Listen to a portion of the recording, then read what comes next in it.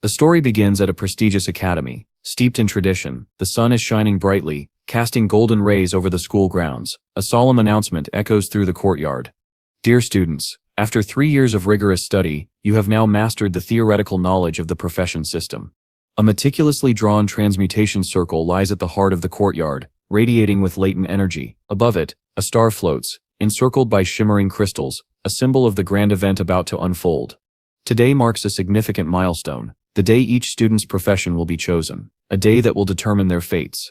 At the center of it all stands a man exuding quiet authority. His name is Lu, the principal of Z First Academy. Sporting a turtleneck with effortless style, he addresses the students, cutting through formalities.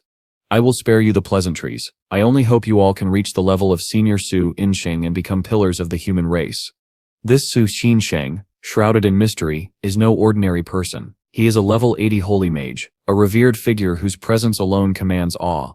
Among the crowd, one student stands out, not because of fear, but because of his calm demeanor. His hand rests casually in his pocket as he remarks on the transmutation circle before him. This is Lin Moyu, a student of Z First Academy. Though he looks like any other teenager, he carries a secret. He has been reborn into this world and has waited patiently for this very moment to finally obtain his profession.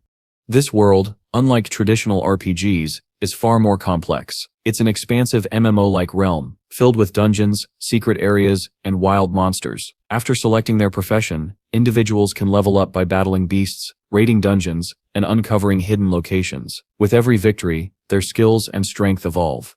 Lin Moyu reflects on the human race's struggle, how generations carved out safe zones amid chaos, pushing back monsters to form stable cities. In this world, professions define one's destiny. The most coveted are the combat classes, followed by support classes and then livelihood professions. Each profession falls into one of 5 ranks: low, medium, high, rare, and the revered legendary. Legendary professions are so rare that not even one may appear in Sea Hive City within a decade. As the transmutation circle begins to glow with radiant yellow light, a student named Gang casually rests his head on Lin Moyu Sip's shoulder, asking, "Bro, what's Sip's your dream profession? Just say it." Jang earnestly hopes to become a knight, not for glory, but to protect girls, revealing himself as the classic lovable simp.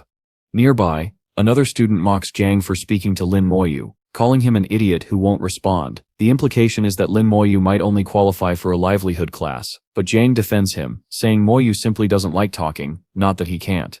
Meanwhile, Principal Lu speaks with Master Zhang, a level 52 formation master. Lin Moyu silently acknowledges the old man's status, realizing he's a rare arrangement master, a supporting role not often seen. The ceremony begins. The principal calls the first name, Shu Dai. Shu Da steps into the circle and receives his profession, a farmer, a livelihood class. Disappointed, he mutters in disbelief. Yet someone notes that farming isn't the worst. It can evolve into titles like Grand Farmer or even Holy Farmer. Another student becomes a chef, following in his father's footsteps. Though not flashy, the moment feels wholesome. Still, Master Zhang observes that no rare professions have appeared yet. The principal agrees. Sea Hive City might only see 1 or 2 rare classes per year. Zhang then asks, "How many years has it been since your academy produced a rare profession?" The hope now is for at least one high-level combat class to emerge. Next up is a striking student named Xia, also from Z First Academy. The boys immediately notice her, but Xia only has one focus: beating Lin Moyu. Lin Moyu, I shall show you who the real genius is. Shay and Lin Moyu were once known as the 2 prodigies of the academy, yet Shay always trailed behind him, something she could never accept. Master Zhang senses something exceptional in her. This girl Sip's mental strength is more than twice that of an ordinary person. There's Sip's a high chance she could become a mage. If true, this would be monumental. A mage is a high-level profession within the combat class. A specialized mage, even more so, could be a rare class. Xia steps into the circle. A sudden explosion of light and energy erupts. A vision appears, a phenomenon only associated with rare professions. It's confirmed, Shay has awakened the class of an elemental mage, a rare combat class.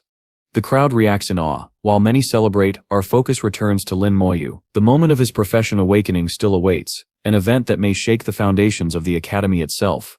The entire class gasped in amazement. What had just happened was something incredibly rare, an event that few ever witness in their lifetimes. Shay had awakened a rare profession, and everyone agreed it was only fitting for a genius of her caliber. Master Zhang stepped forward, nodding in approval. "Girl, you are very good."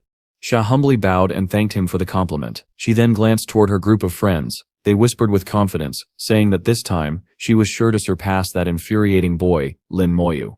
Just as his name was called, Lin Moyu, hands still casually in his pockets, strode forward, dashing right past her. It was a subtle move, but one filled with quiet power. Everyone could feel it. This guy was going to be the most overpowered existence in the entire city. Watching from above, Principal Lu turned to Master Zhang. "What do you think of this little guy?" Zhang studied him for a moment before replying. Apart from being unusually calm, there's nothing remarkable about him. The principal let out a chuckle. "There are two geniuses in our school. Shu is the second. Lin Moyu is the first. Of course, academic excellence doesn't guarantee a powerful class, but..." Before he could finish his sentence, boom, the transmutation circle reacted. A purple spiral of energy erupted from beneath Lin Moyu, swirling upward until it connected with the clouds above. The sky darkened, thunder crackled, a nimbus cloud formed, and lightning began arcing from the very air surrounding him. Principal Lu tilted his head upward, utterly stunned. "What is happening?" Master Zhang's eyes widened. "A vision. This is a profession awakening vision, and it's massive." The spectacle far outshone the vision from earlier. Xia clenched her fists in disbelief. "There's no way I'm going to lose to him." Dark shapes moved ominously within the clouds, then glowing red eyes emerged from the shadows. A collective chill swept through the crowd. "Look, up there, the undead!" Gasps echoed around them as countless undead beings began to descend from the dark sky. One figure dropped first, a skeletal presence unlike any seen before. "It's the undead, the clouds are full of them, and they are marching down." Shay stepped back. She could face her rivals, but this, she admitted she couldn't even fight what she was seeing. In the center of the storm, Lin Moyu stood tall. Ghostly souls began swirling around him, responding to his very presence, and then it was revealed. Lin Moyu's profession was necromancer. A unique hidden profession. Green flames flickered in his hand as he calmly announced, "I am the only necromancer in the world. As long as I live, no one else will awaken this profession." This wasn't just a rare class. It wasn't even legendary. It was beyond that, a one-of-a-kind hidden class, so powerful it seemed to defy the system's logic. The crowd went wild. One student muttered, "Lin Moyu is so powerful, his class evolved into a hidden profession, and a unique one at that." Not everyone was impressed. A few skeptics chimed in. Hidden professions aren't always strong. Plenty of historical cases prove that some are actually quite weak." One girl added, "Wasn't that vision terrifying? He's a necromancer, so does that mean he'll deal with dead things forever?" A guy replied dryly, "Isn't death a good thing? If you steer dealing with the dead, there's no reason to talk." While the students gossiped, Lin Moyu simply thought to himself, "This profession is far more powerful than I imagined." At that moment, Master Zhang stepped forward. "Young man, please wait a moment." Lin Moyu turned respectfully. "Senior, how may I be of service? I've never seen a profession like yours. Would you be willing to demonstrate some of your skills?" "Very well," Lin Moyu replied. "Please wait a moment." A status window appeared. His current stats were displayed. Profession, Necromancer. Level, 1. Attributes, all stats at 10, except Spirit, which stood at 20. His first skill, Summon Skeleton Warrior Level 1. He could summon a black iron ranked skeleton with future upgrades possible. Bronze, Silver, Gold, Diamond, Legendary and even Divine. Another skill, Soul Blaze Level 1, allowed him to ignite the soul of a target, causing burning damage based on his spirit stat and the skill's level. Green flames crackled in his palm. He quietly reflected, "Necromancer is categorized under the Mage class, but summoning skills belong to the Summoning branch, so this profession is truly hybrid." Then he uttered the command, "Summon Skeleton Warrior." 10 spirit points vanished. A black iron skeleton warrior emerged, a fearsome skeletal fighter with base stats of 15. It lacked skills for now, but its presence was intimidating nonetheless. The crowd fell silent. "There's no way, is this really happening?" Suddenly the skeleton's eyes locked onto Master Zhang, who instinctively sensed hostility. "It's hostile toward me?" Zhang said, surprised. "I sent him a level 52 professional, and Lin Moyu is only level 1. The system prompted Lin Moyu for input. "Do you wish to counterattack? If no choice is made within 10 seconds, default action will be taken." Calmly, Lin Moyu responded, "Stay put." Zhang raised an eyebrow. "Very vigilant. Impressive." Though the summoned skeleton's attributes were ordinary, expected for a beginner, Zhang couldn't shake the feeling. Its current power is average, but if this is how strong it is at level 1, what happens when Lin Moyu reaches higher levels? He turned once more to the dark, skeletal warrior standing guard. It was silent, it was watchful. And it was only the beginning. As Lin Moyu wrapped up his demonstration, Master Zhang gave him a nod of approval. Thanks for your effort. I hope your future makes a difference. With that, Zhang walked away. Students around Lin Moyu were still whispering in awe. Beside him, the summoned skeleton warrior silently followed. Zhang, full of curiosity, stepped forward. Yo, can I touch it? Is this skeleton even powerful? It looks like a pile of rags. Without hesitation, Lin Moyu replied coolly. Its set's probably stronger than you. He recalled the skeleton into his system. A window popped up. Summoning space, 1/10. It confirmed that the summoning space could hold up to 10 summons and allowed them to be recalled or deployed anytime without consuming spiritual power. As he leveled up, this space and the strength of his summons would increase. A brief memory flashed in his mind. When his class changed, he'd caught a glimpse of something greater, perhaps a true necromancer. One day he mused, he might be able to defeat dragons with a single blow. Now it was Gang's turn to undergo his class awakening. After stepping into the transmutation circle, he emerged proudly. What do you think? I step in a sword and shield knight, an advanced profession. With a wide grin, he turned to Lin Moyu. I shall protect you from now on. Lin Moyu smirked, and finally spoke. You finally opened your mouth, huh? Zhang laughed. I said the opposite on purpose. You didn't set notice. The ceremony concluded with Principal Liu addressing the students. The class transfer process is complete. No matter which profession you stiff awakened, the Academy has prepared specific training areas for all of you. Also, tomorrow the novice leveling dungeon of Sea Hive City will officially open. He reminded them of the big entrance exam in 1 week, encouraging them to perform well to secure a spot in a top institution. As the students dispersed, Lin Moyu's thoughts turned to the newbie dungeon. The monsters there were concentrated between levels 1 to 8, and the environment was far safer than the wilderness. Suddenly, Shou approached him. Lin Moyu, I want to compete with you. Let's compare exam results. Don't you dare back down. True to her usual spirit, she declared. Even if I lost to you again today, I won't give up. That night, Lin Moyu returned home. He gazed at a photograph of his grandmother and younger sister. A soft smile played on his face. Asef successfully awakened a super rare hidden class. Just wait, Asef will be accepted into Shajing Academy too. Then came a knock at the door. It was President Fu Yun, carrying supplies. Hey Lin Moyu, take these, you still need them tomorrow for the dungeon. He added with a smile. Last year in G City, only one person was accepted into Shajing Academy, your older sister Lin Muhan. I promised her I would look after you, and since she agreed to attend Shajing, I intend to keep that promise. Thank you, sir, Lin Moyu replied sincerely.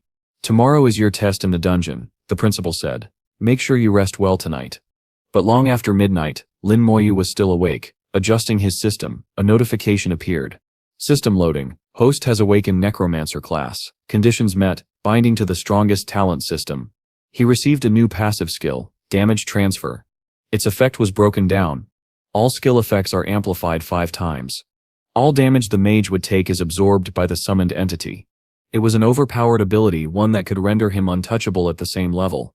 He summoned his skeleton again. The animation played out. Now more vivid than before, the cost 10 spiritual points, minor compared to the benefits. The Black Iron Skeleton Warrior appeared once again, now with all base stats at 75. It was official, Lin Moyu had just unlocked a cheat code. The next day, at the entrance to the novice leveling dungeon, Jiang grinned and waved.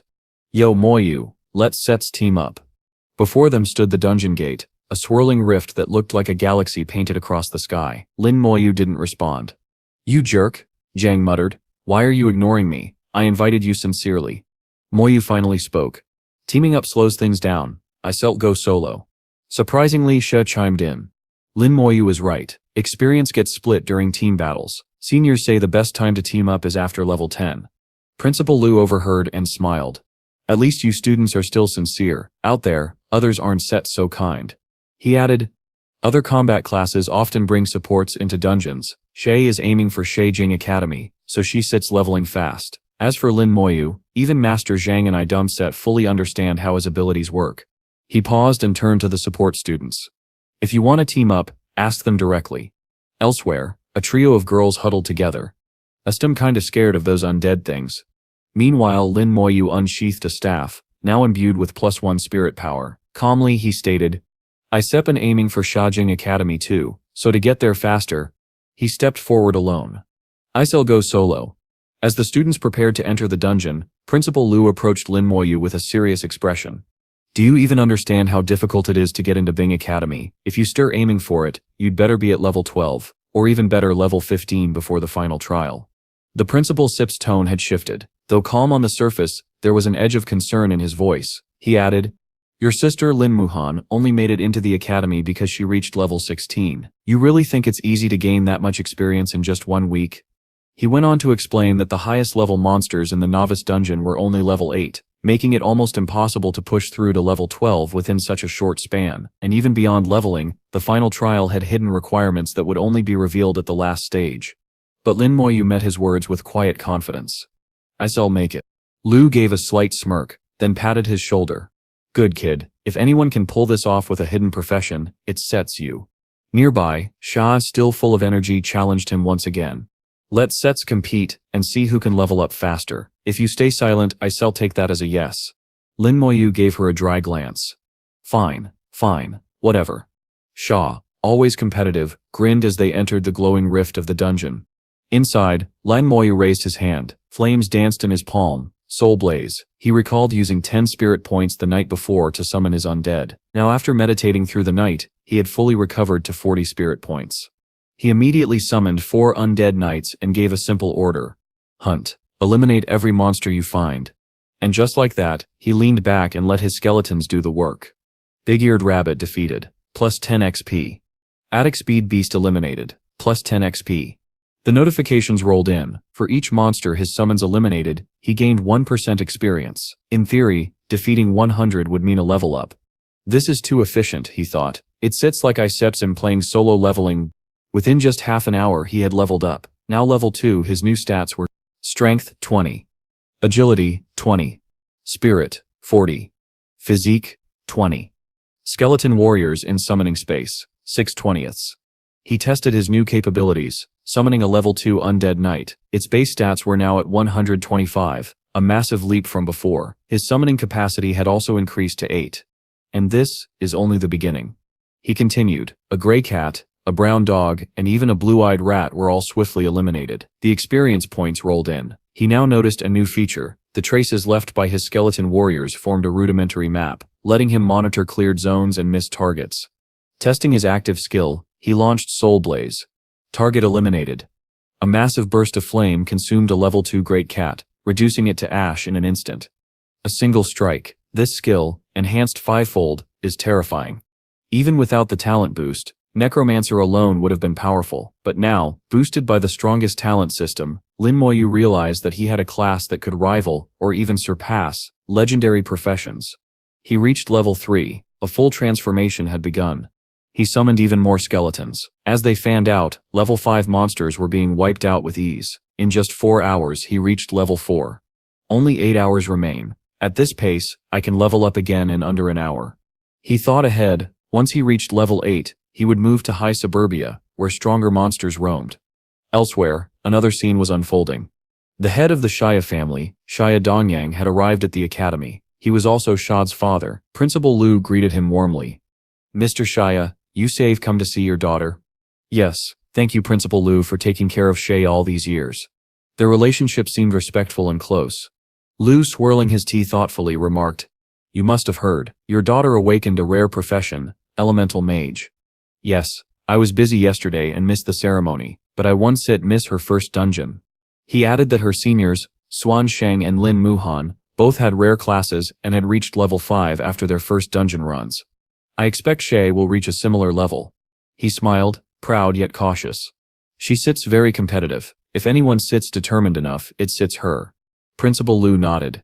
We shall have a clearer idea of their potential in the coming days. Their leveling speed today will set the tone for everything. Still, as Lu stared into the distance, one name occupied his thoughts more than any other.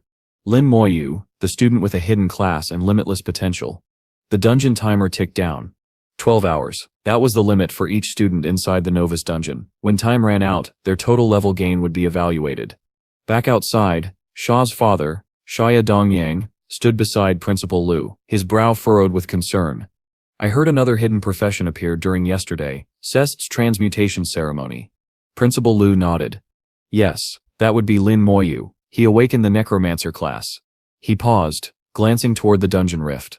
He sets the younger brother of Lin Muhan. If your daughter manages to get into Xing Academy, perhaps Lin Muhan could look after her there.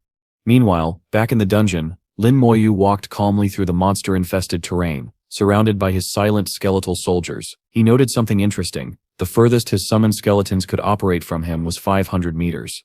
At this range, I can just sit back and let them clear everything, he thought. If only I could get them to do my homework too. Nearly 7 hours had passed. He still hadn't seen a level 8 monster. His skeletons were efficiently tearing down level 6s and 7s. He briefly wondered how the others were faring when suddenly he was slashed. A passive skill activated. Damage transfer. The blow hadn't harmed him directly. Instead, it was redirected to one of his skeletons. From the shadows emerged a massive bullwhip tree, a dormant predator that would only strike anything living that entered its territory. Finally, his first level 8 monster.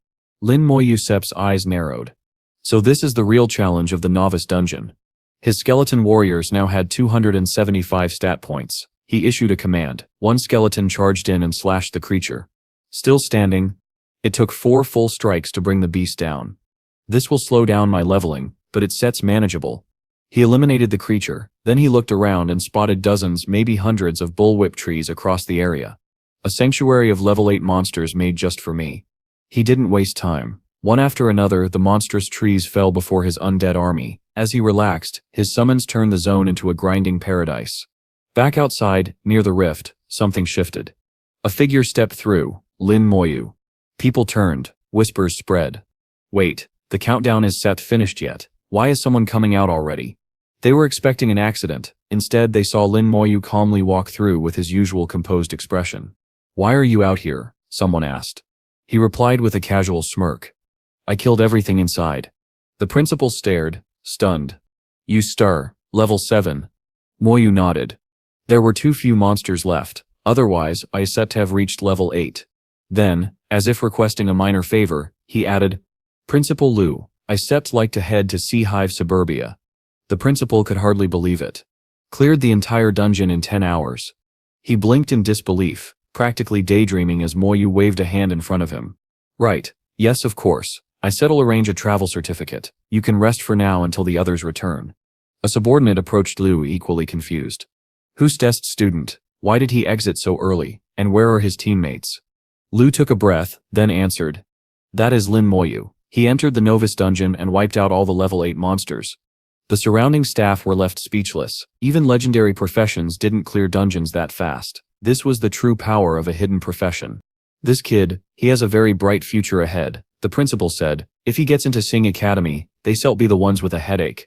Xia Dongyang gave a nervous smile. My daughter has been competitive since she was little. I stemp afraid this is going to hit her hard. Luo placed a hand on his shoulder. You've been away too long. You wouldn't set no, but Lin Moyu has been ahead of her for years. She Sep's always ranked second. Xia Sep's eyes widened. That girl never told me. Meanwhile, Lin Moyu sat calmly atop a boulder, staff resting across his lap. At this point he mused, I can summon 24 skeleton warriors, with 70 available slots. It'll take some time to fill them all, but I shall get there. His meditation continued as sunlight filtered through the trees. Back inside the dungeon, Xiao was still fighting.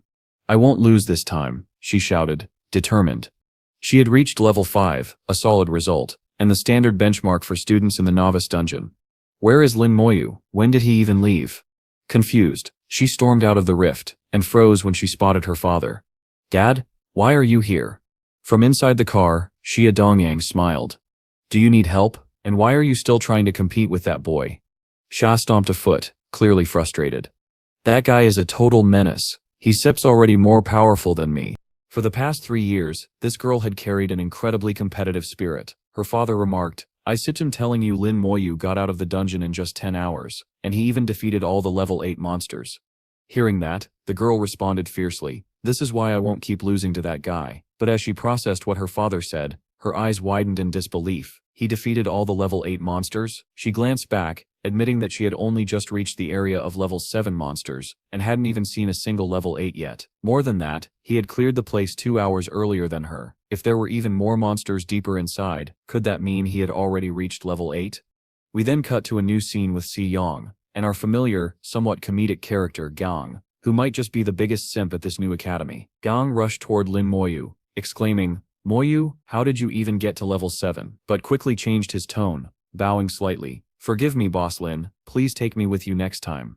Lin Moyu chuckled and agreed to bring him along next time. That was all Gang needed. With a charming grin he declared, "Then it's settled. I shall be waiting at the school entrance tomorrow."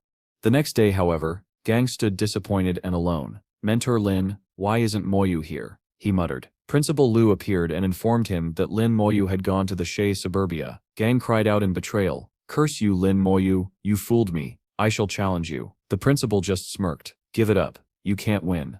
The story then shifted to a new location, the Shenia Empire Exchange, a tall and majestic structure, a hand pressed against a glowing crystal. Initializing identification successful, the system declared. Citizen of the Shensa Empire, Lin Moyu, authority level 1. He had officially gained permission to access the exchange. Curious, Lin Moyu browsed available missions. One of them involved collecting unlimited amounts of green sprout, with a payout of 50 gold per portion. Another more daring quest required him to raid a level 14 domain ruled by the King of Goblins and retrieve the domain boss's core. That mission caught his eye, but he knew it would be difficult. Missions came in multiple tiers: normal, nightmare, and hell. Nightmare difficulty was several times harder than normal and nearly impossible without a strong team. Hell difficulty wasn't even meant for regular professions. He decided to hold off on that mission for now. Just then, a large armored knight appeared, and to be honest, he looked like a character straight out of Solo Leveling. The knight scanned him and confirmed, profession, necromancer, name Lin Moyu, level 7. The knight seemed puzzled. Which academy is letting a level 7 student travel outside of town? He noted that Lin Moyu's travel certificate was active, allowing him to move freely within the cities of the Shena Empire. If you encounter danger, you are permitted to return. Your life is the top priority, the knight added.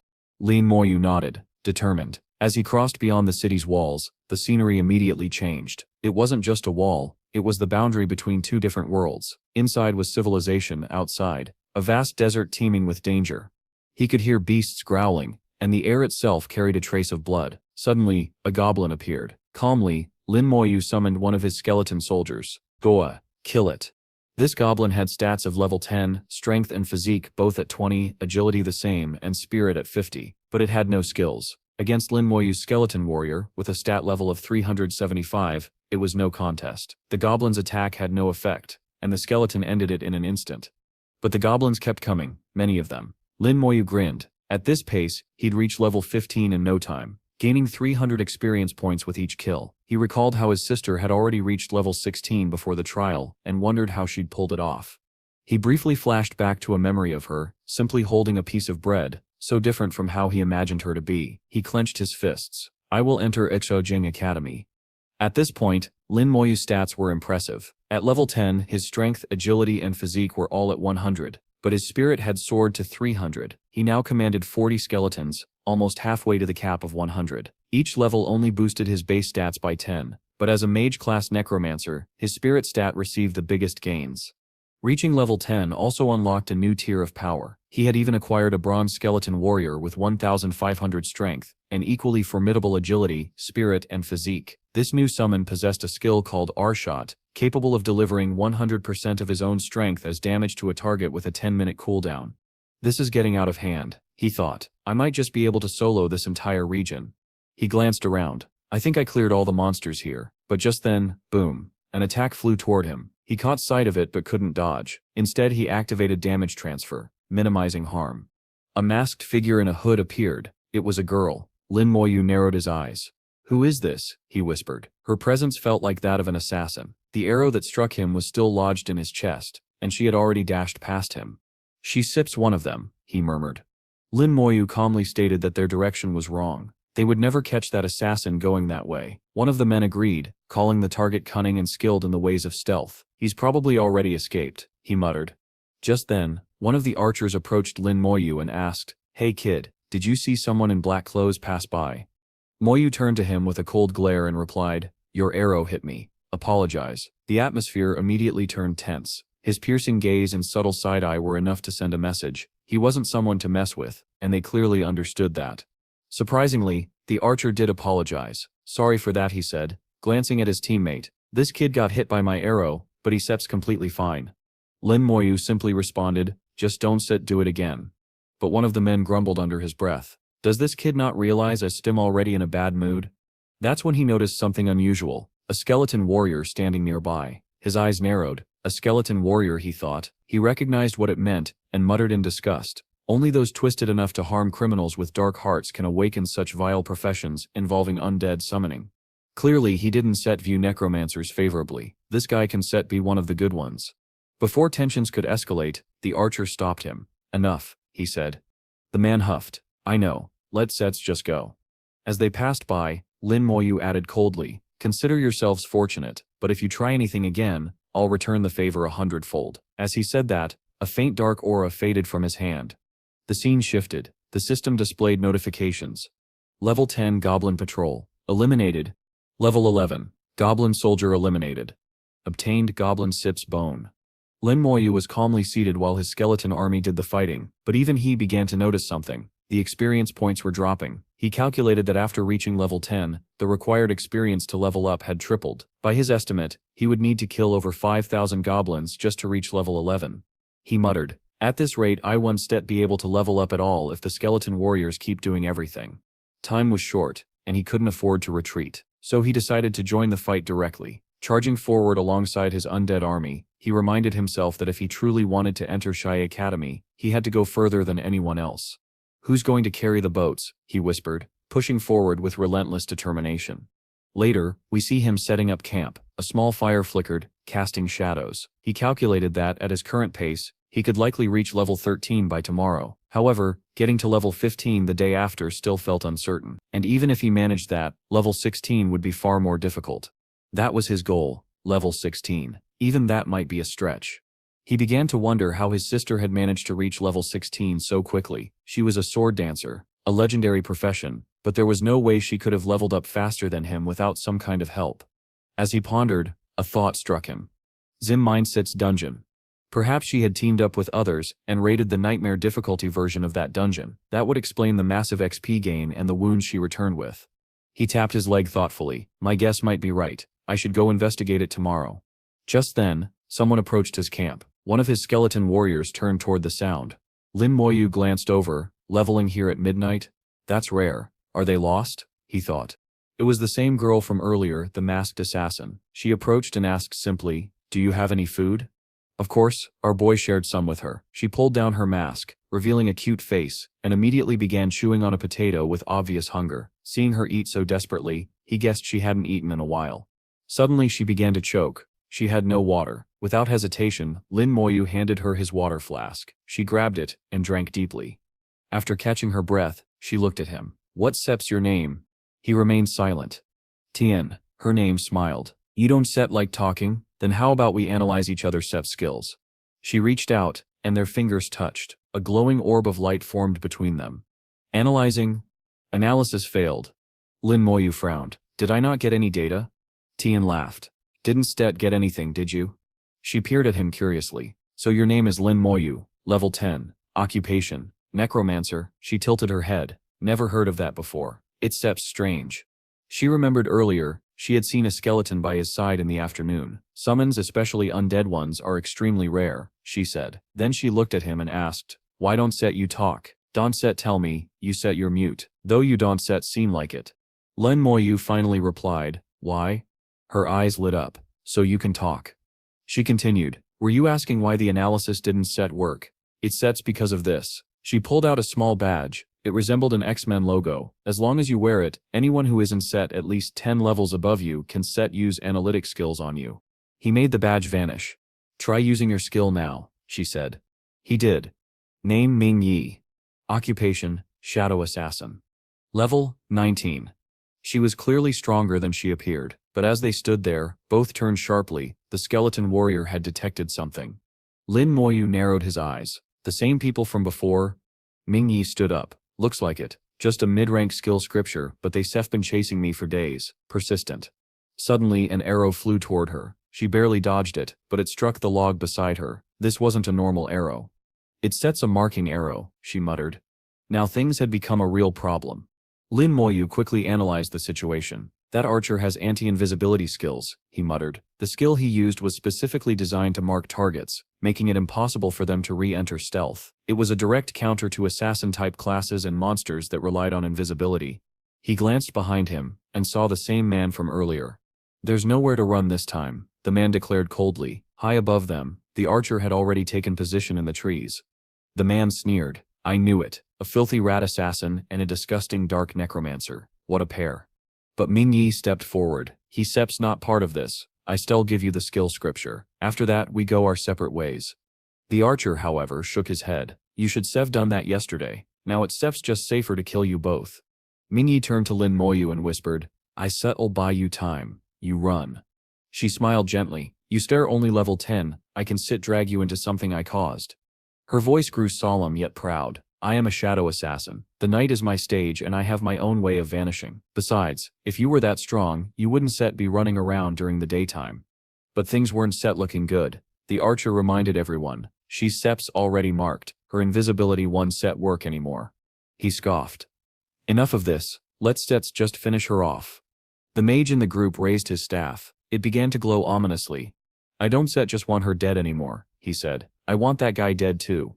Light flared from his staff. Illumination. Lin Moyu narrowed his eyes. This skill wasn't just for lighting up the area, it actively dispelled darkness, neutralizing stealth. It was the perfect counter against Ming Yi's abilities. The assassin drew her blade. "Then I guess I'll just have to go all out," she said calmly. The archer nocked an arrow. The shield bearer readied himself. The mage had his spell primed. They had Lin Moyu and Ming Yi completely surrounded. But just as the attacks were about to land, one of Lin Moyu's skeleton soldiers leaped in. The mage sneered. "What a waste of energy. Undead summons, disgusting." He launched a massive fireball. "This is the spell of a level 20 mage. I'll burn you to ash." But before it could land, Ming Yi grabbed Lin Moyusep's arm. "We have to run." However, she suddenly stumbled. Her ankle was caught by ethereal chains. The archer had laid a spiritual trap. He loaded 3 arrows at once and fired. Ming Yi pushed Lin Moyu aside, taking the hit herself. A fireball exploded beside them. She gasped. "What have I done?" But just then, Lin Moyu's skeleton knights leapt in, shielding them from the blasts. The arrows clinked off reinforced bone, and the fireball was absorbed by the defense of the undead wall. The tide was turning. From the dust emerged his bronze skeleton warrior, now dual-wielding massive axes. He looked ready to tear the battlefield apart. The mage stepped back in disbelief. "How? My analysis shows he's just a level 10 necromancer." "Don't come any closer," the mage shouted. "I am a level 21 mage, you just a level 10, how are you still alive?" Then they saw it. Their attacks were doing nothing to the summons. Lin Moyu's undead had absurdly high stats. Tiny blue flames flickered to life around them. Suddenly, a horde of skeletons began rising from the ground. They completely encircled the attackers. Ming Yi stared in shock. Are those really skeleton warriors, the same ones from before? They looked damaged, but moved with overwhelming strength and precision. "These summons are still level 10, she whispered, "but not even a level 20 mage can damage them." She glanced at Lin Moyu, surrounded by dozens of high-grade summons. Then the system notification flashed. Activated. Damage transfer. Activated Soul Blaze. Summon. Skeleton Warrior level 10. Boost 10x. Multiplier active. And he could summon a bronze skeleton warrior. It was clear, the attackers had chosen the wrong fight. The battle resumed. One of the attackers charged forward. "Have a taste of my power," he shouted, though even he seemed to know he was going to lose. Within seconds, the undead swarmed him. Zombies jumped on top of him, hacking and slicing until he was shredded. Another one tried to flee. "Instant kill?" he screamed. "How? My agility is over 1000. But it was no use. The skeletons were faster. Their agility was 1500. The last man standing, the knight, had incredible defense. Even Lin Moyu was surprised. The man stood behind his shield, enduring the onslaught. Lin Moyu observed, "A level 20 knight using a defense skill can withstand even the attacks of a level 40 mage." But then, Lin Moyu stepped forward. "Stop him from escaping," he ordered. A skeleton stepped up, wielding a fiery sword. Skill activated. Berserk Strike. Effect inflicts 200% of own strength. Strength, 1500. With one massive swing, the skeleton's sword tore through the knight's magic shield. It had a 1-minute duration, but under that much power it shattered in seconds. The knight was overwhelmed and torn apart by the surrounding skeletons. As the dust settled, Lin Moyu remembered something, a flashback of his sister. "Moyu," she had said, If you decide to do something, then don't hesitate. Go all the way. He nodded to himself. Mingyi looked on, stunned. Then Lin Moyu added coolly, when a professional dies, their storage items drop. He turned toward the fallen bodies. Let's see what they had. As the story continues, we are shown a collection of powerful weapons that had been dropped in a dungeon raid. Among them was the bronze rank Carmen staff, which boosted spirit by 20 and increased mage skill power by 5%. However, it was only usable after reaching level 18. There was also the bronze rank Carmen battle bow, which granted an agility boost of 20, and the bronze rank Carmen shield, increasing physique by 20. Additionally, they had obtained the bronze rank Carmen sword, which provided a strength and stamina boost of 10 each, and even enhanced magic attack skills by 5%. But just like the others, this weapon could only be wielded after level 18. The girl then turned to Mingyi and asked whether these weapons were dropped in the dungeon belonging to Carmen's Orc Legion. Mingyi confirmed, stating that it was a level 20 dungeon located in Shiai High City, implying that someone must have challenged it and survived. Lin Moyu then pulled out his portable storage, deciding to store the equipment for now, deeming it currently useless. Mingyi, intrigued, asked Lin if he had ever used a primary skill scroll. She explained that the scroll allowed users to acquire new skills below level 20, and even though there was a chance it could provide a skill he already possessed, it was still worth using. She also pointed out that primary scrolls weren't valuable enough to be sold at a high price, especially when compared to advanced scrolls. Curious, Lin asked how to use it. Mingyi smirked and told him it was simple, just say use while holding it. Lin tried, but nothing happened. She laughed, saying he spoke too softly and needed to say it with more energy. Her playful nature sparkled around her, but Lin quickly realized something. This scroll required spiritual energy to activate. He infused it with his power, and the scroll responded.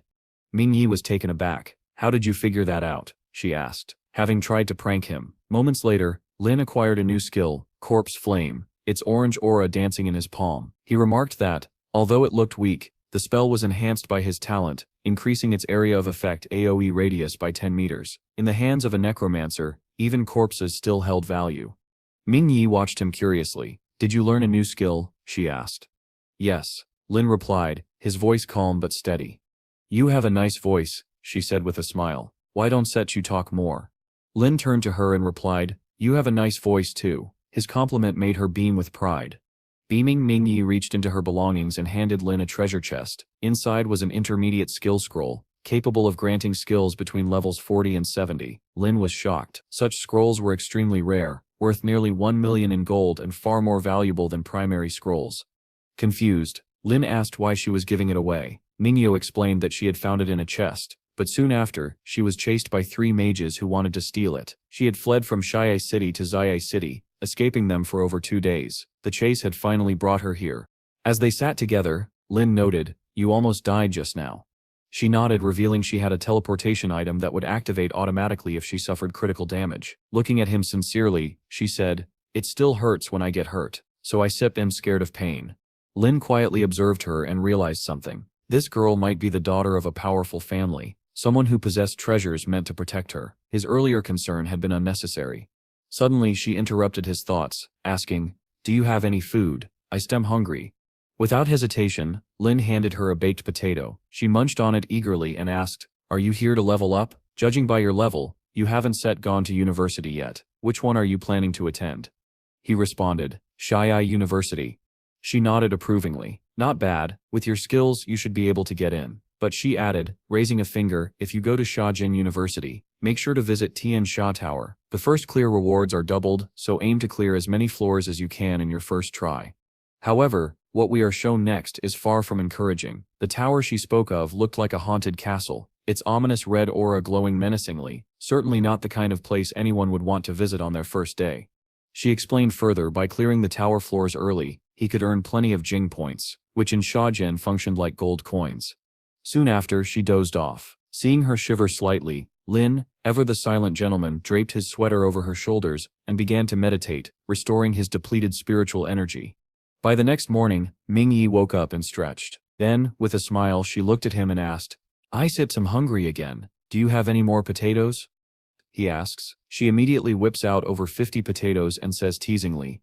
After handing over some sweet potatoes, she boldly asked for more. Holding nearly 50 of them already, she teased, you're the big man here, so give me some more. But he explained honestly that there really wasn't much left. She looked at him and nodded, saying, I believe you. It was clear, this girl absolutely loved sweet potatoes. Then, standing up confidently, she announced, I'm heading out to level up. Let's meet again next time. She encouraged him to level up quickly as well so they could progress together. With that, she dashed off, promising they'd level together next time. Now, with her gone, our protagonist was left alone. He muttered to himself, it's time to try out my new skill. Lying before him were the corpses of defeated monsters, and he was ready to transform them into part of his skeleton army. Corpse explosion, he declared. A massive blast erupted from the remains, flames consuming the bodies. He observed the results and commented, after being enhanced by my talent, the area of effect has expanded significantly. Its steps basically become a divine skill now. Next, he set his sights on the Shiha mine dungeon. As he walked towards it, he explained that summoning a bronze-tier skeleton warrior now costs 70 spirit points, and he had 300 remaining. In his summoning space, 48 out of 100 slots were already filled, all with skeleton warriors. No need to rush, he said. Sooner or later, I'll have a full army. Standing at the mine entrance with a skeleton worker by his side, he took in the scene. Outside, a group of aura hunters searched for teammates. A notice displayed, normal difficulty. Party of 3 required need healer, but he wasn't looking to join anyone. Inside, the system prompted him, choose your difficulty, normal or nightmare. He clicked on nightmare without hesitation, noting there was no hell difficulty yet. Elite monsters appear even in normal mode, he said. Choosing nightmare will be much more difficult. A hunter approached him, asking, are you a summoner? But when he activated his detection skill, the system blocked it due to a shielding badge. Around him murmurs began. You're a seer, right? They deal high damage. Want support? Someone asked. He declined, no thanks, and confirmed nightmare difficulty. Instantly people around him were stunned. He sets going solo? He must be crazy. Inside the Shiha mine, a strong scent of blood filled the air. He spotted a hulking goblin and identified it as a goblin mine guard, enhanced elite monster, level 14 with strength 800, agility 400, spirit 200, constitution 1000 and a stun skill. He summoned his skeletons, comparing the goblin set's stats to a level 14 knight, who would usually have only 300-400 constitution. A normal professional couldn't set clear this, he noted, but my skeletons can handle it. The skeletons charged in and tore through the goblins. He received a massive reward, 4,200 XP. That sips 10 times more than monsters of the same level outside, he exclaimed. 1 kill in here is worth 10 outside. Determined, he vowed not to leave a single monster alive. Notifications poured in. 12 goblin mine guards eliminated. 5 skulls obtained. 6 furs obtained. Level up, achieved. He reached level 11 in just 5 minutes. His spirit points replenished, allowing him to summon 4 more skeletons. His stats now showed strength, 120. Summoning space, 100. Even his talent comprehension had reached level 2, and the passive skill damage transfer activated. The system explained that damage taken by the necromancer would now be redirected to his summons. His active skill Soul Flame burned the enemy's soul, causing additional damage.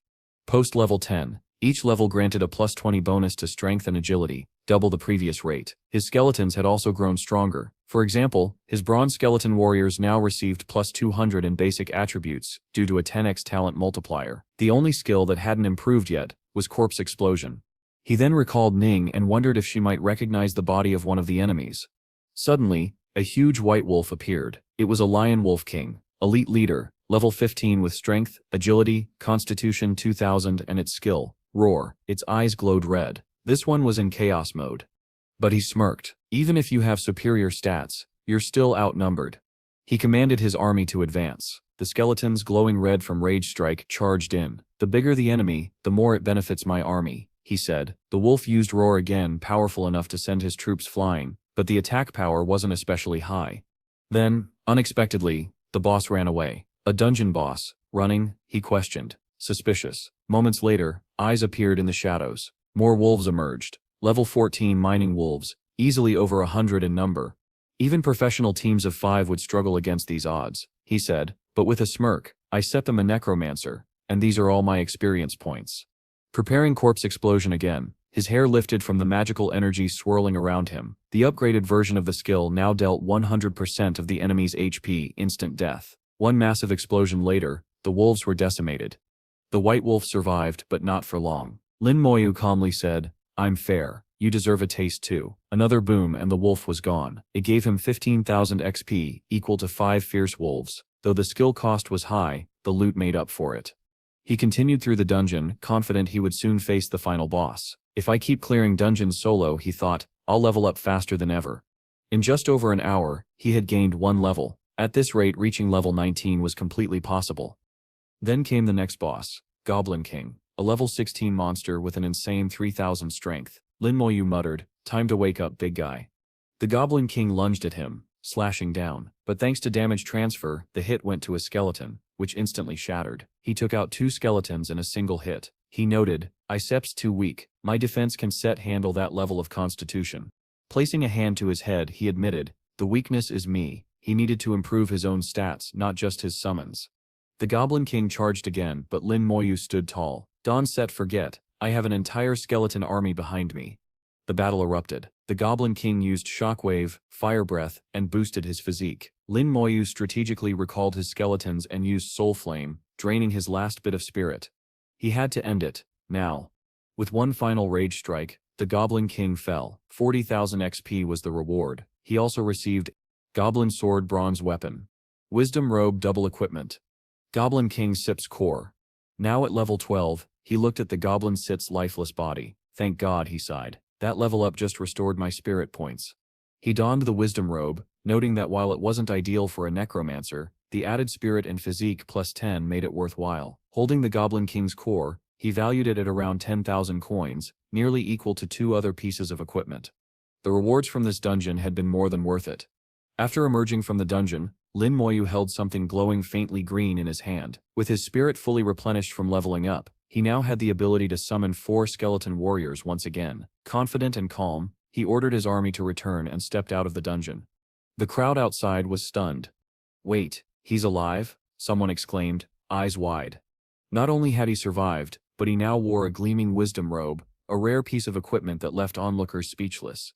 Lin Moyu quietly sat by his favorite tree, his usual spot for reflection. He pondered his recent dungeon experience, and realized something critical. He had finally pinpointed his greatest weakness, and gained a deeper understanding of how his skills truly worked. Flashbacks played in his mind. He thought to himself, if I can utilize Corpse Explosion correctly, it's practically an invincible skill. And as for Soul Flame, not only can it interrupt enemy abilities, but it completely ignores their defenses. Even nightmare-level bosses won't stand a chance.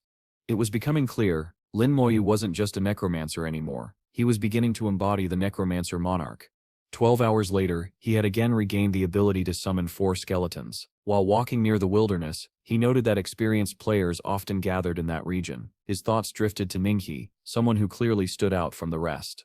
Back outside the dungeon, a commotion was unfolding. A confrontation had erupted. Several players were arguing with the Dynasty Guild. This isn't set fair, one shouted. What gives you the right to block others from entering? A guild member, with peach-colored hair, stood in front of the gate and replied, our guild leader is currently completing a task inside. No one else is allowed in until Icep's finished. You don't own this dungeon, someone else retorted. The tension escalated quickly. One of the Dynasty Guild members abruptly shoved someone aside, and the player collapsed, dead. The crowd gasped. People stared, furious and afraid. You just killed him, someone yelled. But the peach-haired man and his comrades merely scoffed. If Yusef got the guts, come take revenge. We shall welcome you. At that moment, Lin Moyu approached. Someone in the crowd recognized him instantly. Wait, that's Sips, the guy who solo cleared the dungeon. The situation was explained to him. Apparently the Dynasty Guild was after the Goblin King's core, which had an incredibly low drop rate and only appeared every 100 days in nightmare-level dungeons. Today was that 100th day, and they were staking their claim. But none of them knew. Lin Moyu already had the core in his possession. He learned that the task to retrieve the Goblin King's core had originated from the Dynasty Guild, but until now, no one had succeeded. They were offering 10,000 gold for it, an insultingly low price considering the core's actual value was at least 30,000 gold. What made the core so valuable? It could be forged into the Goblin King's ring, an accessory that increased all attributes by 10 and boosted every skill level by 1. Usable only from level 15 onward, it was regarded as the strongest accessory below level 40. The item was not only powerful, it was game-changing. Lin Moyu looked at the core in his hand and scoffed. To a beginner, this would seem like an overpowered treasure. Without hesitation, he began to walk past the Dynasty Guild. Hey, what are you doing? Someone from the crowd warned. Don Set, stand up to them. You still get killed. A few steps ahead, another player was being trampled by Dynasty members. How dare a guildless player challenge us? They sneered. Don't set even think of showing your face again. Then, turning to Lin Moyu, one of them growled, "Are you here to die too?" Lin Moyu met their gaze calmly. His eyes burned with the subtle fire of the necromancer monarch. "You're blocking my way," he said coolly. "You little brat." One of them snapped. "Do you even know who you stare talking to? Get lost. You stare just a level 12 rookie." Another one jeered. "Why do you even want to enter the dungeon? Just go kill monsters outside." The crowd around him grew tense. "Come back quickly," someone pleaded. "The Dynasty Guild doesn't set reason with anyone. They still kill you without a second thought."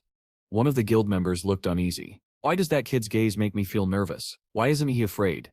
The peach-haired man barked an order to the officers behind him. "Take him out." Among the attackers was a level 25 mage. He laughed. "A level 12 newbie like you couldn't set even scratch my shield if I let you hit me freely." But the moment one of Lin Moyu's skeleton warriors struck the shield, it immediately began to crack. Panic spread across the mage Sip's face. "No, if that attack lands, I one set just lose my shield, I sell die." He quickly activated his fire repulsion ring, but the fight had already begun. Lin Moyu's skeleton was now clashing head-to-head with the Dynasty Guild. And this time, Lin Moyu wasn't just fighting to survive, he was fighting to prove that even a so-called rookie necromancer could bring giants to their knees. The scene opens with our protagonist being forcefully pushed back by the summoner. Just then, a man with peach-colored hair steps forward and declares, "You must eliminate the summoner." His allies, a woman and a man wielding 3 arrows, speak up. "Since you dare to challenge the Dynasty Guild, prepare to die." Without hesitation, they launch a volley of deadly arrows toward him. But the protagonist remains unfazed. He summons 2 more creatures, commanding, "Come forth." Instantly, the summoned beings intercept the arrows, blocking them with their swords effortlessly. The attackers are taken aback. "How can he summon more than one at a time?" Someone gasps. A command echoes through the air. "Everyone, buy me some time." In response, the protagonist unleashes a powerful skill, Fire Serpent Dance, targeting Lin Moyu. It's a level 20 spell, belonging to a fully trained mage. The attack roars forward, intense and direct. The peach-haired man smirks, thinking victory is certain. But then, skeletons rise before him. Shocked, he exclaims, "Why are there so many?" Another voice cries out, "That guy Sep's a monster, he Sep's outnumbered us." Suddenly the scene shifts. The main character gives a loud command, formation. His summoned army begins to power up, strength enhanced, agility enhanced, spirit enhanced, speed enhanced, all activated at once. A confident smile crosses his face. "Supporters, bless them," he orders. In perfect coordination, the support mages provide a massive buff. He proudly states, "My guild is experienced. We fought together for a long time. This will be a piece of cake." As the enemy gathers, Lin Moyu turns back. "Step back," he tells his allies, then unleashes Soul Flame. One of the archers attempts to strike him but is immediately engulfed in fire. Another attacker shouts, as expected of Dynasty Guild, "Their healers are amazing." But the healer's eyes widen in horror. The man's head is incinerated in an instant. Panic sets in. Is our entire guild gonna be wiped out by one person? They all charge at once. A defender raises his shield, but it shatters under the force of the protagonist Sip's rage strike. His skeletons go berserk, tearing through the ranks. The peach-haired man can only gape in disbelief. He Sip's not even human. Then, as if sealing their fate, Lin Moyu calmly says, "There's nowhere to escape." He casts Corpse Explosion. The entire battlefield is engulfed in flames. The peach-haired man tries to flee, but the attack engulfs everything. "This is annihilation," Lin Moyu remarks coldly. "Not even their corpses remain." Half an hour passes. A guild member returns, disappointed. "I still couldn't get the goblin core." He looks around. "Guild leader?" There's no response. "Where's Ziji? Where did everyone go?" He sends a message, hoping for an answer. Silence. A bead of sweat forms on his brow. Something's not right. He thinks to himself, "We're the strongest in this area. Is it even possible that they've been eliminated?" 1 hour later, the story continues. Lin Moyu, now wearing a wisdom robe, slays another goblin king. He earns 40,000 experience points, and a low-level monster core. He checks the loot. Still no goblin king core. "I still need to wait until I reach Jang Academy and find an alchemist." From his spoils, he obtains the Goblin King's magic book. "This will enhance my soul flame and corpse explosion," he notes. With that, he reaches level 13. Still a bit low, but enough to get me to the academy. With that, he teleports away. Upon reaching the outskirts, he notices something odd. "Why is everyone gone?" "I guess as expected, fleeing was the right choice," he says. "After all, if you saw a level 999 sorcerer camping outside a dungeon, wouldn't you run too?" The next day, Shash arrives at the Shihai Mine dungeon. Now that she's finally level 10, she can enter. She spots someone and immediately recognizes him. It's Lin Moyu, the only one here capable of summoning creatures like those, a necromancer. She's amazed. Is he really soloing this dungeon? Despite just hitting level 10, she sits determined to level up again. I am also a rare elemental mage, she affirms. It would be hard to find a party. 45 minutes later, we return to Lin Moyu. He steps deep inside the dungeon. After leveling up and meditating to recover spirit, my skeleton army is now at 72, he observes. Only 38 left until full capacity. Then, he grins. Time to wake up, Mr. Goblin Cake. He defeats the Goblin King with ease, and secures another stone. Speaking to the goblin, he says, "You were made to be killed. Being defeated by me is faster, less painful. I don't even want to fight you, but I have no choice. I need to level up." 12 hours later, he's still grinding. "Come on, just 3 more runs," he mutters. "We're already acquainted, aren't we?" He's at level 14, with 60% progress to the next level. Finally, we see him sitting quietly in the forest, meditating. He now commands 76 skeleton warriors, and his attributes have reached 2,300. As Lin Moyu sat quietly, he muttered to himself, "It's too bad I can't increase the skill level of my skeleton warriors." Just then, a familiar voice called out, "Lin Moyu." It was Shashu. He looked up, visibly surprised to see her emerging from the dungeon. She walked up and asked, "What level are you now?" He replied, "Level 14. She was taken aback, not just by the number, but by the sheer speed of his progress, and maybe, just a little, by his quiet charisma. Jokingly, the narrator reminds us that his infinite riz might be a factor. Shashu, now a level 11 elemental mage, was no slouch herself. For someone not built like a super gigachad protagonist, reaching level 11 was impressive. She explained that her entire party had been exhausted after just 2 dungeon clears, barely reaching level 11. She couldn't wrap her head around how Lin Moyu had soared ahead to level 14. "In the beginner dungeon you were level 7 and I was level 5. How?" Frustrated, she turned her back on him. "I won't let myself lose to you," she declared. Lin Moyu raised an eyebrow. Didn't she just leave the dungeon? Why is she looking for another party again? He paused. Wait, don't tell me she has no cooldown? An hour later, she was already back at it. Level 11 elemental mage, looking for a party, she called out. "One time isn't enough, I need to keep going." Others glanced at her with curiosity, but Lin Moyu simply thought, "She's way too competitive. I can't even find a chance to talk to her properly." Another hour passed. Lin Moyu was sitting in the forest, enjoying the tranquil ASMR-like sounds of the Loa High woodlands, while Shashu was on the ground, exhausted but determined. "I won't lose to you," she muttered, looking his way. "Seriously?" Lin Moyu sighed.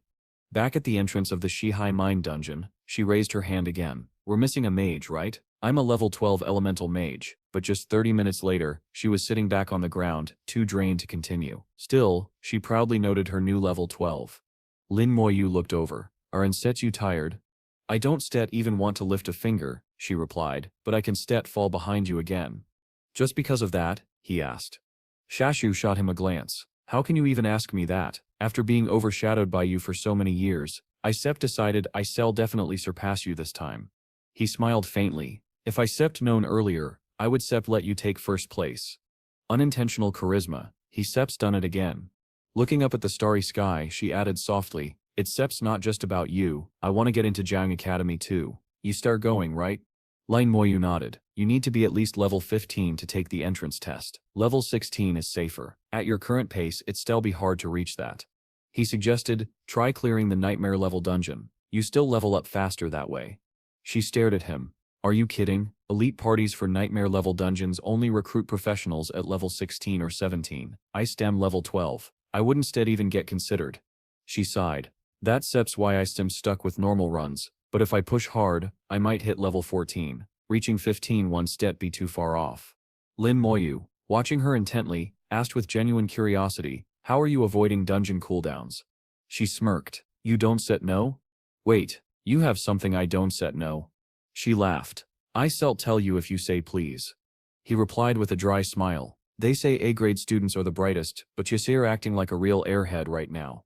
With a playful grin, she handed him a small talisman. "Here, this is a cooldown reset item." He stared at it. It was a beginner cooldown talisman, and it had already been used 3 out of 10 times. "I can't believe something like this exists," he whispered. "Yes, it's quite expensive," she explained. "My dad looked really sad when he gave it to me. Looks like I might not be able to make full use of it after all." She continued, I have to use all 7 remaining chances in the next 2 days. Plus, with my natural cooldowns, I need to clear the dungeon at least 9 more times to reach level 15. Seeing how utterly worn out she was, Lin Moyu offered, I can team up with you. You still definitely reach level 15 that way, and you instead even have to lift a finger. Shashu blinked. Oh right. I totally forgot this guy can solo clear dungeons.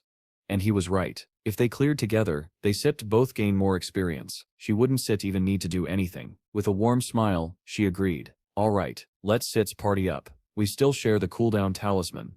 Then rest for 2 hours, he advised. Later, she woke up, stretching beside the dungeon entrance. 2 hours flew by so quickly. He tapped the interface. Boom, the dungeon opened, but something was off. Wait, this is nightmare level, she shouted. These monsters' sit stats are insane. Did you choose the wrong level? Wearing his wisdom robe, Lin Moyu calmly replied, stick close to me. She hesitated, unsure whether to run or trust him, but one thing was certain, she wasn't going to be the one to back down now, not after coming this far.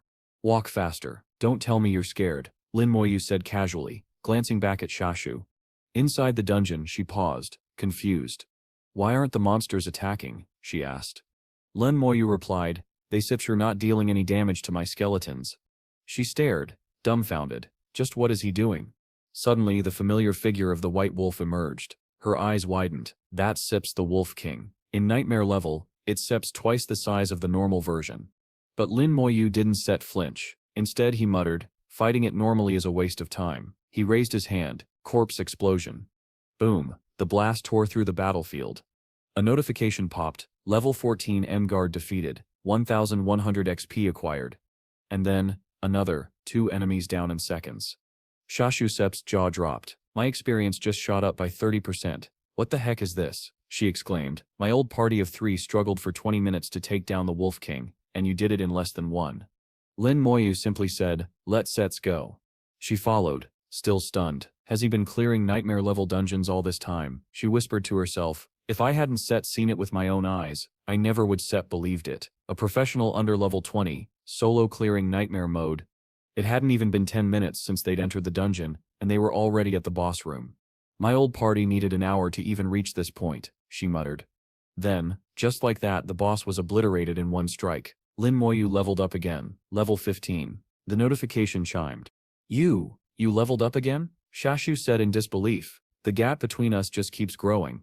Collapsed on the ground, she noticed something gleaming. A long sword. Well, it's Sep's not a staff, but it's Sep's not bad. Then she spotted something else. The Goblin King's scepter. That's the best mage weapon available before level 20, she said quietly. There are some in the trade market, but I don't want to ask my father for money. She picked it up. You should keep it, Lin Moyu offered. Huh? Why don't you want to use it?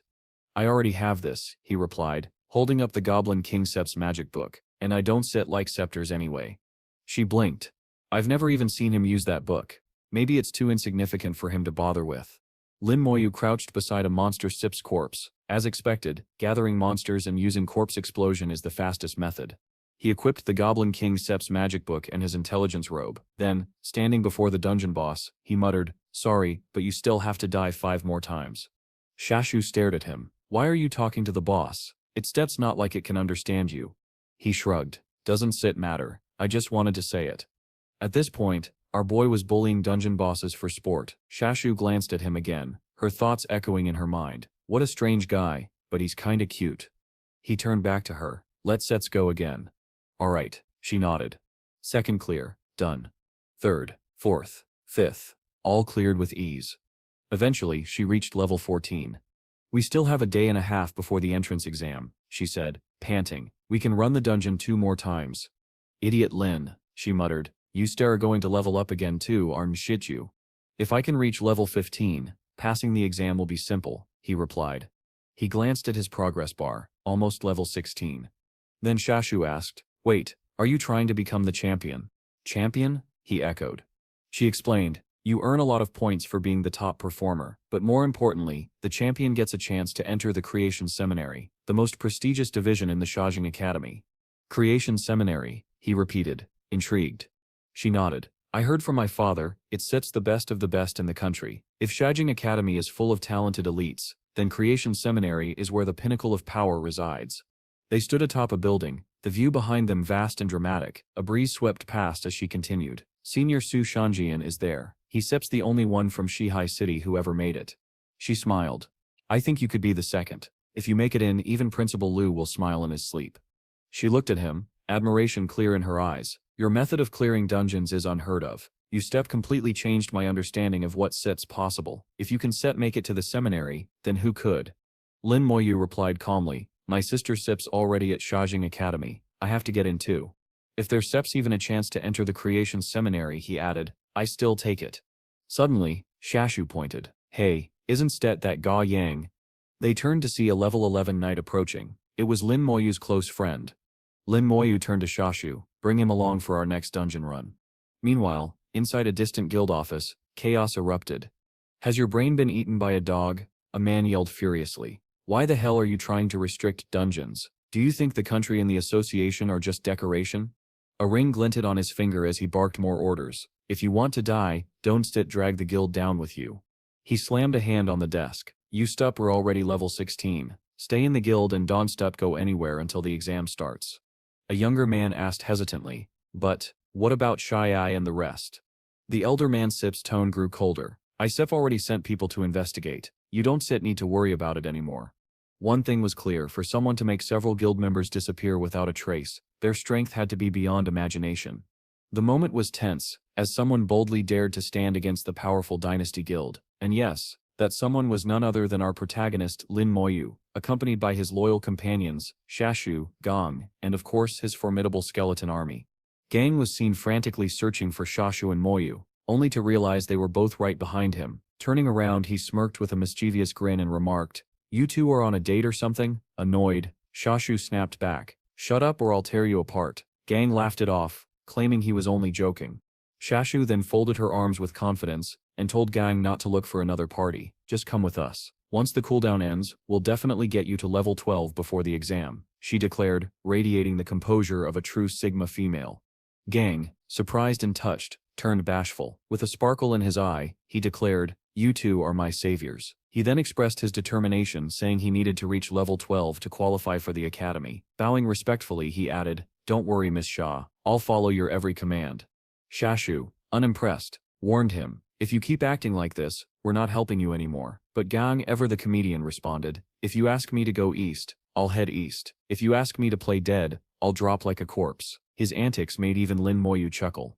Shashu threatened him once again, conjuring fire in her palm, to which Gang quickly submitted, asking how much longer her cooldown would last. 10 hours, she replied as she extinguished the flame. He nodded and said he'd go hunt other monsters to pass the time. Before leaving, he turned back and called out, Best of luck, Moyu, I'm cheering you on, you'll get Shashu sooner or later.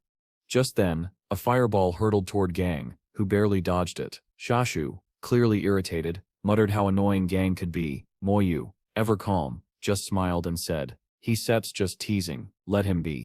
10 hours later, the trio was deep inside a dungeon. Gang, now worried, looked at the screen and exclaimed, Boss Lin, Miss Shah, did you select the wrong difficulty? It's Sep's on Nightmare. Shashu didn't entertain the question. Don't ask too much, just follow from the back. Gong, frustrated, muttered, So I'm not the only one reacting like this. It was clear Shashu too was taken aback but kept her composure. Soon they were teleported into the rift. Inside the rift, Gang clung nervously to Shashu. This is nightmare difficulty, he whispered. If I get scratched, I sit dead. Shashu scolded him. Why are you so close? You stare the night, you should be protecting me. Just then, an explosion rocked the dungeon. Lin Moyu had already unleashed his signature spell, Corpse Explosion, annihilating a powerful monster instantly. Clad in his majestic robe, Moyu stood calmly as the defeated orc goblin lay sprawled on the floor. That was the boss? Gang stammered in disbelief. In nightmare difficulty, it's dead already? Even a 10-member party would have struggled, yet Moyu made it look effortless. Shashu, unfazed, responded, Of course. What did you expect? Sep's our main character after all. Overwhelmed, Gang latched onto Moyu Sip's leg. Boss Lin Moyu, please bring me along to future dungeons. Shashu rolled her eyes. Can you act like a proper knight for once? Show some backbone. Gang shrugged. What's the point of being a knight when we have a monster like Boss Lin with us? He wasn't wrong, with an overpowered necromancer in the party. Traditional roles seemed pointless. Moyu gently pushed him off. Let go of me, I'll bring you next time. He then mentioned they only needed one more dungeon run. he'd reach level 16, Shashu would hit level 15, and Gang level 12. Then came the reminder, the academy exam was near. Elsewhere, atop a high wall, officials looked on. One asked, the children should be returning by now, right? Among them was the school president and a hooded girl. She murmured, the exam is tomorrow. I wonder how it still turned out. A man in robes and dark sunglasses commented, Old Lu, I heard your school SIP's 2 prodigies are aiming for Sheijing Academy. President Lu nodded. Yes.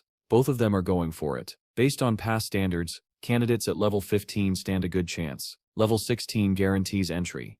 He admitted that reaching level 16 was extremely difficult. In Shihai City, aside from Swenning, only Lin Moyu's sister had ever achieved that level.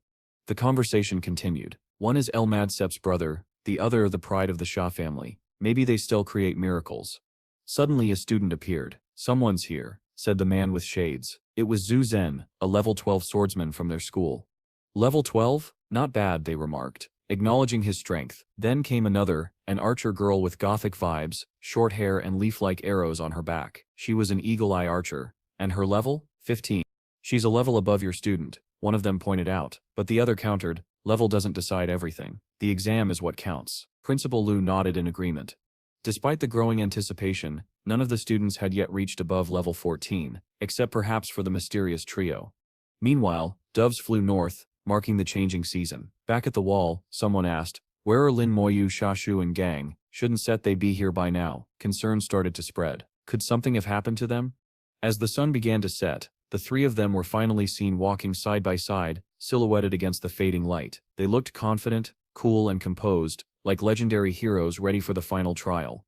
As the dust settled, the principal let out a relieved sigh. Yes, they're finally back, he murmured, visibly glad that the students had returned safely. Though he had been worried they might be injured, it seemed they had made it through just fine. Now, he found himself wondering, what were their levels? We first see Gang Ya, now revealed to be a level 12 sword and shield knight. Beside him stood Shashu, impressively at level 15, and now an elemental mage. Whispers rippled through the crowd. Some of the female students were stunned. She really reached level 15, one of them said in disbelief.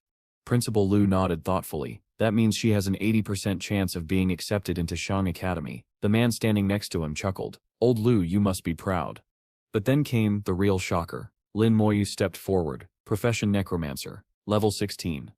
A wave of silence swept through the faculty. Their expressions froze in awe and disbelief. Level 16? That's insane, one of them exclaimed. Even Principal Lu couldn't help but let out a confident, almost smug expression. The man beside him added, they must have cleared dungeons non-stop, and look at their weapons. He pointed toward Gang's sword and shield and Shashu's scepter. Those are drops from the Goblin King. The chances of getting even one of those items are minuscule. To have 2 from the same set, it's almost impossible. It looks like they've been working hard, he concluded. The students were preparing to board the bus. Principal Lu turned to Gang. You guys go on ahead. We'll send you back to school once everyone else has gathered. Gang pumped his fist. Heck yeah, dude. Let's go. As the bus doors closed, Principal Lu Sist's expression shifted. His inner voice declared, it's Sist's time to get back at those fools. Meanwhile, Lin Moyu stood by the window, quietly staring through the glass. Rest well tonight, he whispered to himself. Tomorrow, we head to the examination site together. In a flashback, Principal Lu had once told Lin Moyu that reaching level 16 meant he was more than qualified for Shang Academy. But Lin Moyu had set his eyes even higher. He now aimed to secure first place and gain admission to the prestigious Creation Seminary, a place that would vastly accelerate his growth. The next morning arrived. We see Lin Moyu once again, necromancer, level 16, at 8% experience. All his stats had reached remarkable levels. He now controlled 100 skeletons, each boasting an attribute power of 2,500. He was without a doubt, in peak condition. His equipment reflected that as well. He wielded the Goblin King Sip's magic book. Among his abilities were General Blessings, Damage Transfer, Soul Blaze Summon, Skeleton Warriors, and most notably, Corpse Explosion. At the gathering point, Boss Lin, better known as Gang Ya, stood ready. Shashu turned, spotting Lin Moyu's arrival. Are you confident? She asked with a warm smile. Yeah, he replied, hands casually in his pockets, radiating calm confidence. In his heart, he truly believed he was on par with or even superior to Jinru. Shashu nodded cheerfully. Let's meet again at Juding Academy. He simply answered, all right. Moments later, the students were each handed a glowing stone. This is a teleportation stone, Principal Lu explained. You can either break it or channel your spirit into it to teleport to the examination site. He added one final warning. Let me reiterate, your safety comes first. No matter what happens, your life is more important than any result. But why such a warning? Why would their lives be at risk in an academic exam? Something about this didn't sit right. Soon after, the scene transitioned to the Jianning Provincial Exam Center. Lin Moyu looked up. There must be over 10,000 people here.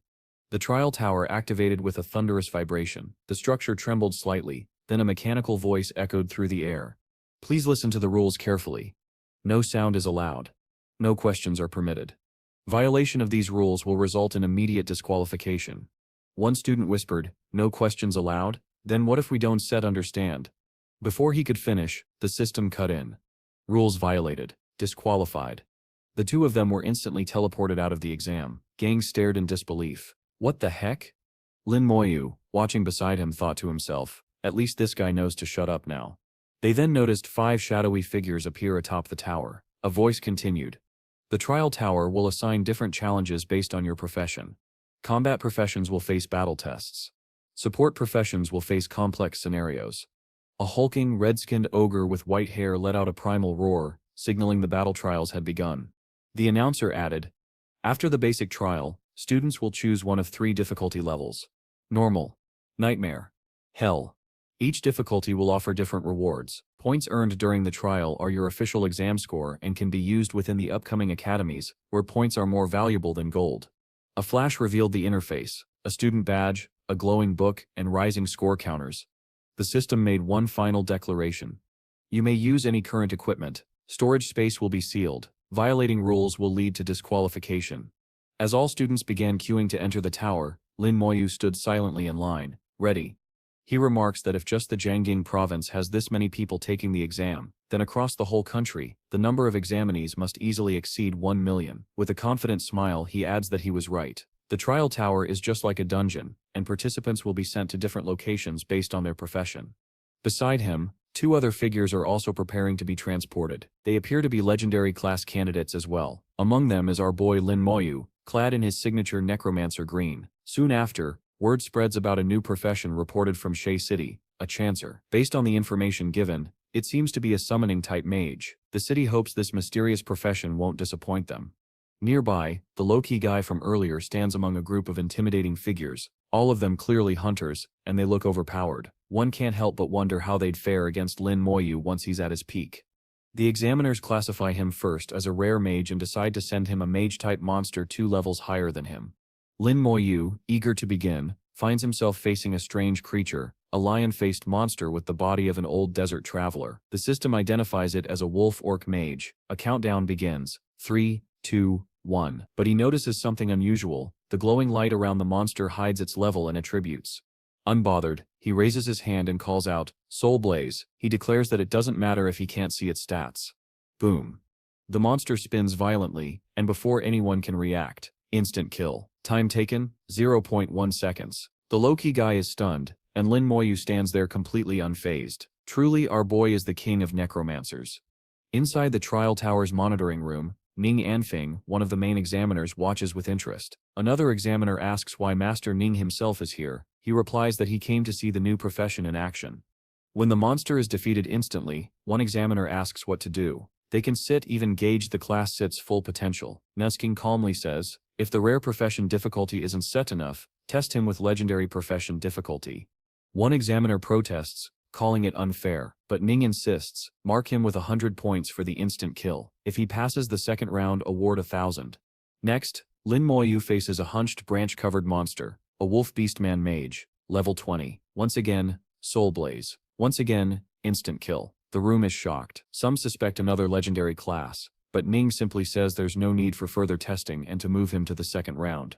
Soon, an announcement echoes, combat profession examinees. First round over. Total participants, 10,632. Passing candidates, 5,000.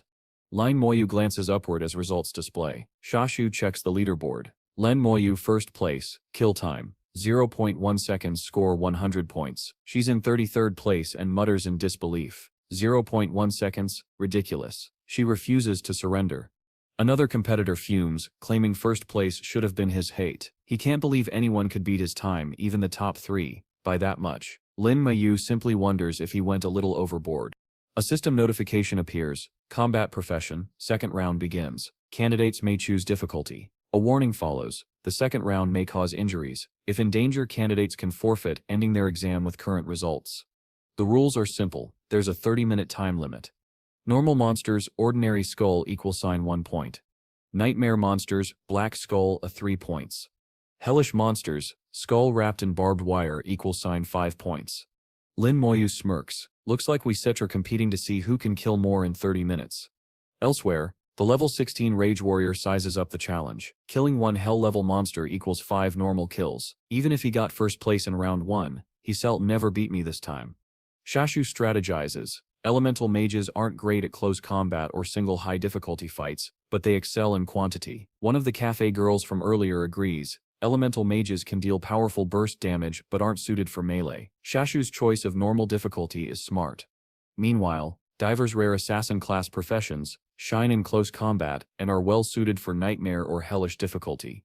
Back in the training hall, the guide in armor wonders aloud, what difficulty will Lin Moyu choose? The crowd gathers, voices buzzing, hey move over, don't set crush me.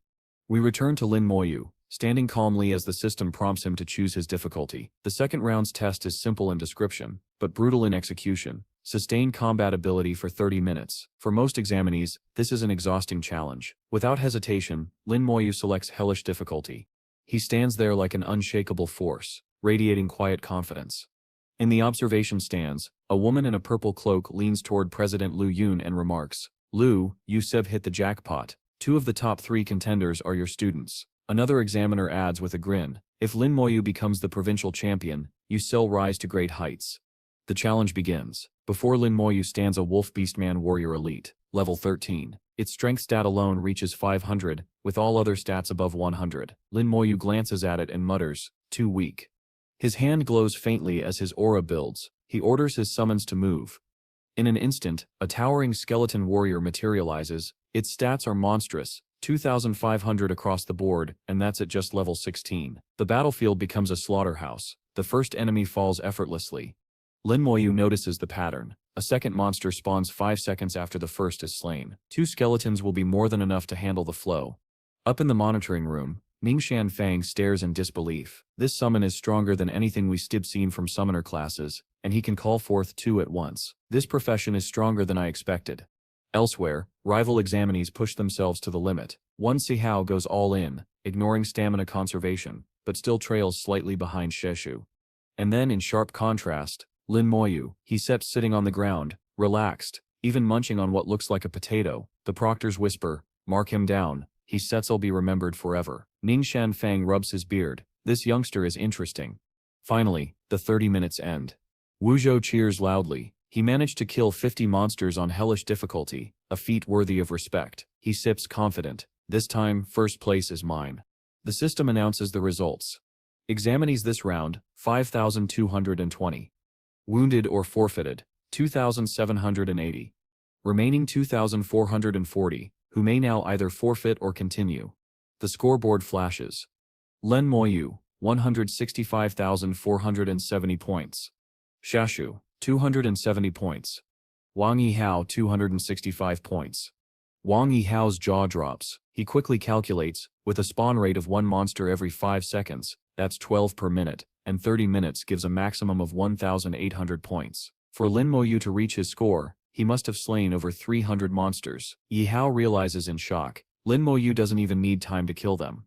Spectators near President Lu Yun whisper, your student is terrifying. Lu Yun tries to appear calm but his hand trembles slightly. Even the old record holder, Su Kaishan, only reached 700 points in this round. Lin Moyu's raw power is rewriting the standards. The third trial is announced, still 30 minutes, but now against a single boss monster. Normal, 100 points. Nightmare, 300 points. Hellish, 500 points. Without hesitation, Lin Moyu clicks Hellish. This time, the opponent is the Wolf Beastman captain. Level 15. Strength, 1000. Agility, 800. Spirit, 500. Constitution, 1000. Skill, Wild Wind Slash. Intimidating, for others, yes, but to Lin Moyu, even his level 10 skeleton outclasses this boss. The fight ends quickly, his summons dismantling the captain with ease. Disappointed, he mutters that this hellish boss can't even compare to the elites from Shaymines. He hopes the final 2 rounds will finally challenge him.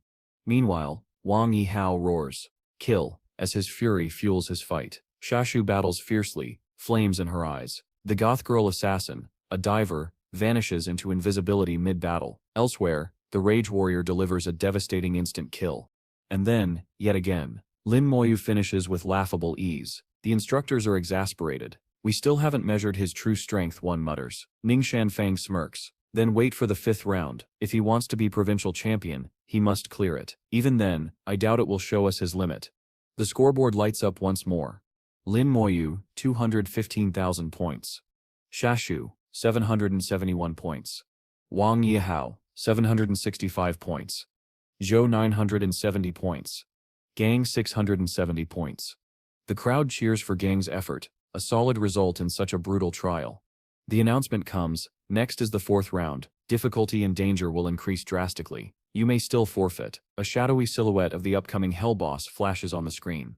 Wang Yihao grins wickedly. "This is my chance. Bring it on." With their current results, entering the Empire's top ranks was no longer in question. No one chose to forfeit, and the officials respected their decision. The battlefield shifted. Floating rock platforms rose high above the ground, each examinee standing ready upon them. The rules for the 4th round were announced. 10 waves of attacking monsters, each wave holding 10 enemies, 100 monsters in total. The next wave would arrive regardless of whether the previous was defeated, and the final wave would be led by a boss-level creature. Victory required killing them all. Each monster was worth 10 marks. Shashu stood ready, gripping a scepter crowned with a deep crimson orb, its glow hinting at either blood or some other precious essence. The boss monsters for this stage lined up in the distance, snarling and pacing. Observers whispered strategies. "The best way to defeat a summoner is to take down the summoner himself," one said, wondering if Lin Moyu might panic this time. Ning Shanfang, however, simply shook his head. "I still don't think this round will challenge him." The others gave him incredulous looks. Without hesitation, Lin Moyu summoned his warriors. "Stretch your bones, my soldiers," he commanded. 3 skeletons appeared, more than enough to handle the incoming beasts. The monsters charged, but his minions tore through them with soul blaze, their attacks searing not just flesh but the very essence of their foes. The examiners were stunned. 3 summons? Why didn't he use them before? Why does he hide so much power? One muttered. Another sighed. This kid is such a show-off. Meanwhile, Lin Moyu yawned, clearly bored. Even the Shihan mines were more interesting, he thought. In the viewing area, some complained there was nothing exciting about his performance. "You might as well watch the others," they grumbled. On the battlefield, Shashu unleashed wide-area spells, flames bursting around her. Wang Yihao, the Rage Warrior, threw himself into battle, each strike fueled by fury. Outside, the crowd watching on the big screens was in awe. "His skeletons kill monsters the moment they appear," someone gasped. Others admitted they had been right to forfeit. There were simply too many enemies to handle.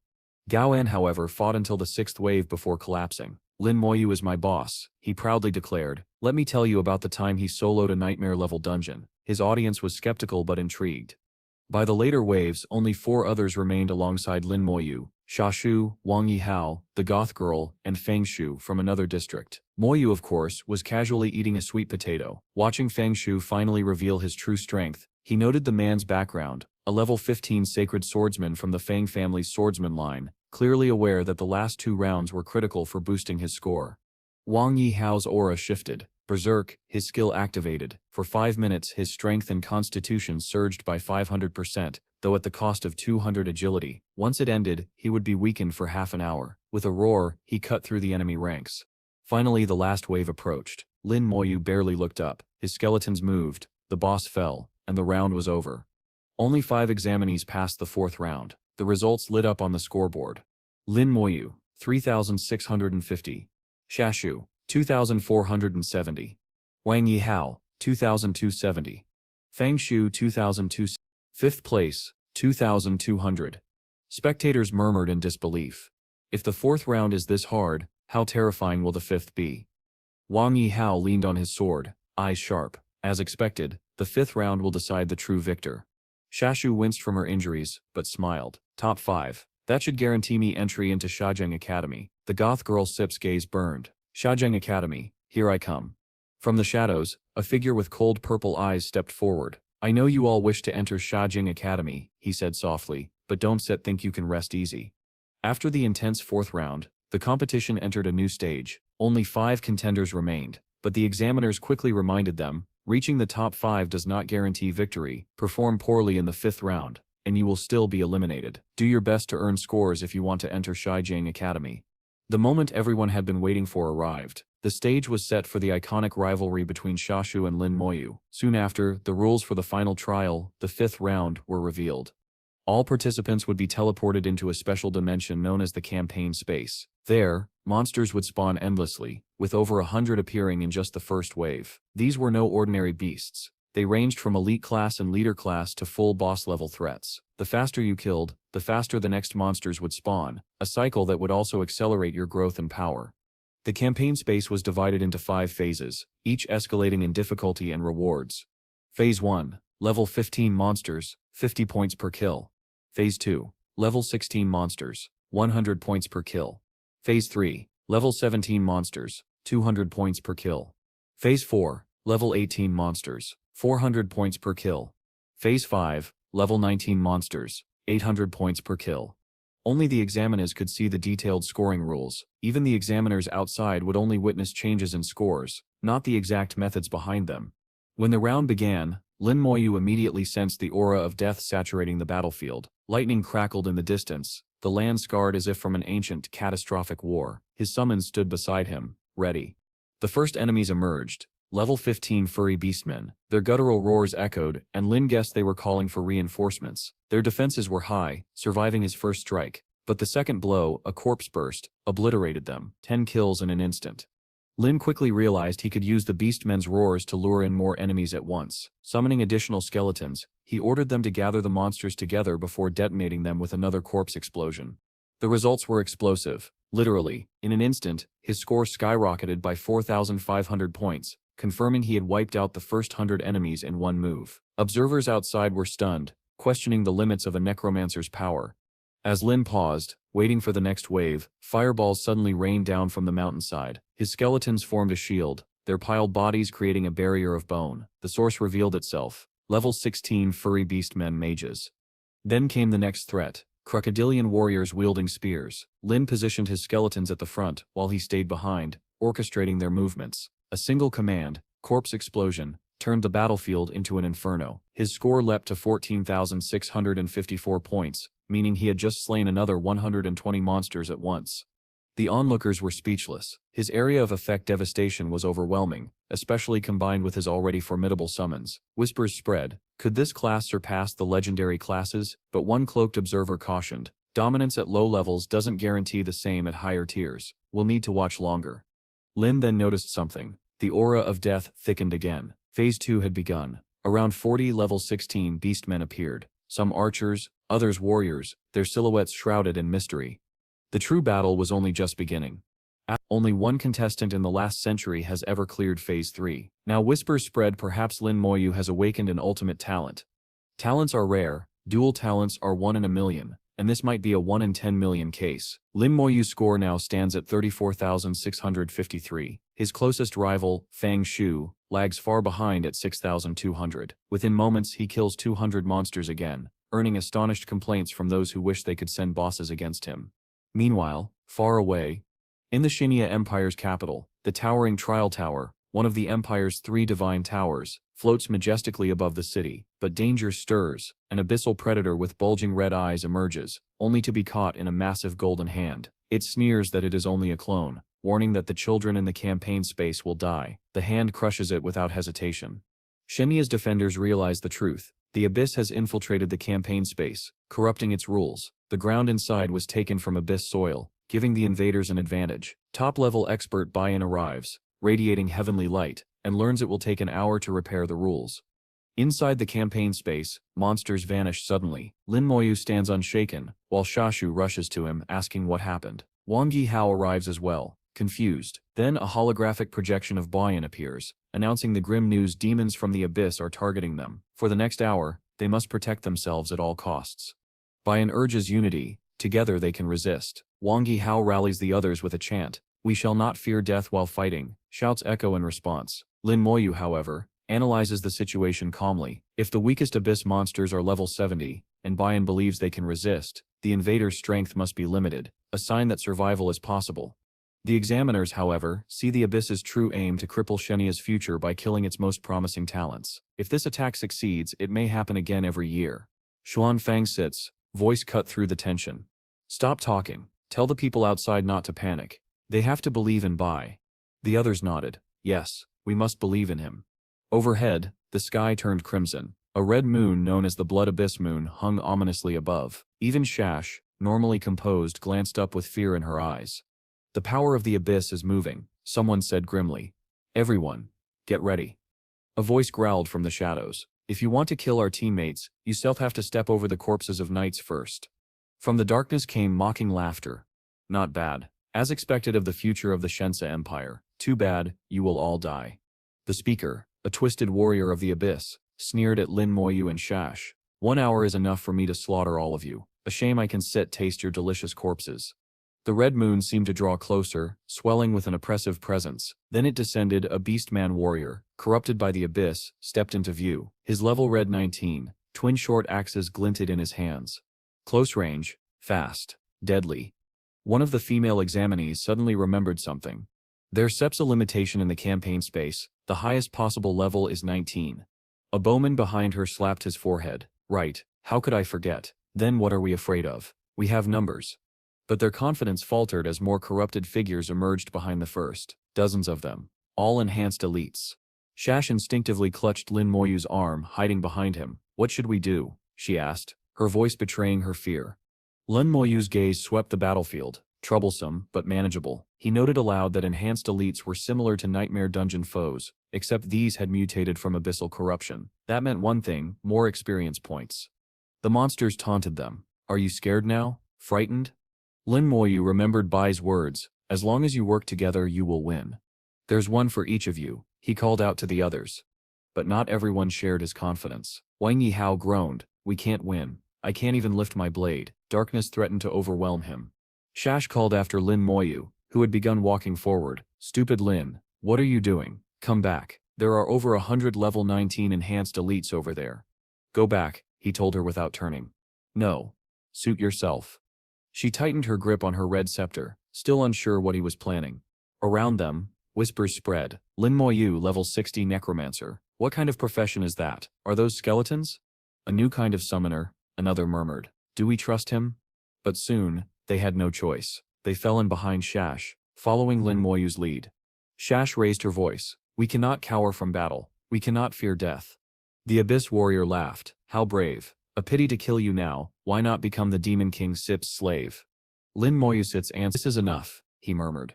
The air behind him rippled as 100 skeleton warriors emerged in formation, their hollow eyes locked on the enemy. The examinees gasped. How does he have so many?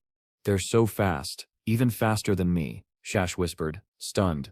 The skeletons surged forward, clashing with the enhanced elites. Rage strikes and slashes rained down, but the undead endured. Lin Moyu quickly estimated strength around 3,000, constitution above 3,500. Perfect.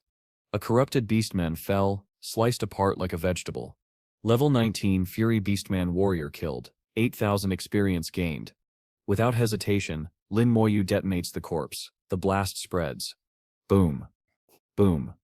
The enemies fall, confusion in their eyes. Was it that simple? Someone whispers. What kind of skill is that? Even Gao Yang, usually arrogant, is stunned. Why didn't I awaken this profession? It's not fair.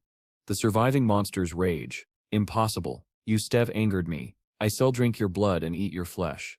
More foes charge in. Lin Moyu spots their leader, a hideous horned beast. So, that Sips where you are. The monster snarls, but Lin Moyu calmly unleashes corpse explosion, soul blaze. The blast tears through the creature, flames burning at its very soul.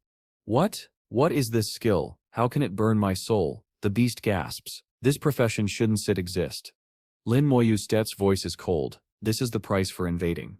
Outside, an old bearded man feels the change. The power of the abyss is getting weaker, but he quickly realizes, it's not that everyone inside is dead, many lives still burn brightly. That means, the Demon King has been injured.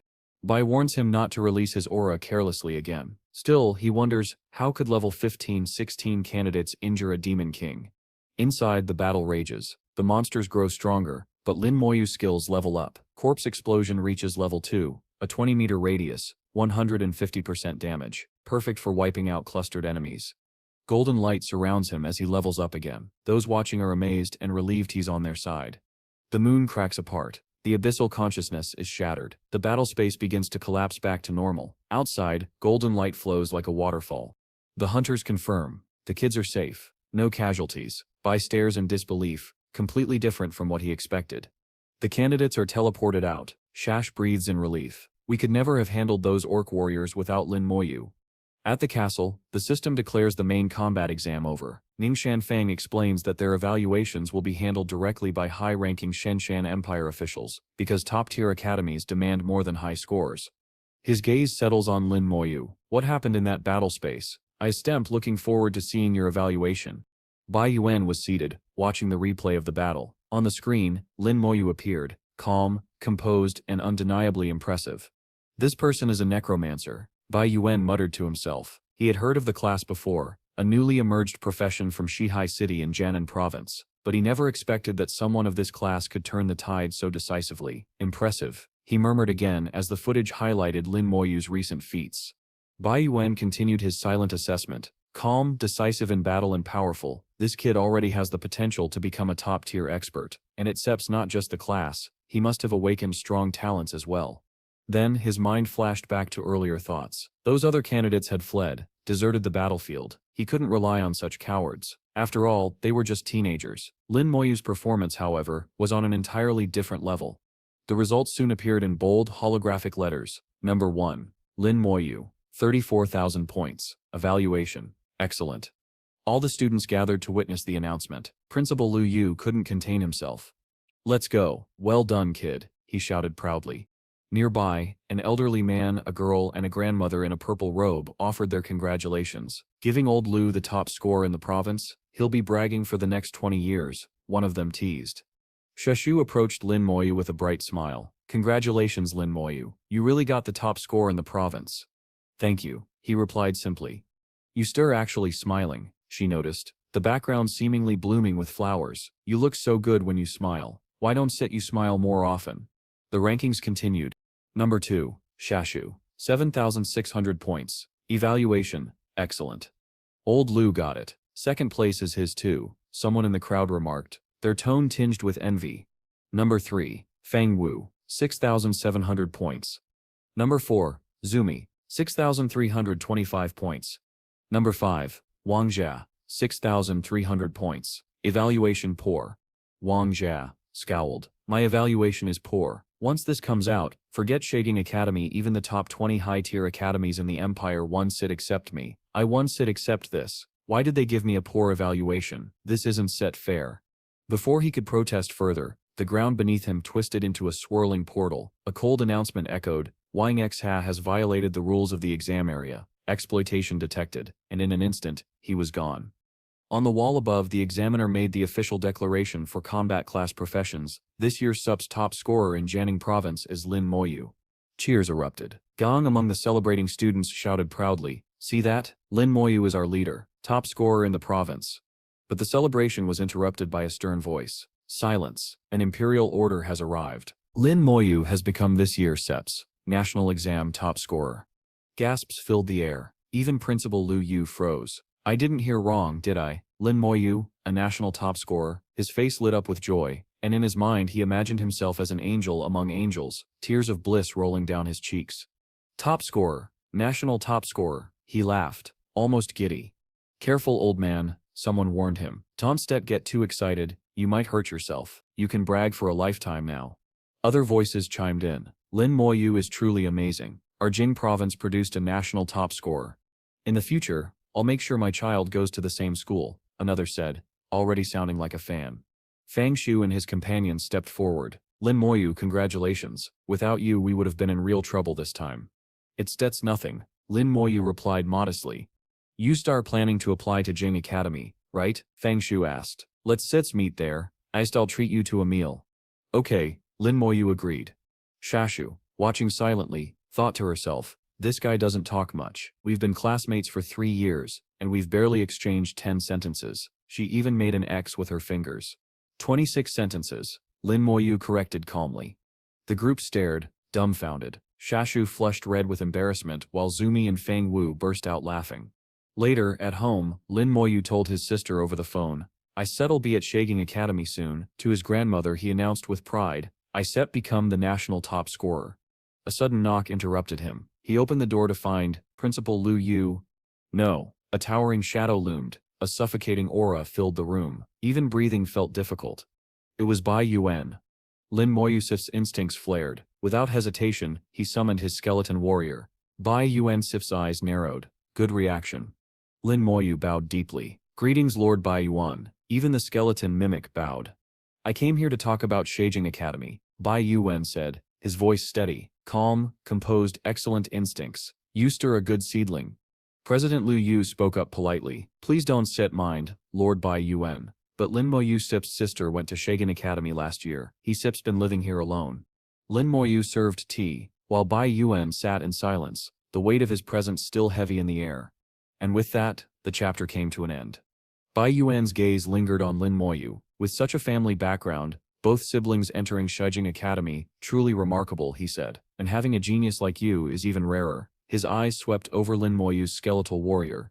The display showed its strength, agility, energy and force. All at 250. These are average attributes, Bai Yuan noted, his tone tinged with curiosity. So in the battle space, how did you achieve such results? The skeletal warrior looked fearsome, but Lin Moyu's own stare was even colder, sharp enough to pierce through. Bai Yuan muttered, 4 attributes at 250. It seems others cannot see the talent-boosted stats of your skeleton. Then directly he asked, what talent did you awaken, Lin Moyu? Did you truly awaken one? My talent is amplification, Lin Moyu replied without hesitation. It strengthens all my skills.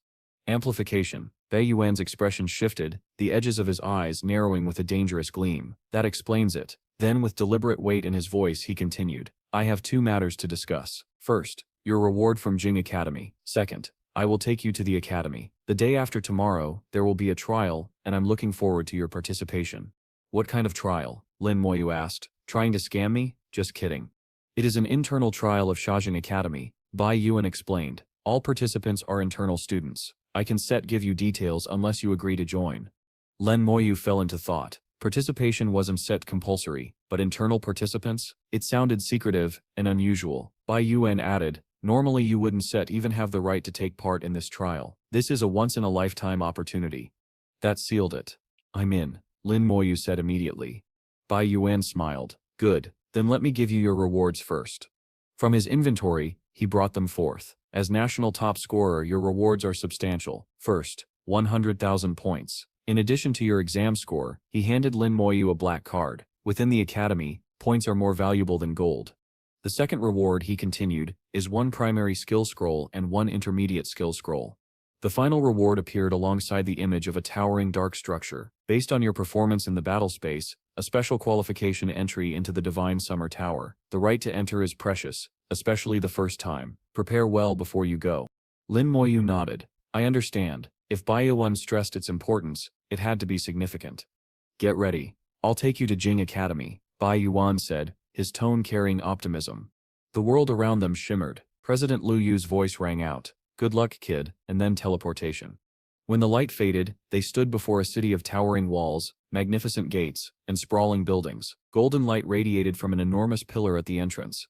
This gate is not only an entrance, Bai Yuan explained, it is a weapon. Even top-tier experts would pay dearly to break through it by force. Come on. Inside, he guided Lin Moyu to a quiet residential area. This will be your lodging for today. Rest. Someone will come to guide you. A young man with orange hair bowed. Lord Bai Yuan. As Bai Yuan departed, the man's eyes narrowed with suspicion. Who is this kid? Lord Bai Yuan personally received him, and yet his tone toward Lord Bai Yuan is so cold. He turned to Lin Moyu. Are you Lin Moyu? Yeah, Lin Moyu replied casually. The man straightened. Where would you like to stay? Options are 4-person room, 500 points per month, 2-person room, 1,000 points, single room, 2,000 points, or villa, 10,000 points. We also have villas with practice grounds. Prices vary greatly. He glanced at Lin Moyu Sep's exam badge. I know you have a lot of points right now, but I Sep's advise saving. There are many places where points are needed. A 4-person room is fine. Single room dormitory, the man exhales and nods. Very well, 1 single-person dormitory, prepared. And so, Lin Moyu begins his new life in Jing Academy, settling into his private quarters, unaware of the trials and challenges waiting just beyond. Lin Moyu settles into his new room with a calm nod. This will do. Peaceful, quiet. Perfect. The orange-haired assistant grins. Great. Student Lin, give me your ID. I settle register it right now. A sharp chime echoes ding, and suddenly, 1,000 points vanish from his account, leaving his balance at 133,650. The assistant stares at the number in shock. How do you have this many points? Lin Moyu, completely unfazed, replies casually, it sets the reward for becoming the national top scorer. The man sit's jaw drops. 130,000. No wonder you wanted a single dormitory. I've been here all this time and only earned 10,000 points in total. I don't just even have a fraction of what you Sif got. Shaking his head in disbelief, he smiles politely. Alright, from now on this room is yours. Rest well, and if you need anything, come find me. Oh, and remember, get a communication device tomorrow. You still find it very convenient. With that he leaves. Lin Moyu walks toward the window, his silhouette framed against the academy skyline, looking every bit like an anime protagonist in the corner seat. His eyes sharpen. Is someone practicing skills out there? Indeed, across Jing Academy SIP's courtyards, students are immersed in cultivation. Red, yellow, blue, and even purple auras glow around them. Each one trains with fierce focus. Lin Moyu thinks quietly to himself, in this kind of atmosphere, leveling up will definitely be faster than before. The next morning, his meditation ends as a knock sounds on his door. His aura fades as he rises. A familiar voice calls, teasingly, hey, what sep's wrong? Don Set recognize me. Lin Moyu opens the door and nods. I do, Ning Yi. It is the assassin from earlier chapters. Without hesitation, she grabs his hand. Come on, I still take you to breakfast and show you around the academy. Her energy is bold and lively, almost playful. Lin Moyu, however, remains the same. Quiet, detached, impossible to fluster. Soon, the two arrive at the academy cafeteria. The trays are filled with all kinds of food, steaming buns, warm bread, and fragrant dishes. Lin Moyu holds a simple tray with bread, while Ningyi piles hers with nearly 10 buns. As they sit, she says, how are you paying? With points? Don Set. You can use coins here. Places that accept coins, Don Set, require points. I don't have coins. Only points. Lin Moyu replies calmly. She frowns, annoyed. If you don't sit have coins, just say so. I have plenty. Don't sit waste points. They sip are hard to earn. Luckily, it sips just 5 points, but she freezes, staring at his account balance. Wait, how the heck do you have this many points? Her bun nearly falls from her mouth. Lin Moyu looks at her blankly, unimpressed. To him, this wealth seems normal. Exasperated, she scolds him like an older sister. Listen, never use points when coins are enough. Even if you have a lot, use them wisely. Lin Moyu only shrugs, hand in his pocket. Yeah, got it.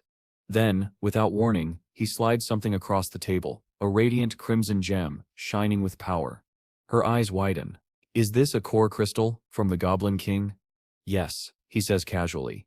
Her hands tremble as she holds it. Do you know its value? This is a tier 5 boss core, an accessory from the Goblin King. If sold, it would fetch at least 1 million coins.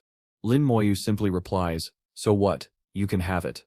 Her face turns pink. She stares at him, stunned. Wei you are really giving this to me? Yes, he answers firmly. She clutches the gem close to her chest, flustered yet grateful. Thank you. I once be polite about it then. After breakfast, she guides him around Jing Academy, through the gardens, the vast library and the grand lecture halls. Everywhere students are immersed in cultivation and study. Finally, at the academic affairs office, Lin Moyu asks the question that weighs on him. Why can't I find any information about my sister Lin Mohan? The clerk shakes her head. Her records are blank. It's possible she sips on a special confidential mission assigned by the academy. Or perhaps she has joined a specialized college, like the Divine Creation College. Either way, there sips nothing to worry about. Ningyi adds, she sips right. Don't set stress over it. Nothing will happen to her. Lin Moyu bows his head slightly. Thank you. She glances back at him with a half smile. Come on, we sep reached the real reason I brought you here today. I want you to meet someone. In a classroom, Ningyi calls out, Sister Tuo, I Sef brought someone, the national top scorer.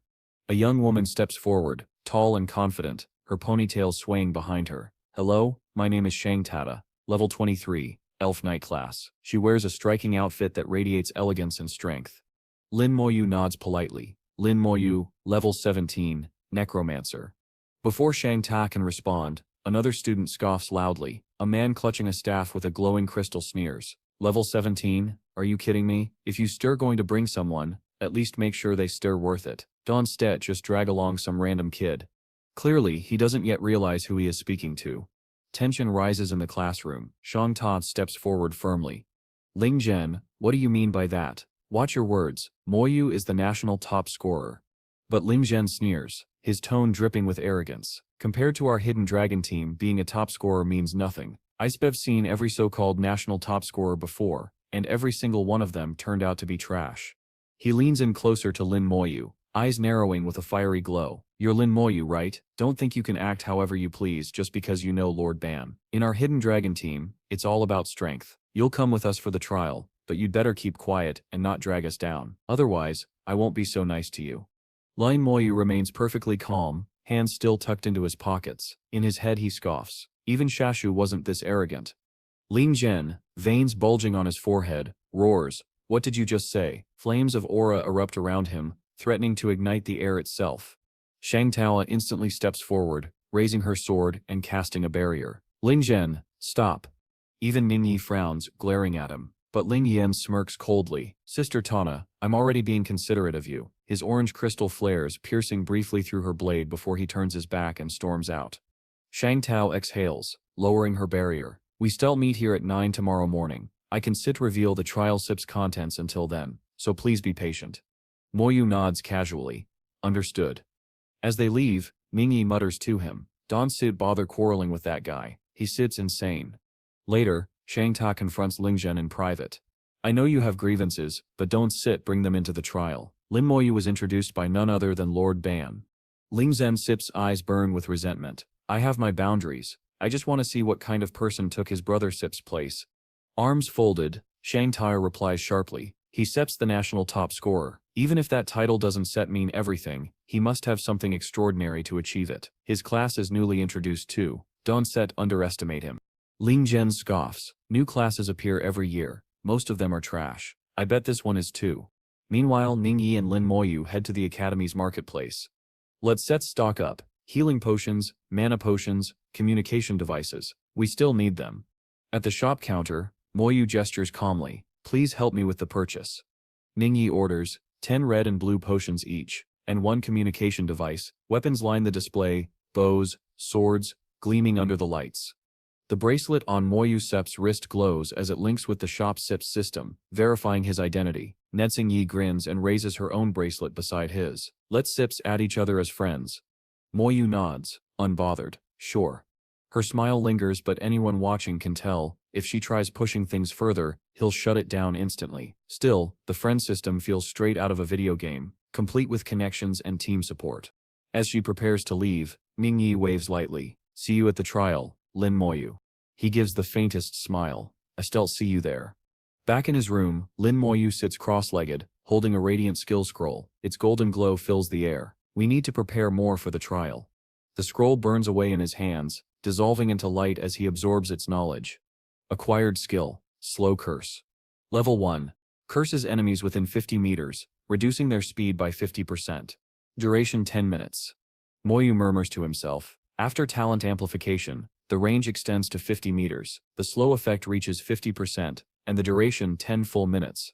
Images flash in his mind. Enemies slowed, stumbling, falling prey to his summons. He smirks. Another powerful tool. My skills now divide neatly into 3 paths: summoning, attack, and curse. He leans back, resting his cheek on his hand like an overpowered main character at ease. All series are important. All are powerful. And one day I shall master more. The night fades into dawn. The next morning, golden sunlight streams through the academy's halls. Mingyi's voice cuts through the quiet. She knocks on Moyu's door cheerfully. Wake up, Lin Moyu. The sun is shining. Come down for breakfast. The next morning, the team gathers at the teleportation grounds. Shang Tao reminds them sternly. Once we arrive, do not wander aimlessly. Ling Zhen, arms folded as always, shoots Moyu another glare. Kid, don't slow us down. Standing beside Moyu is another new face. A student with wild, unkempt hair, his aura sharp and dangerous. Nimjin Yi sticks out her tongue and teases Moyu. Don't drag us down either, and we shall be fine. Shang Tana cuts in, steady and commanding. Before we begin, let's introduce our classes. Whatever personal conflicts you have, Save them until after the trial. One by one, the introductions begin. Miao Yu, level 20, Elf Elder, a rare class. Danon Ga, level 20, Diviner, another rare class. Both look more mature than their peers, radiating strength and composure.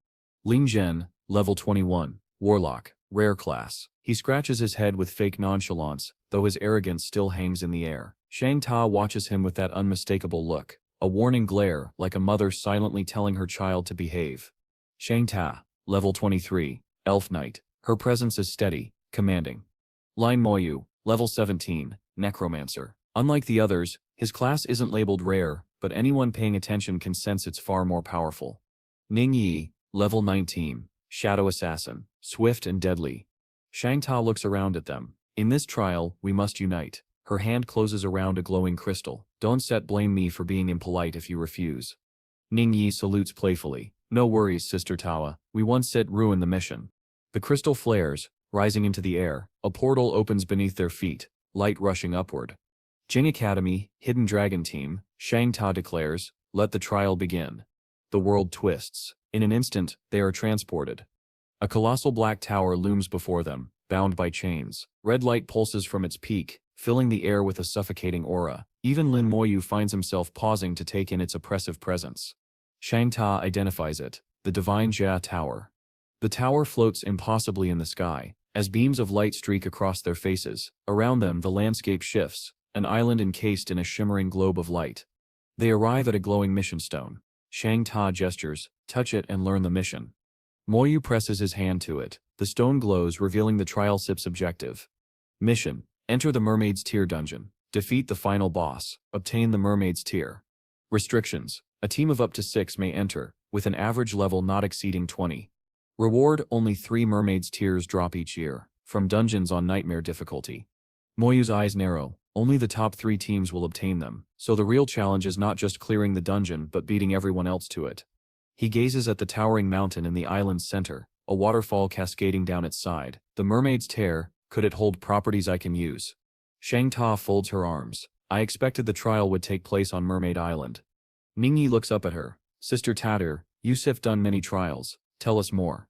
Shang Tana explains, the Mermaid Sep's Tear can be forged into powerful equipment, with extraordinary effects. That's Sep's why it's Sep's coveted. The island lies within Divine Xia Empire Sep's territory, but every year academies from other countries also compete for it, and only 3 tears drop per year. The implication sinks in, competition is fierce. Shadows stir in the distance, red eyes glowing. Shang Tata Sip's voice hardens. There are 10 teams from Hidden Dragon Academy alone. We are just one. Expect to fight not only fellow students, but also academies from other nations. Ning Yi bites her lip. And if we run into those foreign teams, what should we do? Guarding dungeon entrances, blocking opponents, these situations happen often, Shang Ta replies. Her tone lowers. And yes, deaths have occurred before. If conflict arises, deal with it as it comes. Your life is more important than the trial. Ning Yi Sip's thoughts flicker back to the night Moyu fought 3 nights alone. She steadies herself, whispering, don't worry, we once run into that kind of situation. The jungle closes around them as they prepare to enter Mermaid Island. Shang Tasa commands, all right, Dane Ga, apply your buffs. The diviner raises his staff. Golden light washes over them. Strength enhancement, agility enhancement, defense enhancement, mana activation. Each member feels power surge through their bodies. Lin Moyu flexes his hand, analyzing the effect. Attributes increased by 30%, skill power up 20%, duration 1 hour. Impressive for support though, compared to my talent, the amplification feels weak. He summons a skeleton warrior. The little undead clatters into view, startling Miao Yu and Danon Gay. An undead summon, they exclaim. Ningyi crouches down, giggling. Don't be afraid. Look at it. It's so cute. Moyu ignores her antics. Please give it a buff as well.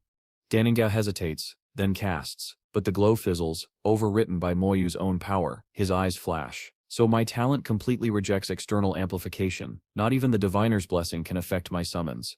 He hides a smirk. Good. That only proves my strength is meant to stand alone. Ling Xian sneered, his staff clutched tightly in hand. This summon can even be buffed. Useless, just like its master. Lin Moyu stood silent, his undead warrior beside him, its empty eyes fixed on Ling Xian. The insult lingered in the air like a spark about to ignite. You want to fight? Ling Xian stepped forward, his aura menacing. But before the clash could erupt, Zhang Ta swiftly moved between them, raising her hand. Enough. Save your conflict for later. The trial comes first. Reluctantly, Ling Xian lowered his staff, though his glare remained sharp. The atmosphere shifted when Lin Moyu's ghostly summon emerged. Lim Xian shivered involuntarily. Why? Why do I feel like I'm about to die just from its gaze? He muttered, his body stiffening as though struck by frost. At that moment, Junita dashed past with her shield, commanding, "The trial has begun. Move out." The team followed her lead. Miao Yu Sip's voice cut through the rush. "Our target is the mermaid dungeon. Stay focused. Avoid unnecessary fights if possible." But fate had other plans. A surge of water broke the surface. From beneath, a creature rose, the merfolk soldier. Its orange gills flared, its strength and vitality clear in every motion. Zhang Tana reacted instantly. She lunged with precision while Ningyi circled to strike from behind. The creature thrashed, spitting out a fireball. With a swift slash across its throat, Ningyi ended the fight. A notification appeared. Level 19 merfolk soldier defeated. Experience 500. Captain Zhang Ta obtained fish scale +1. But the victory was short-lived. Stronger monsters soon emerged, level 21 and rising. Zhang Ta scowled. At this pace, it will take us over 3 hours to reach the island Sep's center. Too slow. We can set afford to fight every single one. Turning sharply, she called out. Miao Yu, you set her in charge of control. We set her charging straight through. Wind surged as Miao Yu cast Windbind, a cyclone clearing their path. Hurry, I can set hold them for long. 20 minutes later, they stumbled into a swamp. Other competitors were already visible ahead. Tension filled the air. If we charge directly, can we break through? Zhang Ta muttered, her eyes scanning the crowd of enemies. There are too many, Miao Yu admitted, and the monsters are stronger than me. Level 22, I can control them. The path forward was dangerous. Clearing their way would take at least an hour, but a direct charge risked annihilation. Then, Lin Moyu spoke calmly. Let me handle it. Zhang Ta froze. What did you just say? Ling Xian scoffed. You? A level 17 rookie? You've done nothing this whole time. Before he could continue, Ningyi snapped, her eyes sharp. Shut your mouth. Zhang Ga joined in, skeptical yet curious. Lin Moyu, what sips your plan? Hands still in his pockets, Lin Moyu replied coolly. My skeleton warrior will draw the merfolk away. That sips all we need. Realization struck Zhang Ta. Right? His summon. Very well, Moyu. It steps up to you. The skeleton darted forward, faster than expected. Monsters immediately turned their attention to it, leaving the path open. Move, Zhang Ta commanded. The group surged ahead, escaping into safety. Zhang Tana turned back to Lin Moyu with a rare smile. Well done, I owe you this one. Even Ling Xian, though begrudging, muttered, Why didn't we do this from the start? We already be halfway up the mountain. Ningyi cut him off coldly. Then go by yourself if you stare so capable. But before Lin Moyu could retort, a shadow fell over them. Miao Yu's face paled. Run, hurry, retreat. Hundreds of merfolk surged from the waters, surrounding the group. Above, a figure emerged, a rival team from Country 4. Their leader held a talisman glowing with ancient power. A legendary class, Shikigami Summoner. With a single gesture, he called forth blazing spirits, one of them a towering horse-like deity that shook the ground beneath its hooves. Zhang Tana Sip's eyes widened. They were blocking us on purpose. The rival leader sneered from atop his summon. This dungeon belongs to our great country. If you can hold on, use your mission stones and retreat. Otherwise, stay here and die. His laughter echoed as the battlefield filled with hundreds of hostile merfolk. The trial had become far more than just a race. It was now a war. Zhang turns to Lin Moyu, her voice filled with uncertainty. Lin Moyu, can you really do this? She quickly asks if there's a summoner nearby who can draw the monsters away. Without wasting time, Lin Moyu begins summoning. One of his summons appears and rushes off, either chasing or being chased by the merfolk. The bystanders wonder whose summon it is, realizing that it's luring many monsters away. This is great news for them, but unfortunately, 2/3 of the monsters are still left. Lin Moyu calmly summons another skeleton. Go. Lure those monsters away, he commands. Zhang Ta's eyes widen in disbelief. Wow, Lin Moyu, you actually have 2 of them. She's clearly shocked, but she has no idea he possesses nearly 100. He adds that there's no need for corpse explosions, as that would waste valuable experience points. Then, with a hint of a smile, he says, here comes another one. A third skeleton emerges, This one clearly built for speed. When the trial's over, I'll treat you two to drinks, he says casually. The skeleton bolts off, leaving the others stunned. There's actually a third one, they exclaim, shouting thanks to whoever summoned them. Thanks to Lin Moyu's efforts, the situation is under control, and the group is ready to move forward. They tell themselves not to let the Shikami summoners get too arrogant. Several fighters approach Lin Moyu, patting him on the back. Thank you so much, they say, promising to bring him along next time. Lingane, standing nearby with folded arms, can only watch in jealousy. Meanwhile, the Shikami summoner glances back, confused. All the merfolk are fleeing in the opposite direction. With so many monsters, they should have been stuck for hours. Realizing something is wrong, he calls to his archers. Get ready. They've found a way to deal with the merfolk. We must stop them. Arrows rain down, striking not only the merfolk, but also the magicians. The mages quickly raise their shields. Lin Moyu, protected inside a safe bubble, notes calmly, the clash has begun. Ning Yi, brimming with confidence now, says, with you and your skeletons here, I am not afraid. After the first round of fighting, the group rests on nearby rocks. They discuss how their team is too chaotic and needs a powerful mage to regroup and suppress the enemy. Some mention that quite a few people are still missing at the mountain's base. At that moment, Lingyan speaks up. Captain, I want to join another team. Zhang Ta, still catching her breath, looks at him, but Ling Zhen cuts in sharply. Either Lin Moyu leaves, or I leave. Captain, you decide. Duanga frowns. You're going too far, Ling Zhen. Even Mao Yu, usually quiet, is shocked. Exactly. If it wasn't for Lin Mao Yu luring those monsters away, we wouldn't even be here. Ning Yi glares at Ling Zhen in disbelief. Really? This guy saved all of us, and you still talk like that? This guy saved all of us, and you still talk like that? In Ling Zhen's mind, however, he's confident. The captain will definitely keep me. Other teams need mages. They can't afford to lose a damage dealer. This way, I can get Ling Moyu kicked out. But to his surprise, Zhang Ta says with firm conviction, then Lingyan, you must leave. Pride comes before the fall, and you civ let yours blind you. Lingyan is stunned. He warns her, if I leave you one step past the trial. Are you saying you don't want to enter the creation seminary anymore? Zhang Taohest's gaze hardens. Have you forgotten what I am? As an elven knight, I have my own beliefs. I will not fulfill your demands. And just like that, Ling Zhen is out of the party. Lin Moyu simply says, let's enter the dungeon. Zhang Ta hesitates, but? Ning Yi interrupts with a smirk. Go on, sister, let's enter. Zhang Ta is nervous, but Duang Ga and Mao Yu decide to follow as well. Worst case, we can retreat. With Lin Moyu here, it's not dangerous. Zhang Ta tells herself. Ning Yi, already having witnessed Lin Moyu's strength, knows it will be simple. They approach a purple portal, but a group blocks their way. Get lost, dungeon raiders. You are not allowed near this place. Their attacks are already prepared. It's that guy who can summon. We once let Countrywide be bullied by him. It seems, they already know his story. Lingyan smirks coldly. They really want to die, huh? A massive boar suddenly charges toward them. Zhang Taka quickly raises her shield, bracing for impact. Behind her, Lin Moyu is already preparing something. He lifts his hands into the air. I summon you. A skeleton bursts forth, performing swift, precise movements. Then to everyone's shock, 8 more appear behind him. The crowd gasps. Lin Moyu, you can actually summon this many. The skeletons block every incoming attack effortlessly. Onlookers in matching robes mutter in disbelief. What kind of broken profession is this? These skeletons are too strong. Our attacks aren't even affecting them.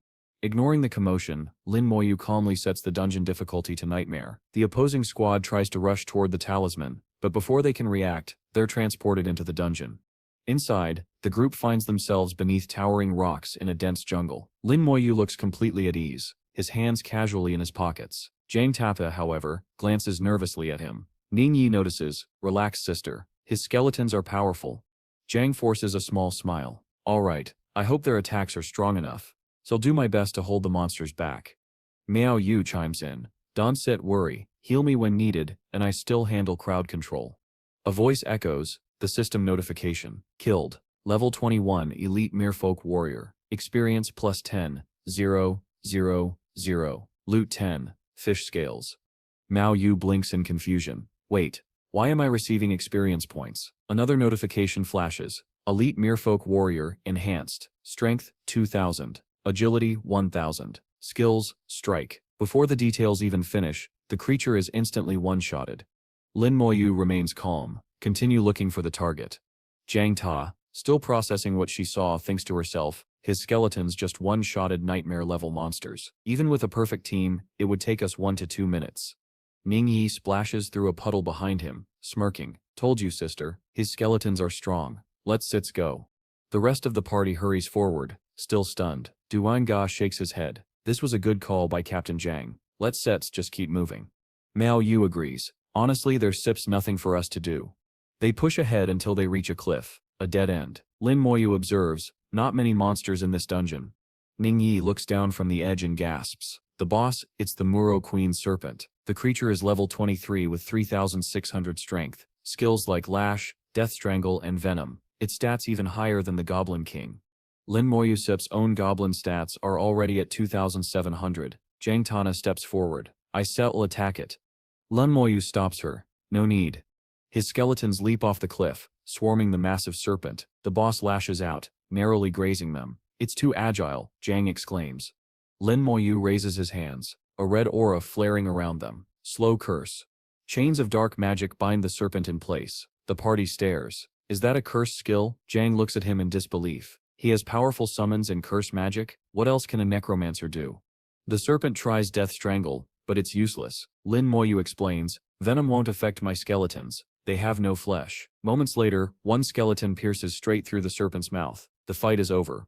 Boss defeated. Level 23 Muro Queen Serpent. Experience plus 50,000. Loot silver grade armor, serpent skin armor, intermediate monster core. Another day, another easy win, for Lin Moyu. Mao Yu, Ning Yi, and Duanga, the diviner, are quick to speak up. We need to keep moving. Even if we sip already cleared so much, we can stop now. Zhang Taiya agrees without hesitation. Stay with Lin Moyu. It's clear this elven girl isn't just a fighter. She's a natural leader. With her in charge, this squad has real potential. Elite. Strength 2,200. Agility, 1,400. Spirit 1,000. Skill, dizziness. Sweep. These are not small threats. Still, the moment they are alerted, Lin Moyu's skeletons charge forward, striking with savage precision. Ningyi shouts, more of them are coming. Lin Moyu's response, he conjures a blazing red sphere, cover your ears. An ear-splitting blast erupts. The system notifications explode across their vision. Elite soldier killed. Elite soldier killed. 5, in quick succession. The squad stares in disbelief. Wave after wave of merfolk falls before the relentless explosions. How is he doing this? One gasps. Another shakes their head. I've never seen a skill this powerful. As the dust settles, the palace gates creak open. From within emerges her. At first glance, she is stunning. Long hair, regal presence, a tail shimmering with ocean light, but this is no ally. Boss monster, Mermaid Queen. Strength, 5,000. Agility, 6,000. Spirit, 5,000. Constitution, 6,000. Skills, Scream of Sorrow, Tsunami Waves, Queen's Lament. Ning Yi whispers, she sips so beautiful. Lin Moyustet's tone is cold. That sips enchantment magic. Don't fall for it. Too late. Everyone but him is already bewitched. In an instant, he uses his awakened ability to break the spell. The team snaps back to reality, shaken. Miao Yu explains, mermaid queens have innate enchantment magic. We all fell for it. Without Lin Moyu we be finished.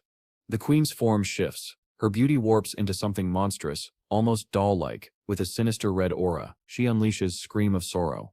Zhang Ta evaluates quickly. With a normal 6-person team, defeating her would take at least an hour, but with Lin Moyu here, who knows what tricks he's hiding.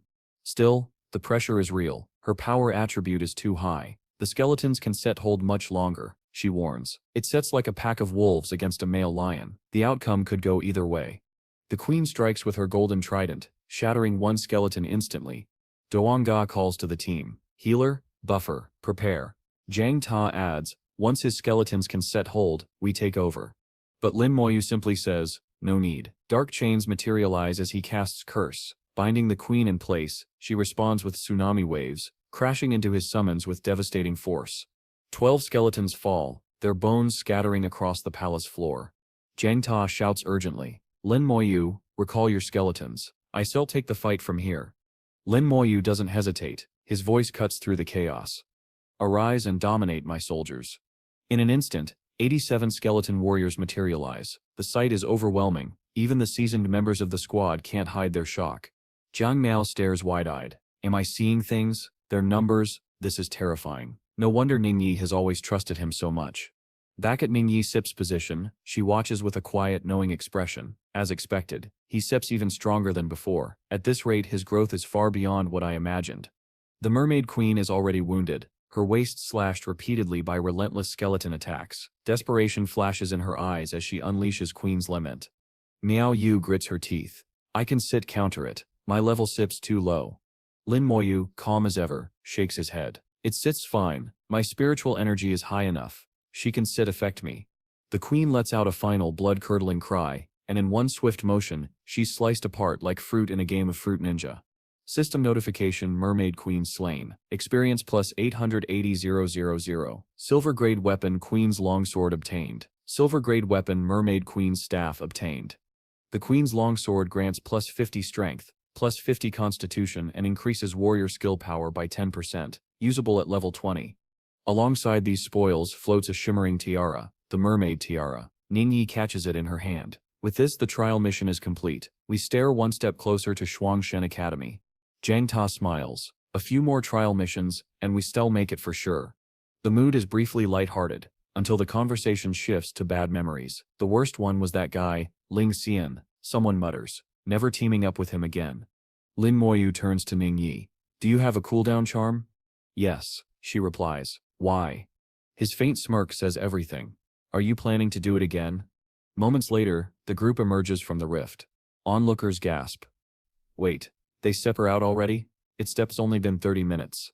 Whispers spread. They must have failed. Skeletons aren't that useful after all. Others shrug. Staying alive matters more than clearing a dungeon.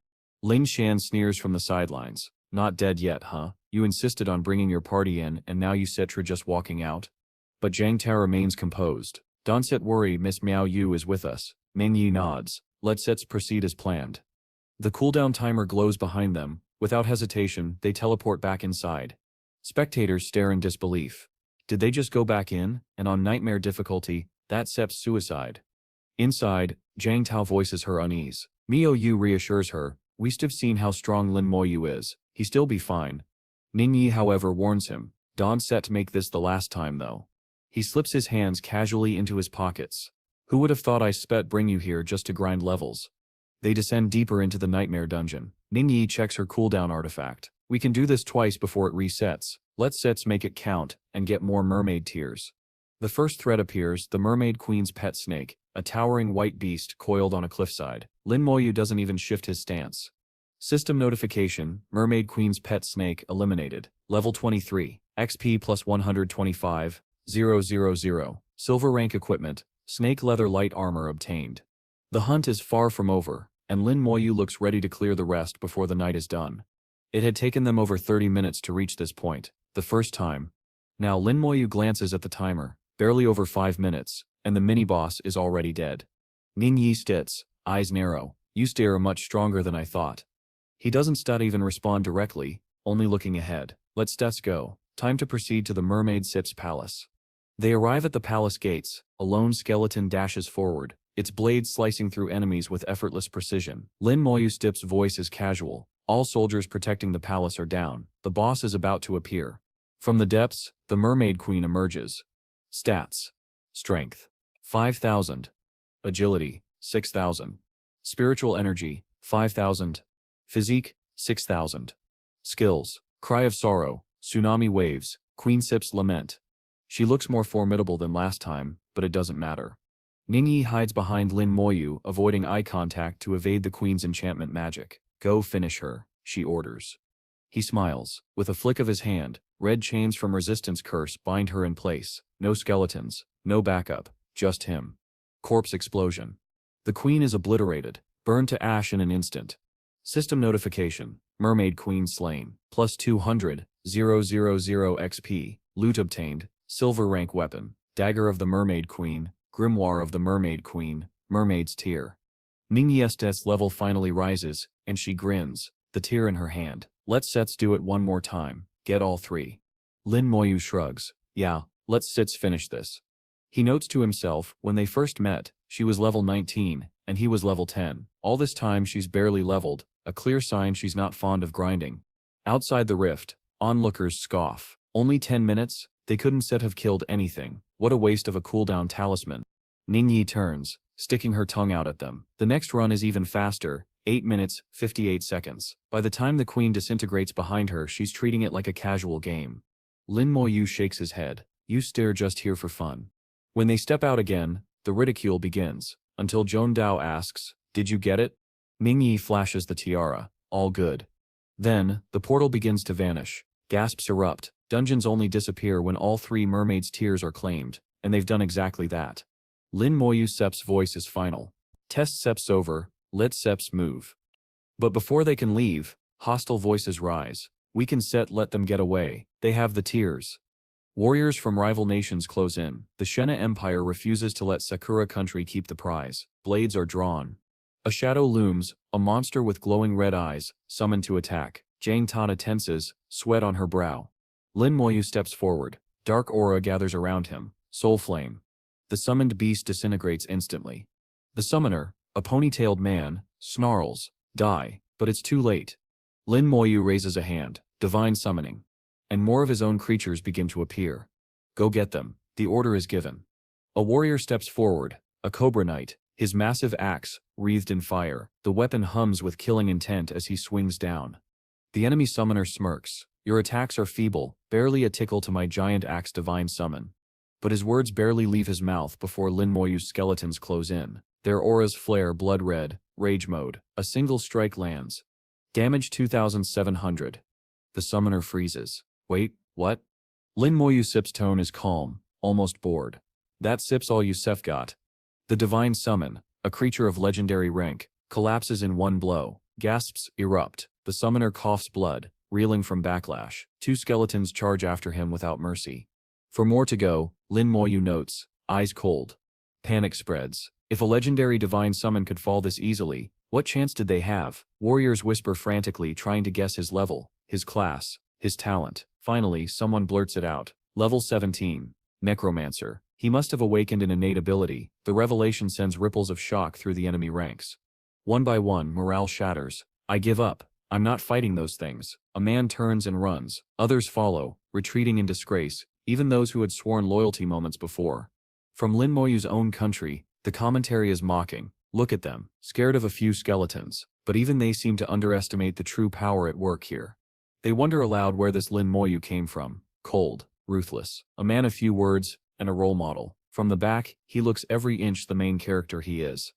Off to the side, Ling En watches, his expression dark. If I'd been in that party, I'd have completed the trial too. But pride gnaws at him, twisting into spite. Lin Moyu, I'll make you pay tenfold. Jin Dao Sep's voice cuts through the tension. Trial completed successfully. Time to return. The dungeon's portal is bound by red chains as the system's message echoes trial complete, commencing teleportation. They reappear in Hidden Dragon Academy, the Shandong Academy. Jin Dao turns to Lin Moyu. This trial was extremely important for me. Thank you. She brushes her hair back, her eyes lingering on him just a moment too long. Nearby, Ming Yi sprawls on a desk, pretending to be exhausted. Finally over, I'm so tired. Lin Moyu privately wonders if she even did anything. Jun Dao chides her gently. Miss Ning Yi, no need to be so formal with him. He may not talk much, but he Sep's a good person. Ning Yi smirks. Look at you, always speaking up for him. Lin Moyu only frowns. Ning Yi isn't defending him at all. She's just playing around. A sudden beep beep.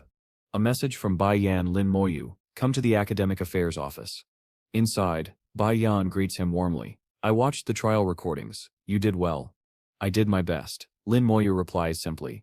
Privately, Bai Yan notes his composure, neither arrogant in success nor shaken by hardship. Then he asks, do you know what Mermaid Sep's tears are for? Lin Moyu shakes his head. Bai Yan explains, they influence the success rate when awakening your innate talent during second-class transition at level 40. Items that help awaken talents are rare. Even a low-tier mermaid Sep's tear is extremely precious. A brief image flashes, a magic circle glowing, the awakening ritual in progress.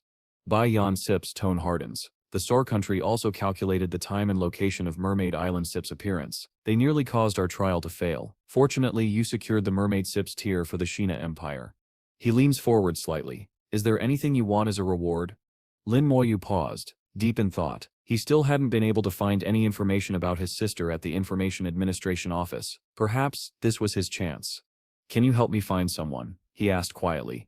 Bai Yan leaned back, his tone steady. Your sister Lin Mo stay. She joined the Changwon Academy earlier this year. That's Sip's why you couldn't set finder. Their student information is strictly confidential. Changwon Academy. Jang Sip's ultimate dream. The name struck a chord. Yi and Sha had both told him before, if he ever had the chance he should join that academy. A flash of memory, his sister's face surfaced in his mind. He hadn't expected her to enroll first, and in only half a year. Bai Yan continued, she Sip's part of Changwon Academy, and I sit bound by rules. I can sit reveal details. But, the simplest solution is for you to join. With a flick of his wrist, he sent the admission requirements to Lin Moyu Sep's wristband. Here, this will be useful. Thank you, Lin Moyu replied. One more thing, Bai Yan said, almost smiling. You still entitled to another reward for completing the trial. What will it be? A cooldown amulet, Lin Moyu answered without hesitation. Bai Yan raised an eyebrow. You stet you're asking for something that can sit even be bought in the trading house. It sits that rare. I suspected you Stetcher want this, so I Seth prepared one, but only if you complete a certain quest. It sits worth far more than the trial itself. Alright. With a cooldown talisman, leveling would be exponentially easier, like switching a game into speedrun mode. You'll need to wait until level 20 before starting the quest, Bai Yan explained. If you're in a hurry, head to the Academy's instance dungeon hall. It's the fastest way to level up. He placed a small glowing crystal in Lin Moyu's palm. This teleportation stone grants direct access to the hall. Not everyone qualifies for one. Lin Moyu activated it immediately. Bai Yan blinked. He Sep's going now, straight from a trial into another dungeon. This kid doesn't set even rest. The world shifted, and for the first time, Lin Moyu stood in the dungeon hall of Xing Academy. Purple orbs floated gently above ornate pedestals, their light casting strange patterns on the marble floor. All around, parties advertised openings. Bone burial grounds, normal, need 1 mage, around level 25, preferably fire user. Blood battle arena, nightmare, need healer, level 20, 25, full bronze gear required. It was like a mercenary tavern, only for dungeon runs. His gaze dropped to his wristband. The Shangshan Academy Sep's entrance requirement glowed in sharp text. Clear the level 30 dungeon abyssal frontline on hell difficulty, earn 1000 contribution points. Level 30. Has my sister reached that already, in just 3 or 4 months? Hey classmate. A voice behind him. Lin Moyu turned to see a blonde girl with a ponytail, a small cross stitched onto her vest. Probably a healer, she smiled warmly. First time in the dungeon hall? I Stipm Xuan. I can show you around. Hands in his pockets, he considered her offer. This is another way to earn points, isn't said it. How much? 100 will do, she replied without hesitation. He transferred the points. She beamed. Thank you. Did I just get scammed? Still, she began the tour. There are 2 dungeons below level 20, 18 between levels 20, 30, and 20 more for levels 30, 40. In addition, 2 large-scale dungeons require over 40 participants, though you look like the type to solo them. Every dungeon had its own clearance record, she explained, and breaking one would grant huge rewards and an announcement to the entire hall.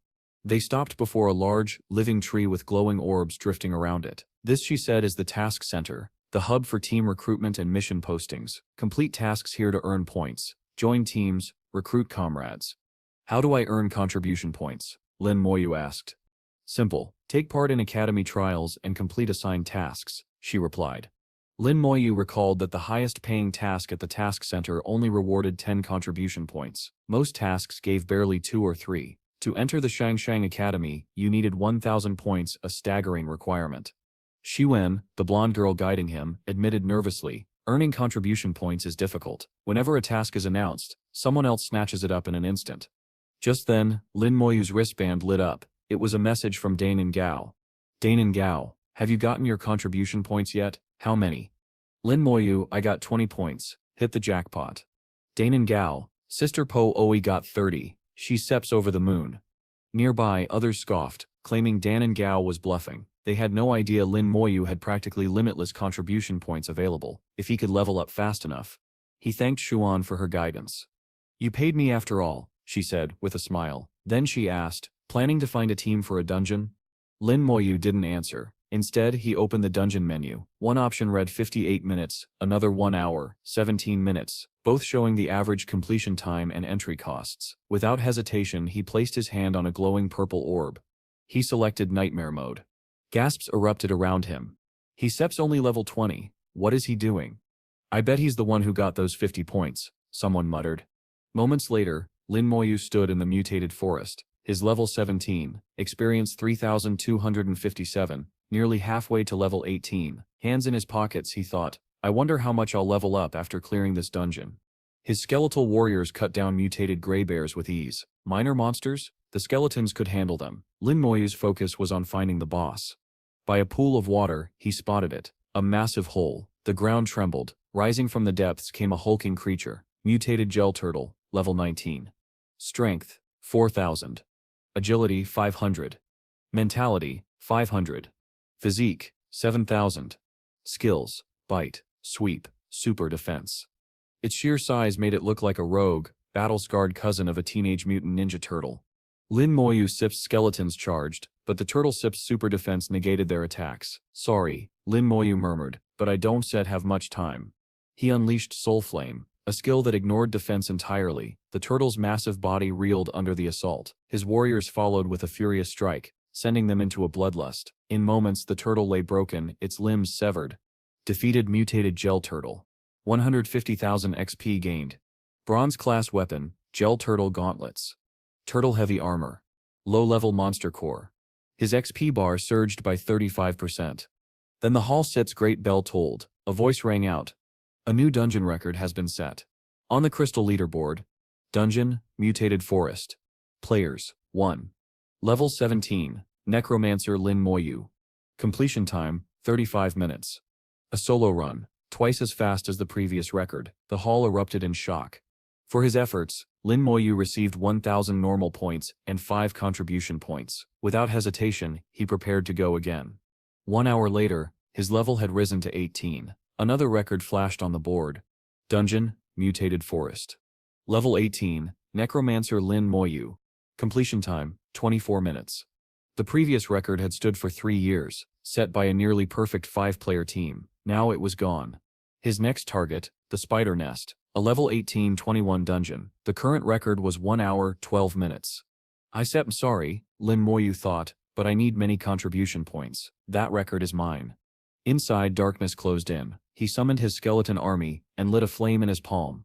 So far in this arc, we see Lin Moyu defeating a level 20 Crimson Spider, earning 9,000 experience, and a level 19 Long-Haired Spider, gaining another 8,000 experience. He notes that the dungeon is filled with countless forks in the road, where his skeleton summons constantly encounter enemies. The translator clarifies that forks here means diversions or splitting paths.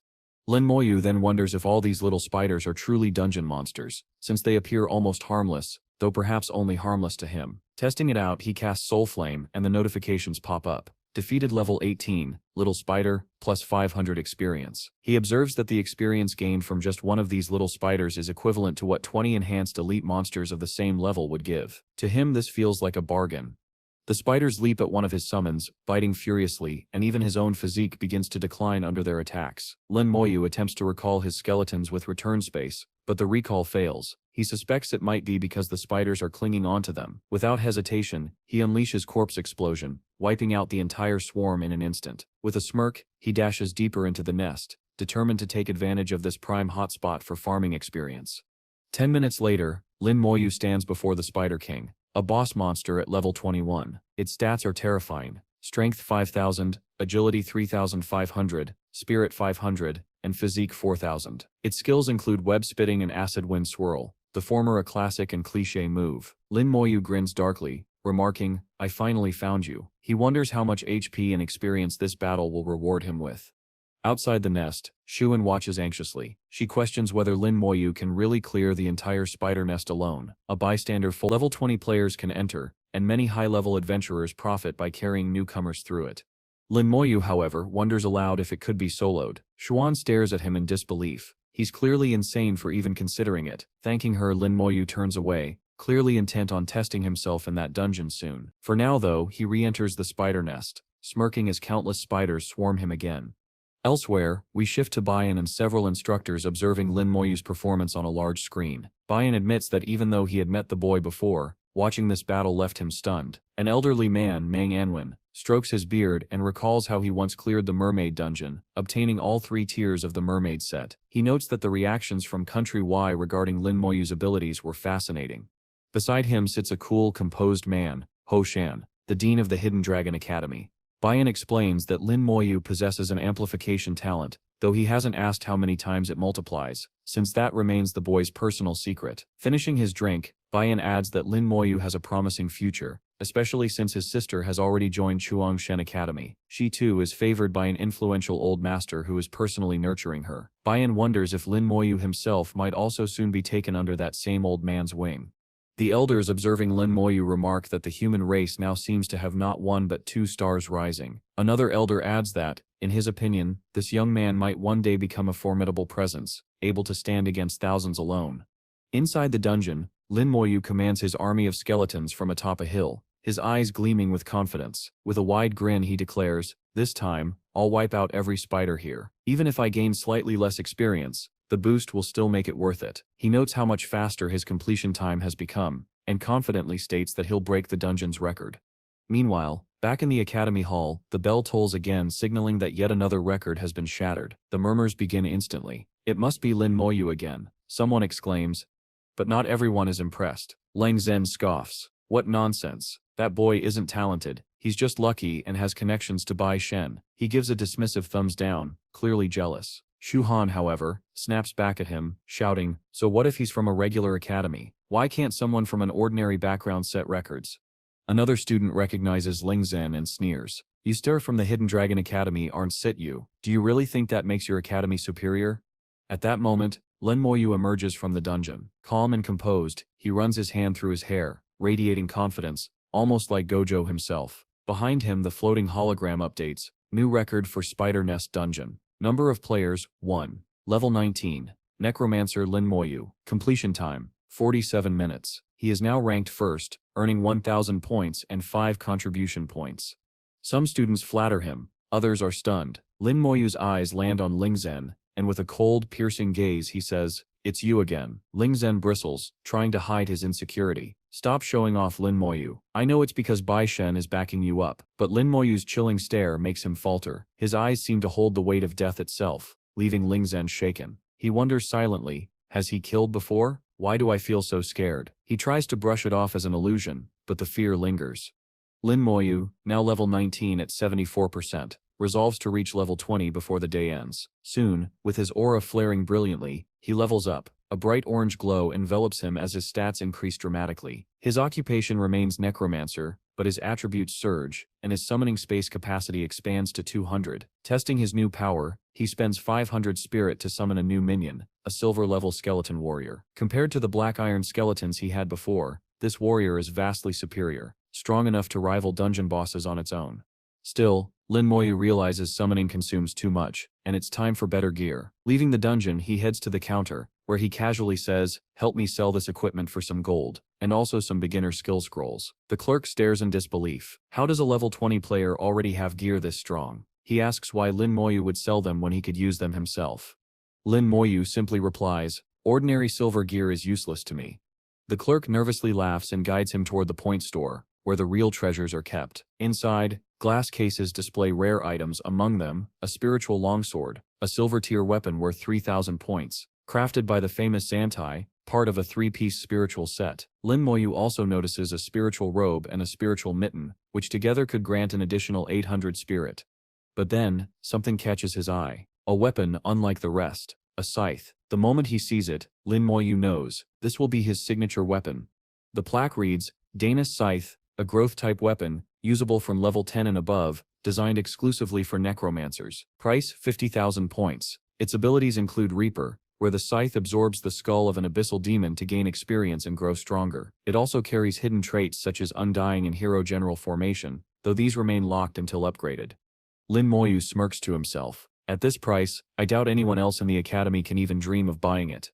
And so, with his new level, new summons, and his eyes set on a weapon that could change everything, Lin Moyu steps forward. The path of the strongest necromancer is only just beginning.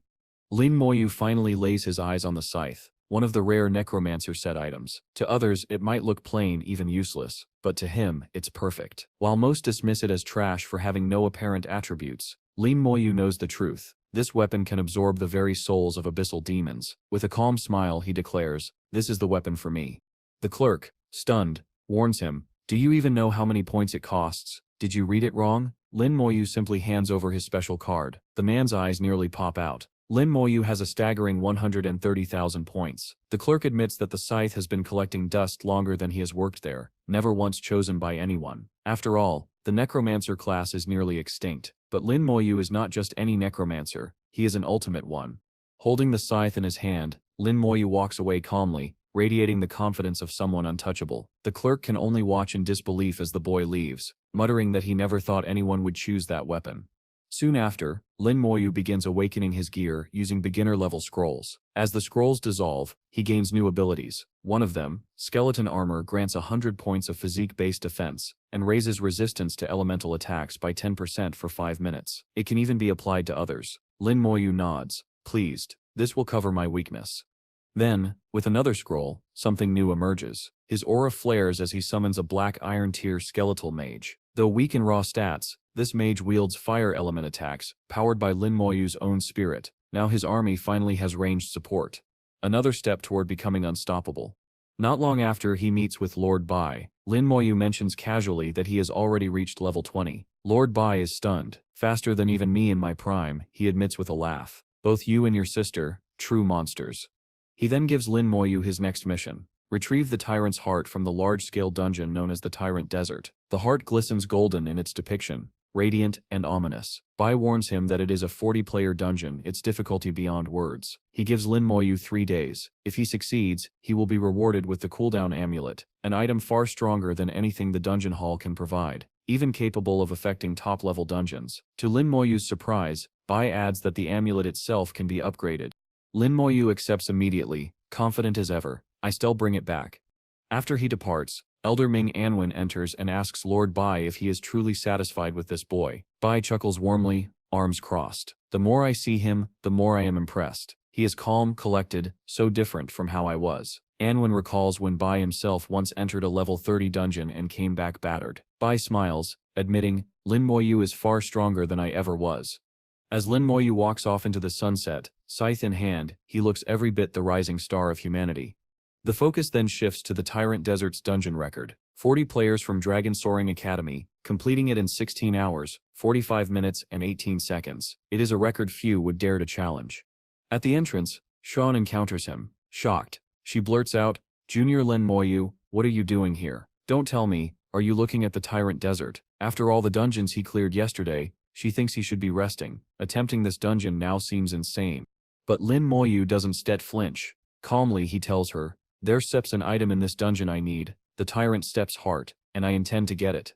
Xuan's eyes widen in disbelief. Wait a second, the Tyrant's heart only drops when the final boss is killed. Do you seriously expect to get it? She explains that with it, one can craft the legendary Tyrant Necklace, an accessory so rare it only appears once a year. In fact, the last Tyrant's heart dropped 2 years ago. She glances at Lin Moyu, shocked. Don't tell me you're planning to challenge the Tyrant Desert alone?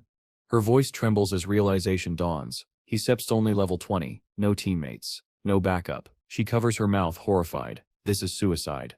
Before Lin Moyu can answer, a group arrives. Xuan stiffens. It's them. The Bile Academy expedition team. They've long sought to break the Tyrant Desert record. At the head of the group is a towering figure, white-haired, masked with a grotesque mouthpiece bearing 4 horns. His armor gleams with gold-tier equipment, and his presence commands absolute silence. Looking back at his comrades, he declares, this time our academy will set the record. Don't fail me. He glances at Lin Moyu and Xuan with disdain. What? Are you two also here to clear the Tyrant Desert? When Lin Moyu ascends the steps calmly, whispers ripple through the crowd. Wait, has anyone ever soloed a large-scale dungeon before? He sets insane. He sets throwing his life away. The white-haired commander sneers. Going in alone? Where did this rookie crawl out from? His soldiers dismiss Lin Moyu as a fool. They prepare for their run, while Lin Moyu enters the dungeon without another word. Inside, the desert stretches vast and endless. Golden dunes shimmer under the sun, hiding danger beneath every step. Lin Moyu releases his summons to scout. Spread out, mark the map. But he knows his remaining 80,000 points won't last forever. Suddenly, an enemy emerges, a desert ghost tree, an elite monster. Its stats are overwhelming. Level 25, Strength 5,000, Agility 1,000, Spirit 2,000, Physique 6,000. Its deadly skill, Deathbind, can immobilize prey instantly. Even so, Lin Moyu remains composed. With a single strike, one of his skeletons slashes the ghost tree down. The reward, 3,000 experience, as much as defeating a boss elsewhere. Even ordinary monsters here rival the elites of other dungeons, he mutters. Cautious. He equips skeleton armor, boosting defense and resistance. He continues deeper until he discovers an oasis. Instantly, monsters stir. From the shadows emerges a massive oasis giant scorpion, purple carapace gleaming under the sun. Not something to approach recklessly, Lin Moyu warns. His skeletal warrior unleashes Rage Strike, striking the beast down. Soon more scorpions fall. Among the palm trees, he spots glowing fruit. Curious, he orders a skeleton to fetch it. It's a desert oasis fruit, capable of instantly restoring vast amounts of spiritual power, but it must be consumed within 5 minutes. No storing, no saving. Lin Moyu bites into one, sweet and refreshing, like a tiny watermelon. His spiritual power surges back at once. He smiles. Perfect for training my mage. Summoning his skeletal mage, he begins leveling the skill. The oasis becomes his training ground. Waves of monsters fall, fruits restore his energy, and his mage grows rapidly. In record time, the skill reaches level 20. Before his eyes, the skeletal mage transforms into a silver tier summon. Its form is majestic now, robes adorned with floating crystals, eyes glowing with power. Its arsenal expands explosive flames, thunderstorm, tornado. Lin Moyu stands proudly beside it. You enjoyed destroying my skeletons, he says. Voice cold, now it's my turn. Around him, 4 skeletal mages manifest, one wreathed in fire, another cloaked in ice, one swirling with tornado winds, and another sparking with lightning. Together, they radiate unstoppable force. And with that, the scorpions of the desert meet their fiery end. 4 skeletal mages spread across the battlefield. One unleashes a swirling tornado, another ignites the ground with fire, while arcs of lightning cut across the sky. The enemies are shredded in an instant, and in the middle of it all Lin Moyu calmly stands, a fruit in his hand, chewing as if watching a show. This is what a large dungeon should feel like, he muses. The oasis glows under a setting sun, painting the desert dungeon in hues of gold and crimson. For a moment, all is quiet. Then movement. Behind him, the sand erupts. Ants, dozens of them, not just any ants, level 26 desert ants, swarming from the dunes. Lin Moyu reacts instantly, summoning skeleton armor as his scythe gleams. So, an ant nest. The situation escalates further when the air shifts. Above, a flying desert ant, level 27, descends, wings beating with terrifying strength. 6,000 in raw power. Lin Moyu narrows his eyes. Flying ants, the queen sips personal troops. Then she must be near. The swarm crashes against him, but his skeleton armor absorbs the brunt of their assault. He smirks. Bullying me because my armor isn't fully leveled. Let's see who's really being bullied. One gesture, and his tornado mage hurls the ants skyward, scattering them like leaves in a storm. From a cliff, Lin Moyu commands, soldiers hunt the queen. The battlefield is chaos. Skeletons and mages rip through the endless tide until finally the enemy commander reveals herself, the Desert Queen Ant, a towering level 29 leader. Her power dwarfs the rest. Strength 9,000, skills that summon entire legions, unleash sonic waves, storm strikes and more. Her figure blots out part of the map, immense and menacing.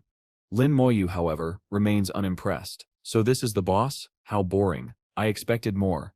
At once, the queen launches a sandstorm, a wave of force equal to his soldiers' sit's might. Lin Moyu braces, his skeleton armor shielding him from the storm. Mages, stall the army. Ground troops, go for the kill. The queen counters with hardened shell and a devastating sonic wave, tearing through his front line. New ant reinforcements flood in. Lin Moyu clicks his tongue. A waste of time. Revive my warriors. Then he sees it, the perfect opening. A cocoon of enemies clustered together. His eyes sharpen. So be it. If that's how you want it, then die together. His scythe lowers. Corpse explosion. The desert quakes. The queen's nest detonates in fire and ruin. When the dust clears, the queen lies dead. Lin Moyu reaps his reward, 800,000 experience, a silver tier weapon, Queen Ant's spear, the Queen Ant's ring, and most importantly, a Queen Ant egg. An egg that, if incubated by a beast tamer, could become an extraordinary summon. His level rises to 78, holding the egg, he smiles faintly. With this my power grows again, but I'm not done, it's time to hunt the tyrant Sip's heart.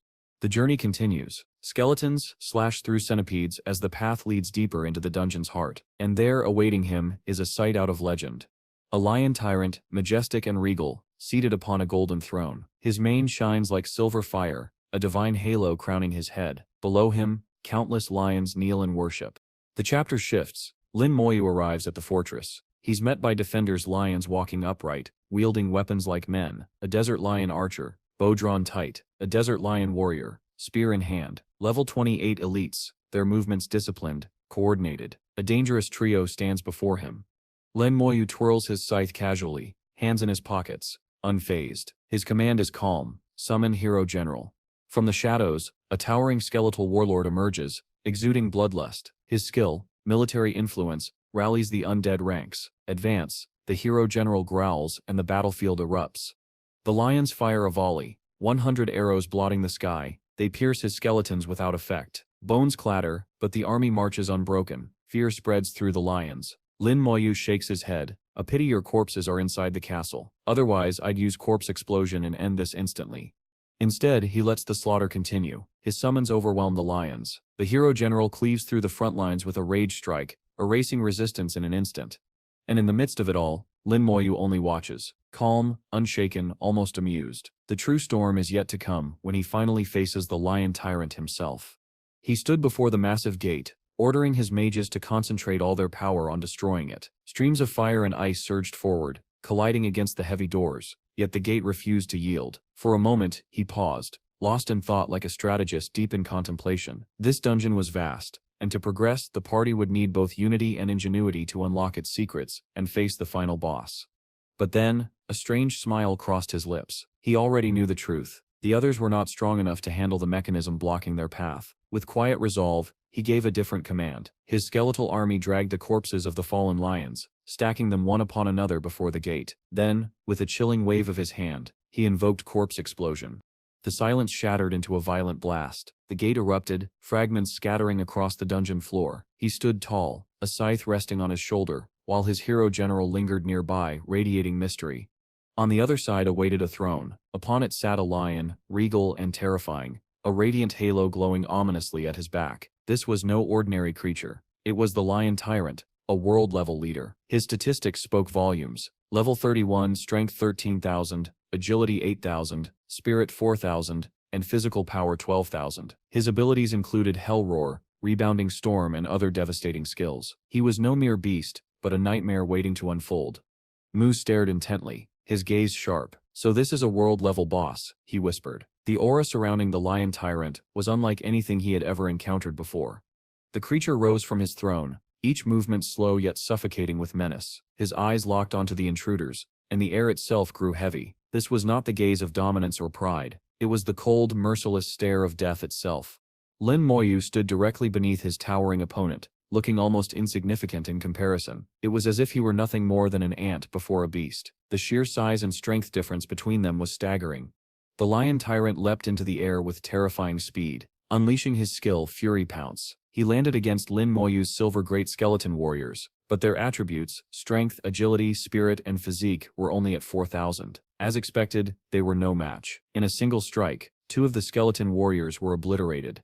The Lion Tyrant's hand ignited with a red flame, and with a fierce roar he cast Thunderbolt, disrupting every effort of Lin Moyu's summons. Even their paralysis attempts were useless. As the beast effortlessly broke free, his rage only grew. With his weapon in hand, he unleashed Revolving Storm, creating a violent tornado. Lin Moyu's summons were caught in the storm like leaves in a whirlwind. By the time it ended, 24 skeleton warriors had been destroyed, the greatest loss Lin Moyu had ever suffered in any dungeon.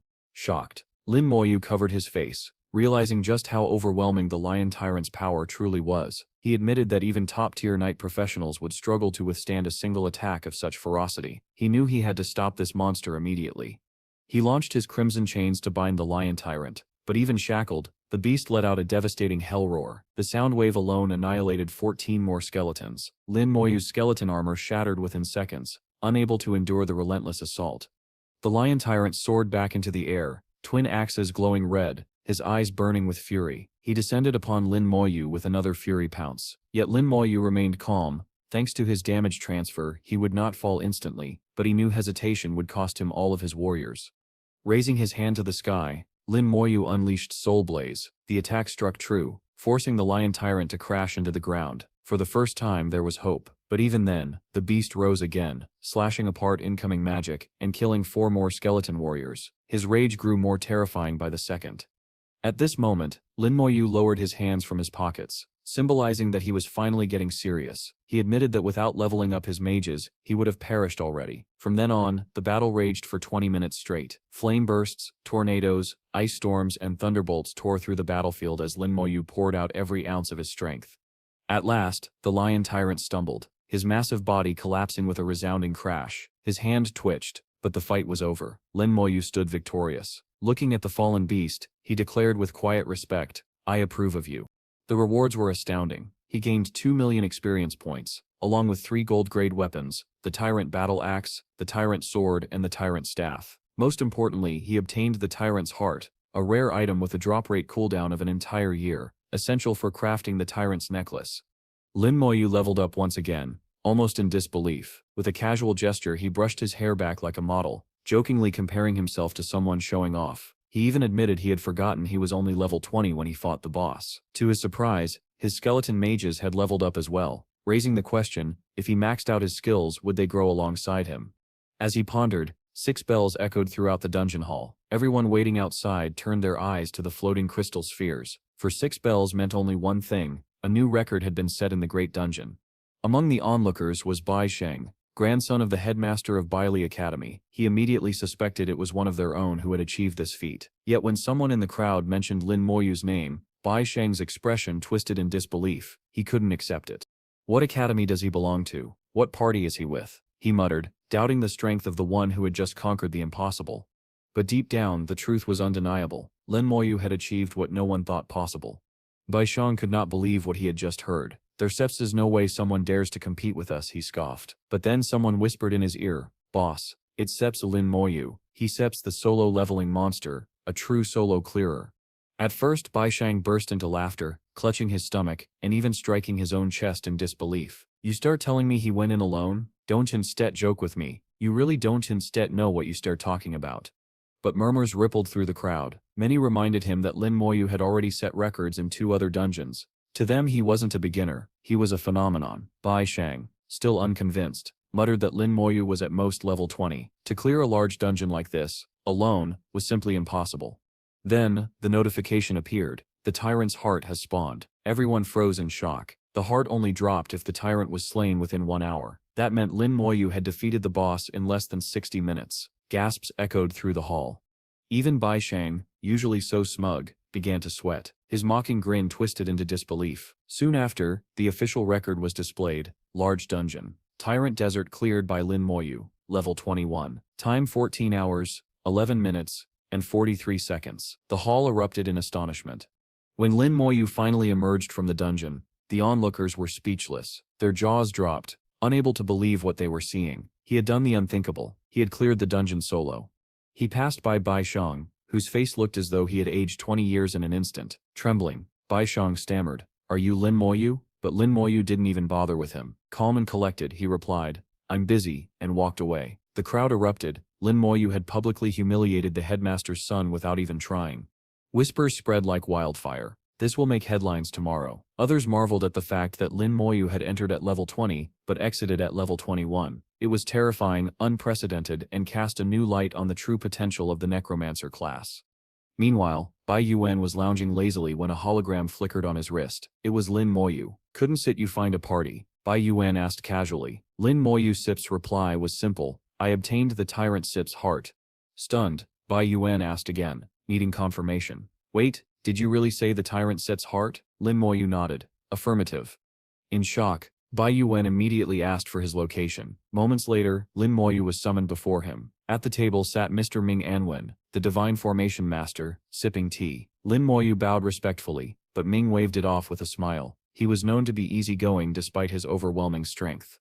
Bai Yuan asked Lin Moyu to present the Tyrant's Heart. When he revealed it, even the great Ming Anwen's expression shifted with surprise. "So you really cleared it alone?" Bai Yuan said. Lin Moyu calmly confirmed it had taken 14 hours. Bai Yuan exchanged a glance with Ming, still in disbelief. Ming chuckled, and reminded Bai Yuan of his promise. Reluctantly, Bai Yuan tossed an item across the table. In Lin Moyu's hand now rested the cooldown talisman, a treasure that would allow him to challenge more dungeons without delay. Bai Yuan then asked, "Are you truly in such a rush to reach the creation seminary?" Lin Moyu gave a firm nod. Not only did he need the experience, he also required contribution points. 3 records had earned him 90 points, but he needed 1,000. It was a long road ahead. When asked if he would accept the next task, Lin Moyu answered without hesitation, yes. With his summons standing silently behind him, he felt a rare sense of optimism. It had been a victorious day. Lin Moyu had gained not only glory and recognition, but also the cooldown talisman. The path forward was opening, and he was ready to walk it. Both Lin Moyu and Lord Bai stood from their seats. Lord Bai advised him to rest, assuring that once the opening ceremony ended tomorrow, he would be sent to the battlefield, and just like that, Lin Moyu had secured his place in the next stage of his journey.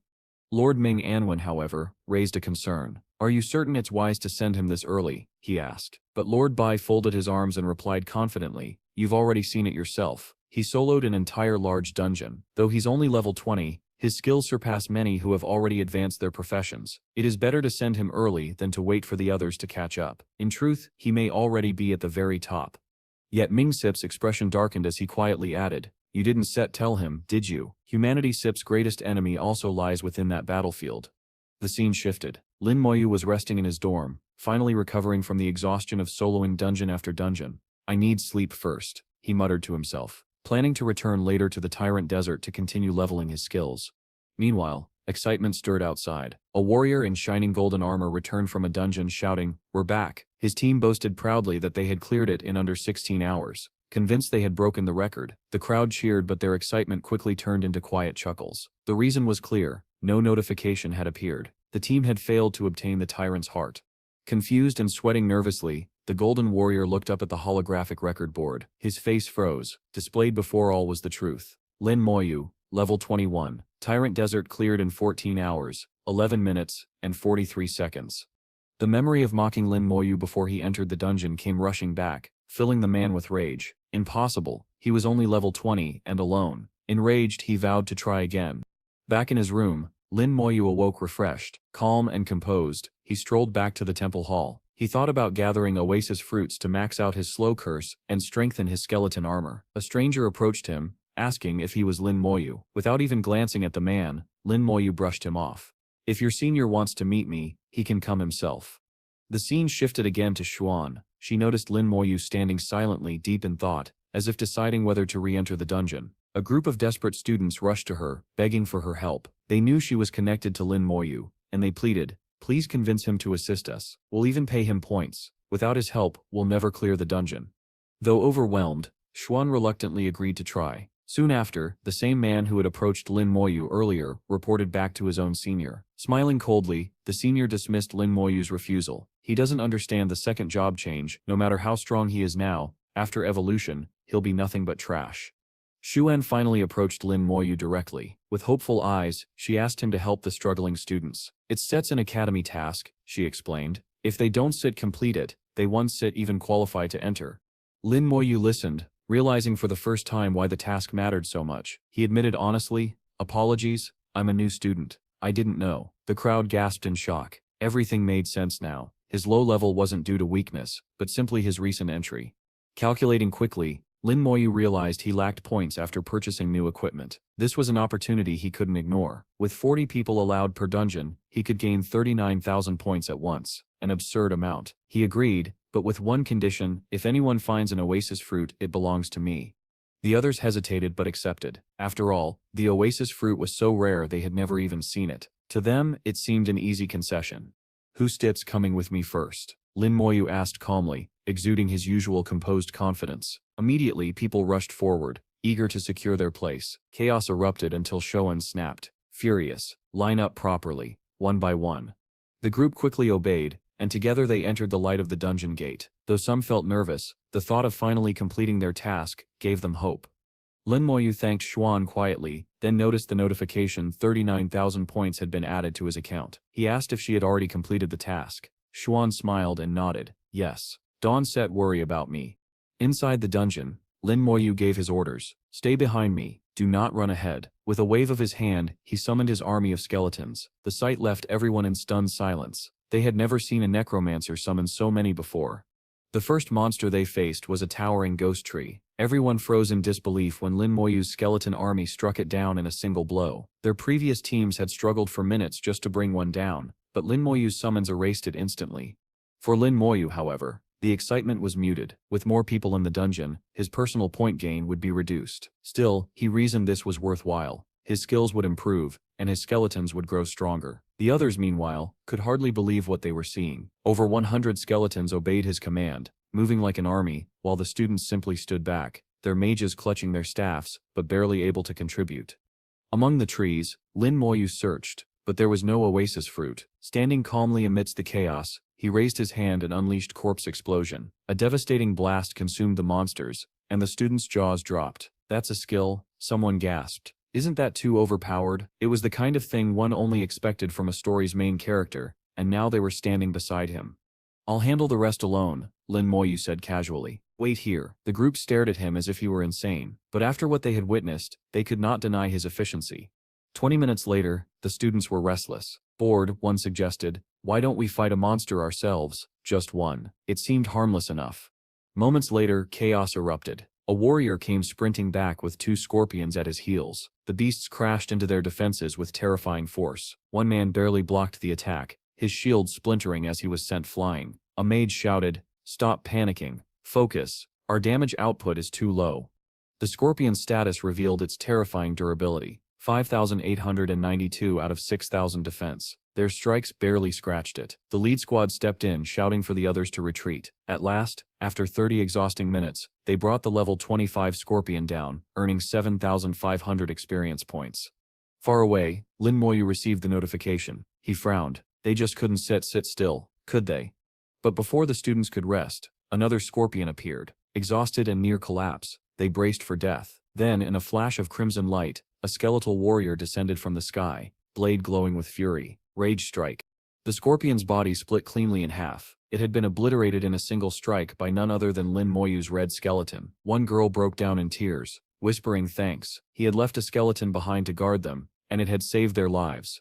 Soon, a wave of notifications bombarded them. Massive XP gains, 8,000 each, dozens at a time. Their disbelief grew into awe. Meanwhile, Lin Moyu faced the queen ant deep in the dungeon. The others warned, "If we don't deal enough damage, she'll shield herself." But Lin Moyu raised his hand once more. Corpse explosion. The queen collapsed instantly, granting him 20,000 experience. The students, watching their feeds, were stunned. "Too fast, he's just speedrunning this dungeon." Rejoining the group, Lin Moyu said calmly, "We start moving to the Tyrant Sit's castle." They arrived at the palace gates, where hundreds, perhaps thousands of lions stood guard. Lin Moyu walked forward without hesitation. "If he clears dungeons this fast," someone whispered, "he could reach level 30 in a month."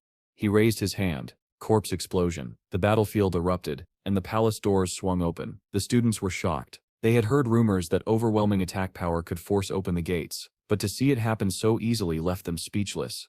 And then it appeared. A crushing aura forced everyone to their knees. From the palace emerged the lion tyrant, towering, terrifying, with piercing blue eyes and a flowing white mane. He looked like a beast ripped from legend. Lin Moyu, hands tucked in his pockets, glanced at him with disinterest. "I stamp in a rush. I stamp will kill you in 5 seconds." The skeletons surged forward. The students, barely able to breathe under the pressure, could only watch. Some even thought for a moment that they too could challenge the tyrant, but one glance at Lin Moyu's casual expression proved otherwise. Moments later, the lion tyrant fell. 50,000 experience gained. Cheers erupted. Some of the students even cried, overwhelmed with relief. The impossible task was finally complete. They could now enter the academy. Lin Moyu simply nodded, emotionless, as if this were nothing more than routine. Using teleportation, he returned them all. The others threw their armor into the air, laughing and cheering, while Lin Moyu stood silent. Xuan approached, gratitude in her eyes. "Thank you, Lin Moyu, for helping them." But shadows lingered. The man who had been sent earlier contacted his senior. "Boss, Lin Moyu has returned." "Good," the senior replied coldly. "Follow him. Find out how he cleared that dungeon." Xuan turned back to Lin Moyu once more. "There are still more groups who need help. Could you assist them too?" Lin Moyu sighed. "Why are there so many of you? You should just get stronger." But despite his irritation, he agreed to guide them. Among the new line of recruits waiting to enter, the spy stood nervously, preparing to report every move Lin Moyu made. After leaving the castle, the group pressed forward into the vast, scorching tyrant desert. The heat shimmered across the endless sands, and Lin Moyu silently prayed there would be an oasis fruit hidden somewhere within. His wish was answered. Beneath a cluster of trees, he found it, the rare fruit that would allow him to strengthen his skills further. With calm efficiency, he devoured the fruit, and then unleashed his skeleton army. Scorpions rose from the dunes, only to be cut down instantly. Even lions prowling the desert were slain as if they were nothing more than obstacles. It took Lin Moyu 7 hours to complete the run, an accomplishment so fast it shattered every record before him. The spy sent by his senior could hardly believe what he was witnessing. He's terrifying. I need to report this immediately. Around him students cried tears of joy, saved once again by Lin Moyu's overwhelming strength. The spy relayed his findings to his superior. The senior, upon hearing that Lin Moyu relied on skeleton summons, sneered. So that's his trick. Without his skeletons, he'd be weak. Just wait. I'll make him pay for humiliating B Academy and stealing that accessory. He won't escape me. His tone suggested he was already plotting a dangerous alliance. Meanwhile, the scene shifted to Jing Academy's dormitories. In a small room sat Sheishu, a face long absent from the story. She reminisced about her father's advice to save points and endure. Though she admired Lin Moyu, she believed he had only 30,000 points. Still, she envied his talent. Knowing he had reached the academy days earlier, she wondered how he was doing. The answer came swiftly. Lin Moyu, far away, was casually eating an oasis fruit like a slice of watermelon while commanding his skeletal warriors. Their reunion was drawing closer. Elsewhere, in a quiet chamber, 3 elders sat around a tea table. One of them, Lord Bai, calmly raised a concern. Across from him, another elder slammed his fist on the table. This was Ning Tian, the dean of Juding Academy, and grandfather to Ning Yi. How can someone with a composite personality like Lin Moyu act so recklessly? Ning Tian demanded. Lord Bai replied evenly. He is indeed carrying 39 students through the dungeon. That SEP's not a service, Ning Tian snapped. That SEP's stunting their growth. They shall never learn to stand on their own. Lord Bai, sipping his tea with a faint smile, countered, perhaps. But Lin Moyu has broken no rules. Many talented students have been denied opportunities over the years, simply because they lacked social connections. This is no different. He is helping them enter the academy. Is that not valuable?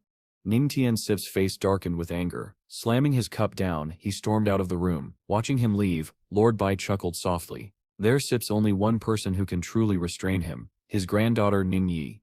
Back in the Tyrant Desert, the artwork itself seemed to radiate heat. Lin Moyu wore skeletal armor that glistened under the sun, casually munching on watermelon slices. Scorpions lunged at him, but he simply cast Slow Curse. Now at level 21, the debuff was stronger than ever, crippling his enemies in seconds. Meanwhile, at the Academy's opening ceremony, an hour before it began, Shashu arrived alongside the Gothic girl Zoom. As they chatted, Shashu suddenly stiffened. She recognized a figure. Zoom leaned in and whispered, "That's Fang Shu. Look at him, such an aura." Fang Shu stood with his berserk greatsword slung across his back, radiating confidence that drew admiring glances. "Long time no see," Shashu greeted warmly. It was a small but meaningful reunion. Then she asked, "Have you seen Lin Moyu?" Fang Shu hesitated before answering. "No, definitely not." Far away, Lin Moyu was busy inspecting a purple status window. He had reached level 22, and the growth was astonishing. Strength plus 30, physique plus 30, agility plus 30, spirit plus 200. He even acquired a new weapon, the Death Sickle, a terrifying blade that pulsed with ominous power. With each level he gained, his skills advanced alongside him. Lin Moyu was not only growing stronger, he was evolving into something entirely beyond the Academy's expectations. After finishing his dungeon run, Lin Moyu teleported back outside, a thoughtful frown on his face. Despite holding an astonishing 350,000 points, he considered it insufficient. Each intermediate grade skill scroll cost 80,000 points, meaning he could only afford 4 at the moment. For most students, that amount would last an entire year. For Lin Moyu, it was merely a week's progress. His ambition stretched far beyond the ordinary. Just then, his watch chimed. A reminder the opening ceremony was about to begin. With a decisive nod, he set aside his calculations. He could earn more points later. For now, the academy awaited. The scene shifted to Juding Academy, its towering structures gleaming like something out of a dream. Students gathered in awe, whispering about their new life ahead. Among them were Zoom, Fang Shu and Sha Shu anxiously waiting. Sha Shu checked her watch impatiently, until Fang Shu suddenly announced, "He's here." Heads turned. Lin Moyu appeared, his aura sharper, heavier than before, still carrying the essence of battle from his dungeon conquests. Students gasped in disbelief. Is that really him? He looks terrifying. But to Shashu and the others, he was still the same familiar figure. "Yo, what sips up, Lin Moyu?" They called Shashu, adding her trademark, "Dummy Lin." Lin Moyu smiled faintly and greeted them. Zoom, curious, asked what level he had reached. Level 22, he answered calmly. The 3 froze in shock. In just a few days he had advanced faster than most could dream. You stir the top scorer, Shashu, sighed. You can spend as many points as you want, but the rest of us, we really have to save. Feng Shu chimed in. You can even use points to reset dungeon cooldowns in the dungeon palace. Lin Moyu tilted his head. Points aren't that hard to earn, right? He had no idea how rich he truly was. 39,000 here, 40,000 there, fortunes that left others speechless. The ceremonial bell tolled, echoing across the courtyard. The announcer step's voice rose above the crowd. Welcome to Juding Academy. Each of you may have been a genius in high school, but that time is behind you. Here, you begin anew. In this academy, there are 3 types of students: ordinary, academic, and top students. If Lin Moyu was measured by these standards, he was not just a top student, he was 100 times greater. The announcer continued, as tradition dictates, freshmen may challenge their seniors during the ceremony. The courtyard stirred with excitement. Seniors lined up at the front, their presence intimidating, their experience undeniable. Some students buzzed with eagerness. This was their chance to prove themselves. Among the watching elders were the 3 great figures, Lord Bai, Mang Anwen, and Ning Tian. They observed silently, weighing the incoming generation. I wonder, Lord Bai murmured, if anyone will dare challenge Lin Moyu. Mang Anwen snorted. No one would be so foolish. Rules were announced. Any skills above level 20 were forbidden to balance the duels. Weapons were drawn, challenges issued, bows clashing against bows, blades against blades. The matches began like miniature anime duels. And then, I challenge you, Lin Moyu. The words cut through the noise. The challenger was none other than Ling Zhen, the very man who had once kicked Lin Moyu from his team. Gasps rippled through the students. Is he insane? Ling Zhen smirked. What Sip's the matter? Scared Lin Moyu? Lin Moyu Sip's eyes narrowed. Persistent as always, he muttered. Then raising his voice, he asked coldly, how many points are you wagering?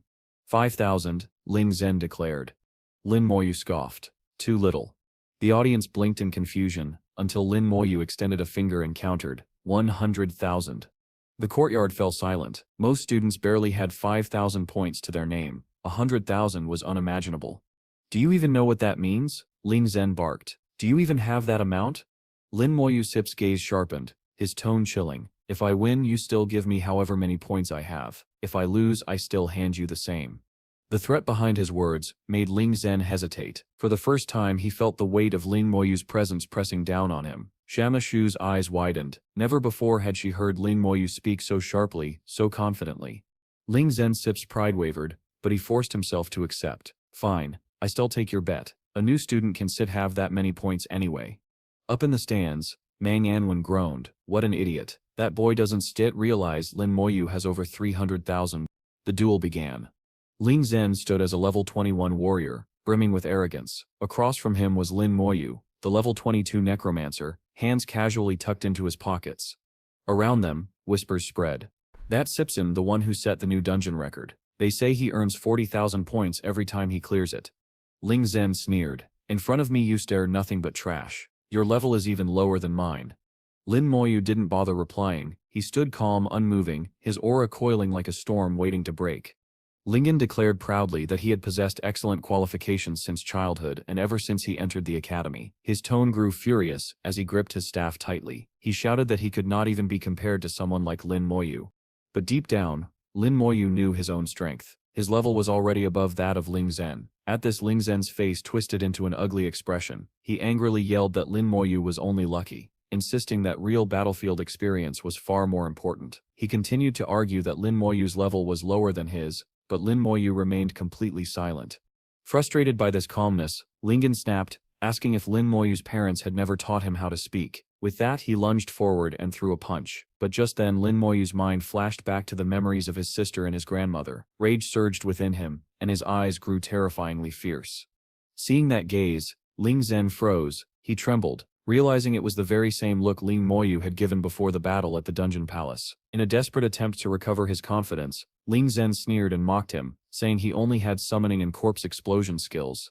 Lin Moyu didn't respond. Instead, he silently called forth one of his powerful summons. As the creature prepared to attack Ling Zhen, the latter suddenly crushed a crystal in his hand. In an instant, Lin Moyu skeletons. Ling Zhen's expression turned almost comical with arrogance as he laughed loudly. Raising his staff into the air, he mocked Lin Moyu, declaring that he was now helpless. Finally, he prepared to unleash a devastating rain of fire spell, daring Lin Moyu to see how long he could withstand its fury. Manhwa explains that the talisman Lingen used is of intermediate grade. This means someone powerful must be secretly helping him against Lin Moyu. Soon after, the talisman attacks Lin Moyu, but he calmly activates his skeleton armor. Standing tall amid the flames, Lin Moyu appears completely unharmed. Lingen, thinking victory is his, bursts into hysterical laughter. He mocks Lin Moyu, shouting, "How does it feel to be burnt alive?" But when he realizes Lin Moyu remains unaffected, his confidence shatters. "This is impossible," he yells in disbelief, unleashing a storm of combined ice and fire attacks. Explosions roar through the battlefield. Boom, boom, boom, yet Lin Moyu does not falter. Lin Moyu looks at him with disdain. "Are you done? Your skills are too weak." Then comes his counterattack. Soul Blaze. Flames of soul energy engulf Lingen. His body convulses, blood streams from his eyes, his mouth. A mere freshman has crushed a senior in an instant. Lin Moyu approaches the fallen Lingen. "You lost," he declares. Terrified, Lingen pleads, "Don't come closer, I'll give you all my points." He thinks desperately to himself, as long as he keeps his life, points don't matter. But the referee reminds everyone of the official agreement. Lingen must pay 358,000 points. The expression on Lingen's face says it all. He is ruined. To pay off this debt, he may spend the rest of his life working. This is why no one should ever underestimate the main character.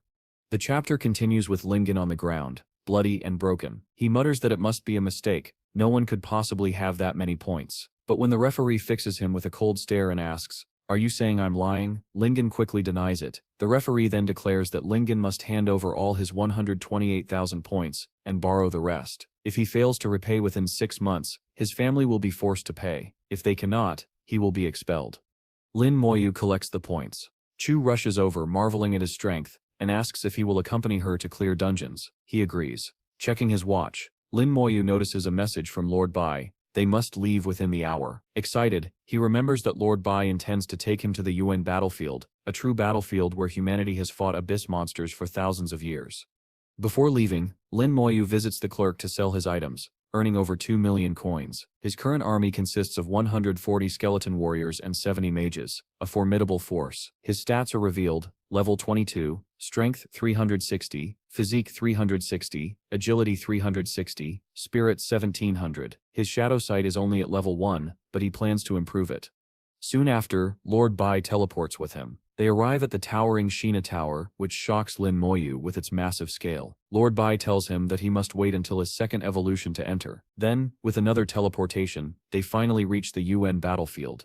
The atmosphere here is ominous. A spinning demonic eye hovers above, chains seal the entrance, and cursed energy fills the air. Even Lin Moyu feels a shiver at the terrifying aura. Cards stand watch, but Lord Bai shows his badge. A golden emblem with a purple-handled sword and 5 stars. With it, no one dares to stop them. They enter the Sergeant Badge processing office. Inside, a man casually types on a laptop, clearly enjoying his leisure. Lord Bai approaches and says firmly, "Make a Sergeant Badge for my companion." The clerk, annoyed by the interruption, shouts angrily and looks up as if to say, "What kind of trash dares to bother me?" But the moment he sees Lord Bai's badge, his attitude changes instantly. He bows deeply, greeting, "Hello, General." Without another word, he rushes to process the request. Lin Moyu places his card on the counter, and the clerk begins working nervously. In his mind, he wonders who Lin Moyu truly is. After all, he arrived with a 5-star Divine General, something beyond comprehension. Soon the clerk hands him the newly forged Sergeant Badge, a golden sword with no stars yet. Lord Bai explains that this badge records the number of abyssal monsters one kills on the battlefield. Lin Moyu finds this fascinating. He also learns the ranking system: white, private, black, sergeant, silver, captain, gold, major, purple, general. The stars on each badge represent military achievements, and the more accomplishments, the more stars appear. Lord Bai's own badge, with 5 stars, places him among the rarest elites. Fewer than 10 5-star divine generals exist in the entire Shana Empire.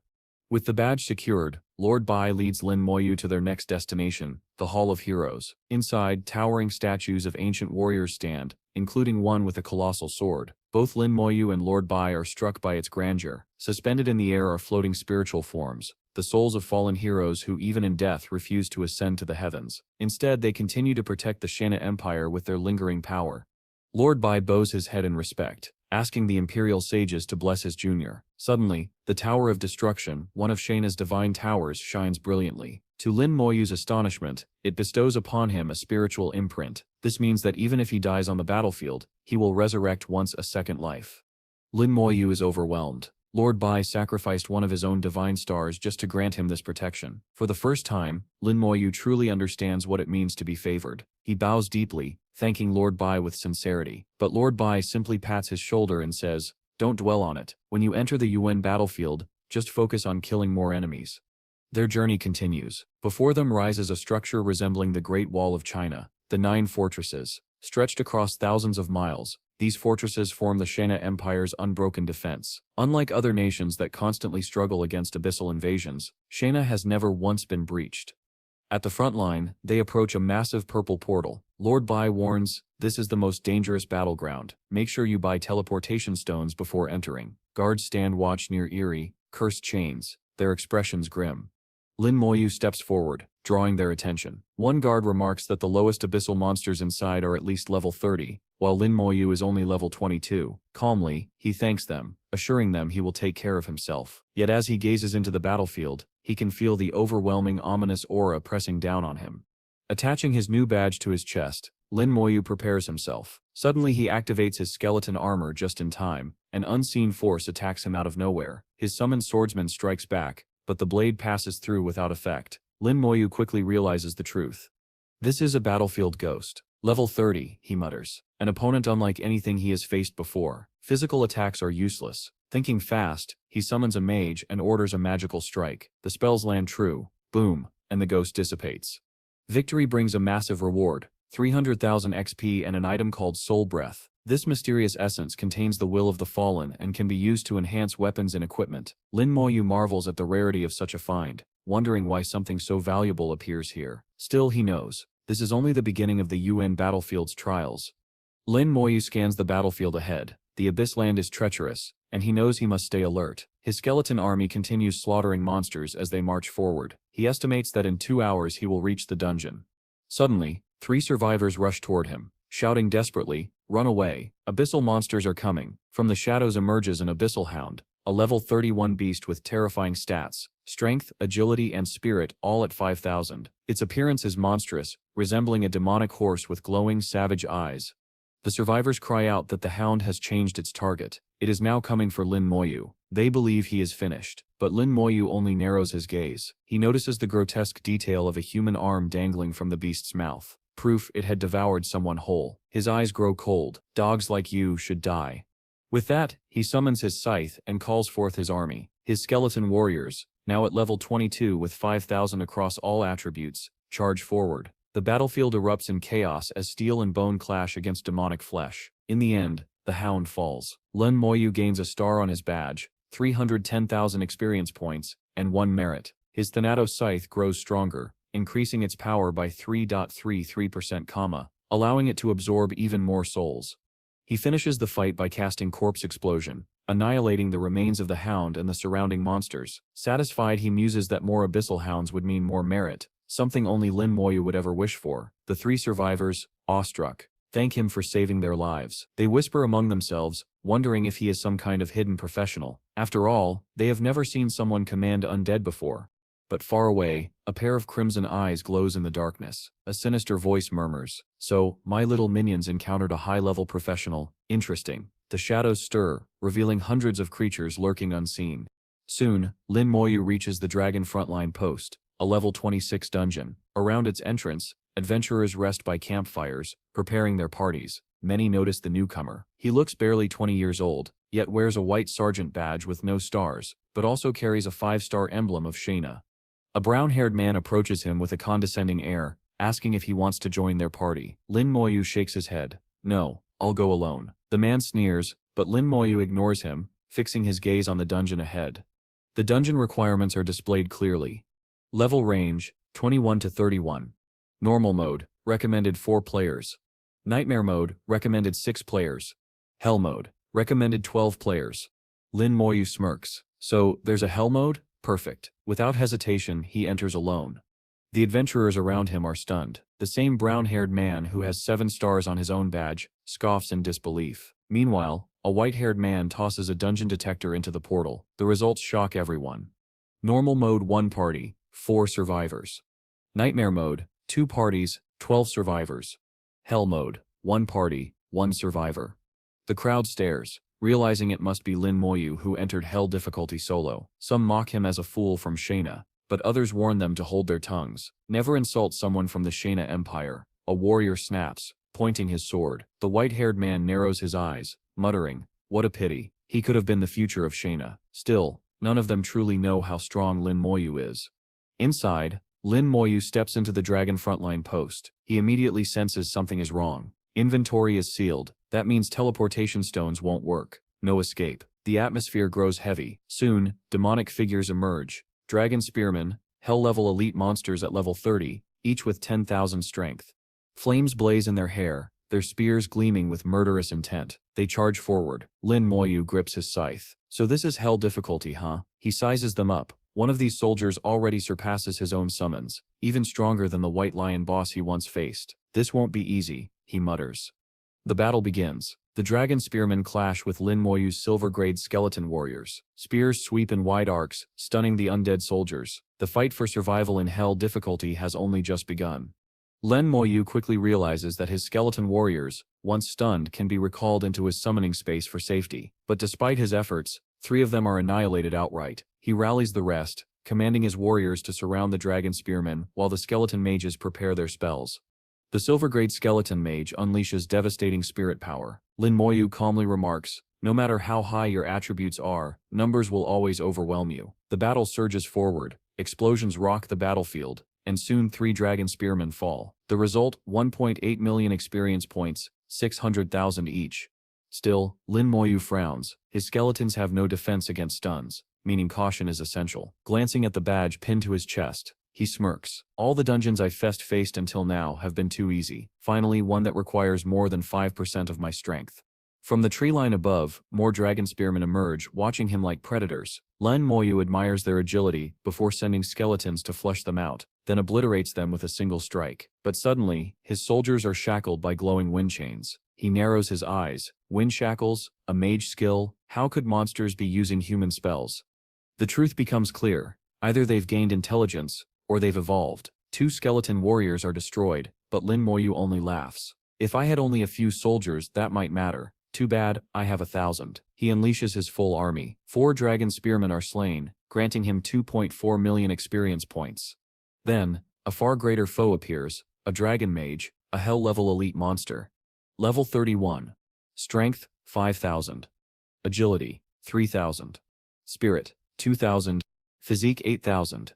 Skills, wind shackles, fire rain. The mage targets his skeleton mages first, showing unnerving intelligence. Lin Moyu counters with soul blaze, turning the tide. The mage falls, dropping rare loot, dragon skin and 620,000 experience points. But the real shock is the dragon horn, one of the 4 rare materials requested by General Bai. The drop rate is notoriously low. Lin Moyu mutters to himself, "So rare, but I'll need to clear this dungeon several more times." He steps over the scattered corpses without a flicker of hesitation. At the next checkpoint, more monsters await. He unleashes corpse explosion, annihilating swathes of enemies, while chaining them with slow curse. Their screams echo, their eyes glowing in yellow anguish. But Lin Moyu remains cold. Skeleton mages, attack. His undead spellcasters obey, their presence dark and foreboding.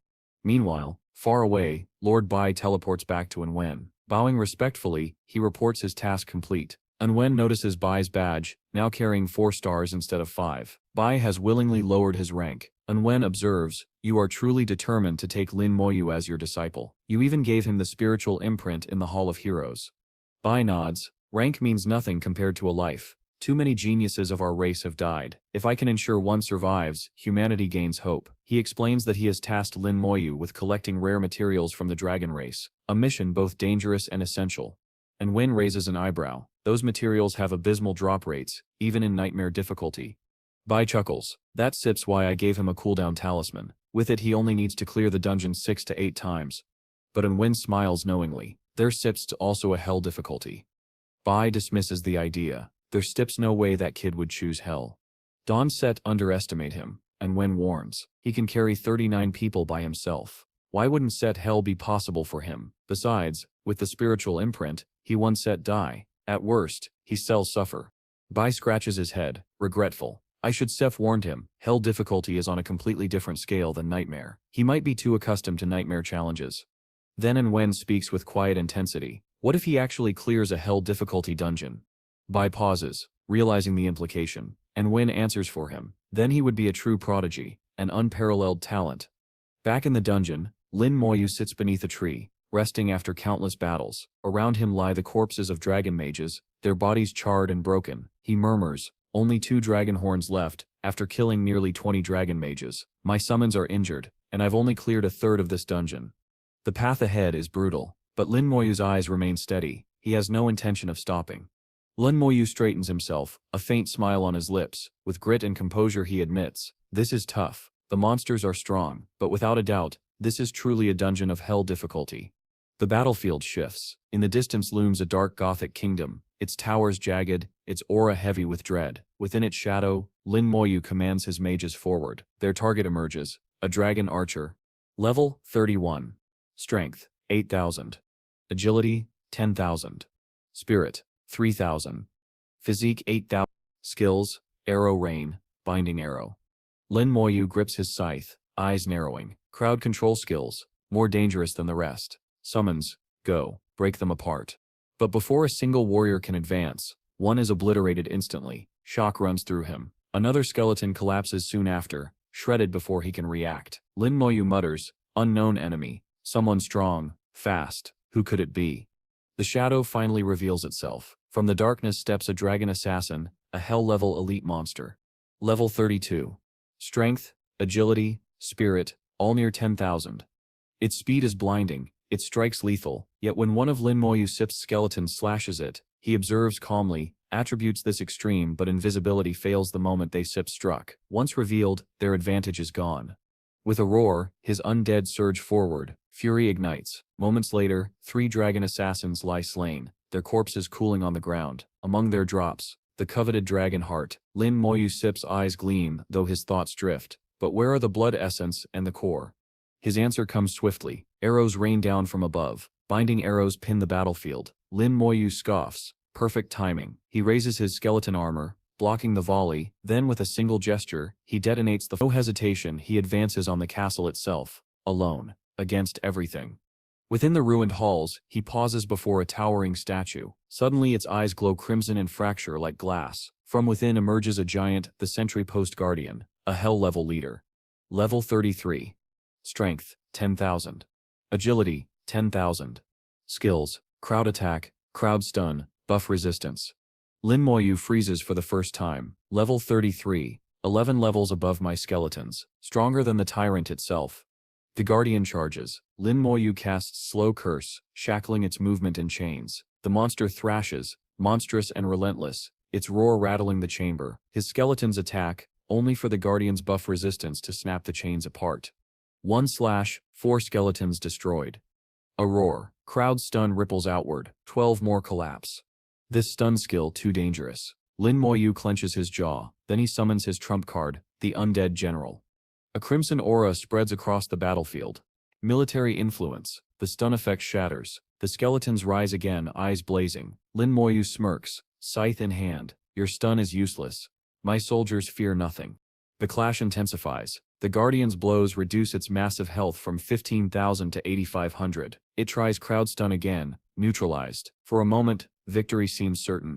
But then, something changes. The Guardian's eyes widen, glowing violently. It launches forward with terrifying speed. Lin Moyu's pupils contract sharply too fast. He counters with Soul Blaze, but the attack crashes through. Skeleton armor barely holds. The explosion consumes the hall. Silence. Then a voice, die. The Guardian falls. Lin Moyu, blood dripping from his wounds, stands victorious. Kill confirmed, Sentry Post Guardian. Experience gained, +3. 3 million. Loot Hell Sentry Post Blade. Gold Hell Sentry Post Shield. Gold Hell Sentry Post Bracelet. Rare loot, 2 Dragon Cores, Hell Difficulty Bonus. Rewards, Job Transfer Certificate, Unique Title, Dragon War King. The battlefield quiets. Among the wreckage, Lin Moyu now carries more than treasure. He carries proof that even hell itself can be conquered. He is left in shock, exclaiming in disbelief that Lin Moyu has truly obtained the title of Dragon War King. He never expected that Lin Moyu would be able to acquire the transfer certificate for the second job so early. Now their boy finally has such an incredible title. He even questions aloud, isn't this unique title of Dragon War King simply far too overpowered? And the answer is yes, it absolutely is. The chapter begins with Lin Moyu already reaching level 23. He notes that the boss is the one responsible for dropping the core, and now that he has gathered more than a quarter of the materials needed, it is time for him to return. Among the items collected so far are the Dragon's Horn, Dragon's Blood Essence, Dragon's Heart, and Dragon's Core. Before leaving, Lin Moyu decides to take a closer look at his attributes after leveling up. His class, Necromancer, remains unique as ever, now standing proudly at level 23 with the grand title of Dragon War King. His statistics are astonishing. He currently commands 210 skeletons out of a maximum of 230. Among them, there are 140 skeleton warriors and 70 skeleton mages, a force that is nothing short of terrifying.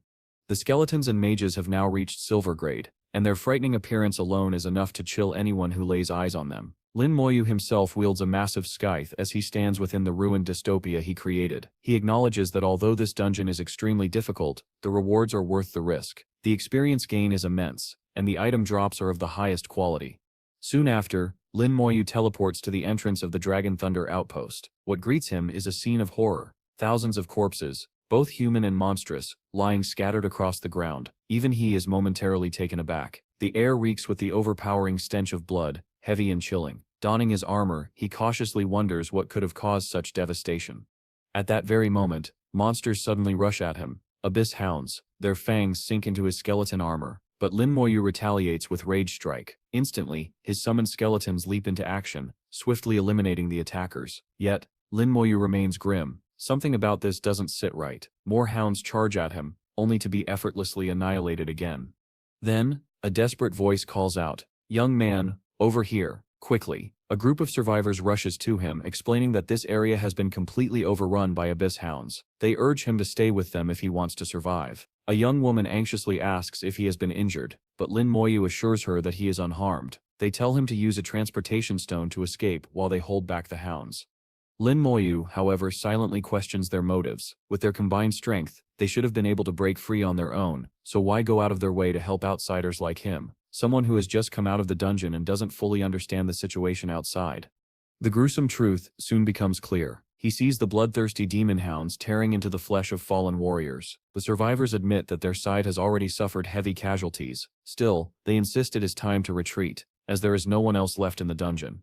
But when they turn to Lin Moyu, expecting him to follow, he only smirks. Instead of fleeing, he raises his scythe high and summons the full might of his necromancer army. His skeletal mages assemble before him, their hollow eyes glowing with eerie light. Their silver-grade forms radiate menace, each one a nightmare made real. Lin Moyu declares with absolute resolve, "I still want to clear this dungeon." And with that, the battlefield trembles as his legion of undead prepares for war. At the back, a fiery tornado erupted, lighting up the sky as countless demon hounds were scattered in midair. The summoned skeletons immediately attacked, slashing through the monsters with a single blow. The two people who had appeared earlier, along with those who believed they were defending Lin Moyu, were left absolutely stunned. They exchanged bewildered glances, muttering in disbelief. Where on earth did all these skeletons come from? All the houses in the vicinity seemed to converge toward Lin Moyu's skeletons, and it quickly became clear that any resistance would be futile. One of the onlookers asked nervously, "Are these all his summons? How can they be this strong?" He remarked that even the abyss hounds were insignificant compared to the sheer power of the skeletons. Lin Moyu, standing firm with his scythe in hand, commanded, "Retreat behind me." Instinctively the others obeyed, their minds clouded with awe and fear.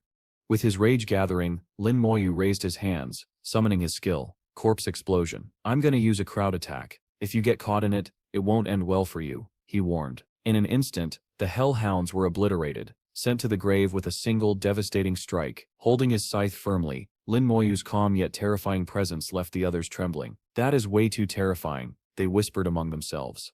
Meanwhile, the NC military Myrid reached 100 points, earning a promotion to What Star Private, and gaining 1,000 points. However, only 5 of those were contribution points. Lin Moyu's eyes gleamed with satisfaction. "No wonder Mr. Bai said I should come to this field," he thought. Beyond that, his legendary Thado scythe had leveled up to level 3, with a spirit of 300, a confident smile spread across his face as he foresaw a bright future. The people behind him murmured in astonishment. He must be a top student at a distinguished academy. No wonder he can solo this dungeon. Then, as realization struck, they pondered further. Wait, isn't this the guy who entered hell difficulty alone, and he actually came back alive? Even the girl and the staff member shook their heads in disbelief. No way he cleared a hell difficulty dragon frontline. Lin Moyu gained another star on his badge, as his Thato scythe leveled up yet again. There seemed to be no limit to his power. He contemplated the possibility of acquiring a new skill, knowing he was nearing level 5. Yet, a shadow of longing crossed his face as he muttered, if only more monsters would appear. Those around him were utterly baffled. The party, finally relieved to be alive, took a moment to rest. The Yuan battlefield is far too dangerous, they admitted. Their leader stepped forward to introduce himself. I am Xin Chan, a level 31 paladin from Sheijing Academy. He extended his hand, showing a badge similar to Lin Moyu's, though adorned with 6 stars. Lin Moyu shook his hand in return. I am Linu, a level 23 necromancer from Sheijing Academy, he replied, smiling faintly. So you stir a fellow junior, which batch are you from?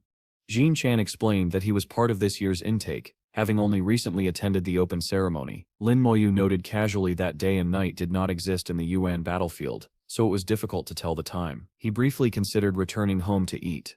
Suddenly a shield clattered to the ground. It was Xin Chan's shield, and both he and his comrade looked distraught. They could hardly believe that Lin Moyu was a new student. Yet when faced with the facts, there was no denying it. Lin Moyu continued to astonish everyone. The party members exchanged wary glances. Are all the new students like this? I can guarantee they are not, one of them whispered, recalling how even the Academy SEP's seniors scolded newcomers. Shouldn't a new student be level 15 or 16? Xin Chan approached Lin Moyu, impressed by his strength. You just entered the academy, yet you possess this kind of power. I am genuinely impressed. Lin Moyu replied modestly, it SEP's nothing, trust me.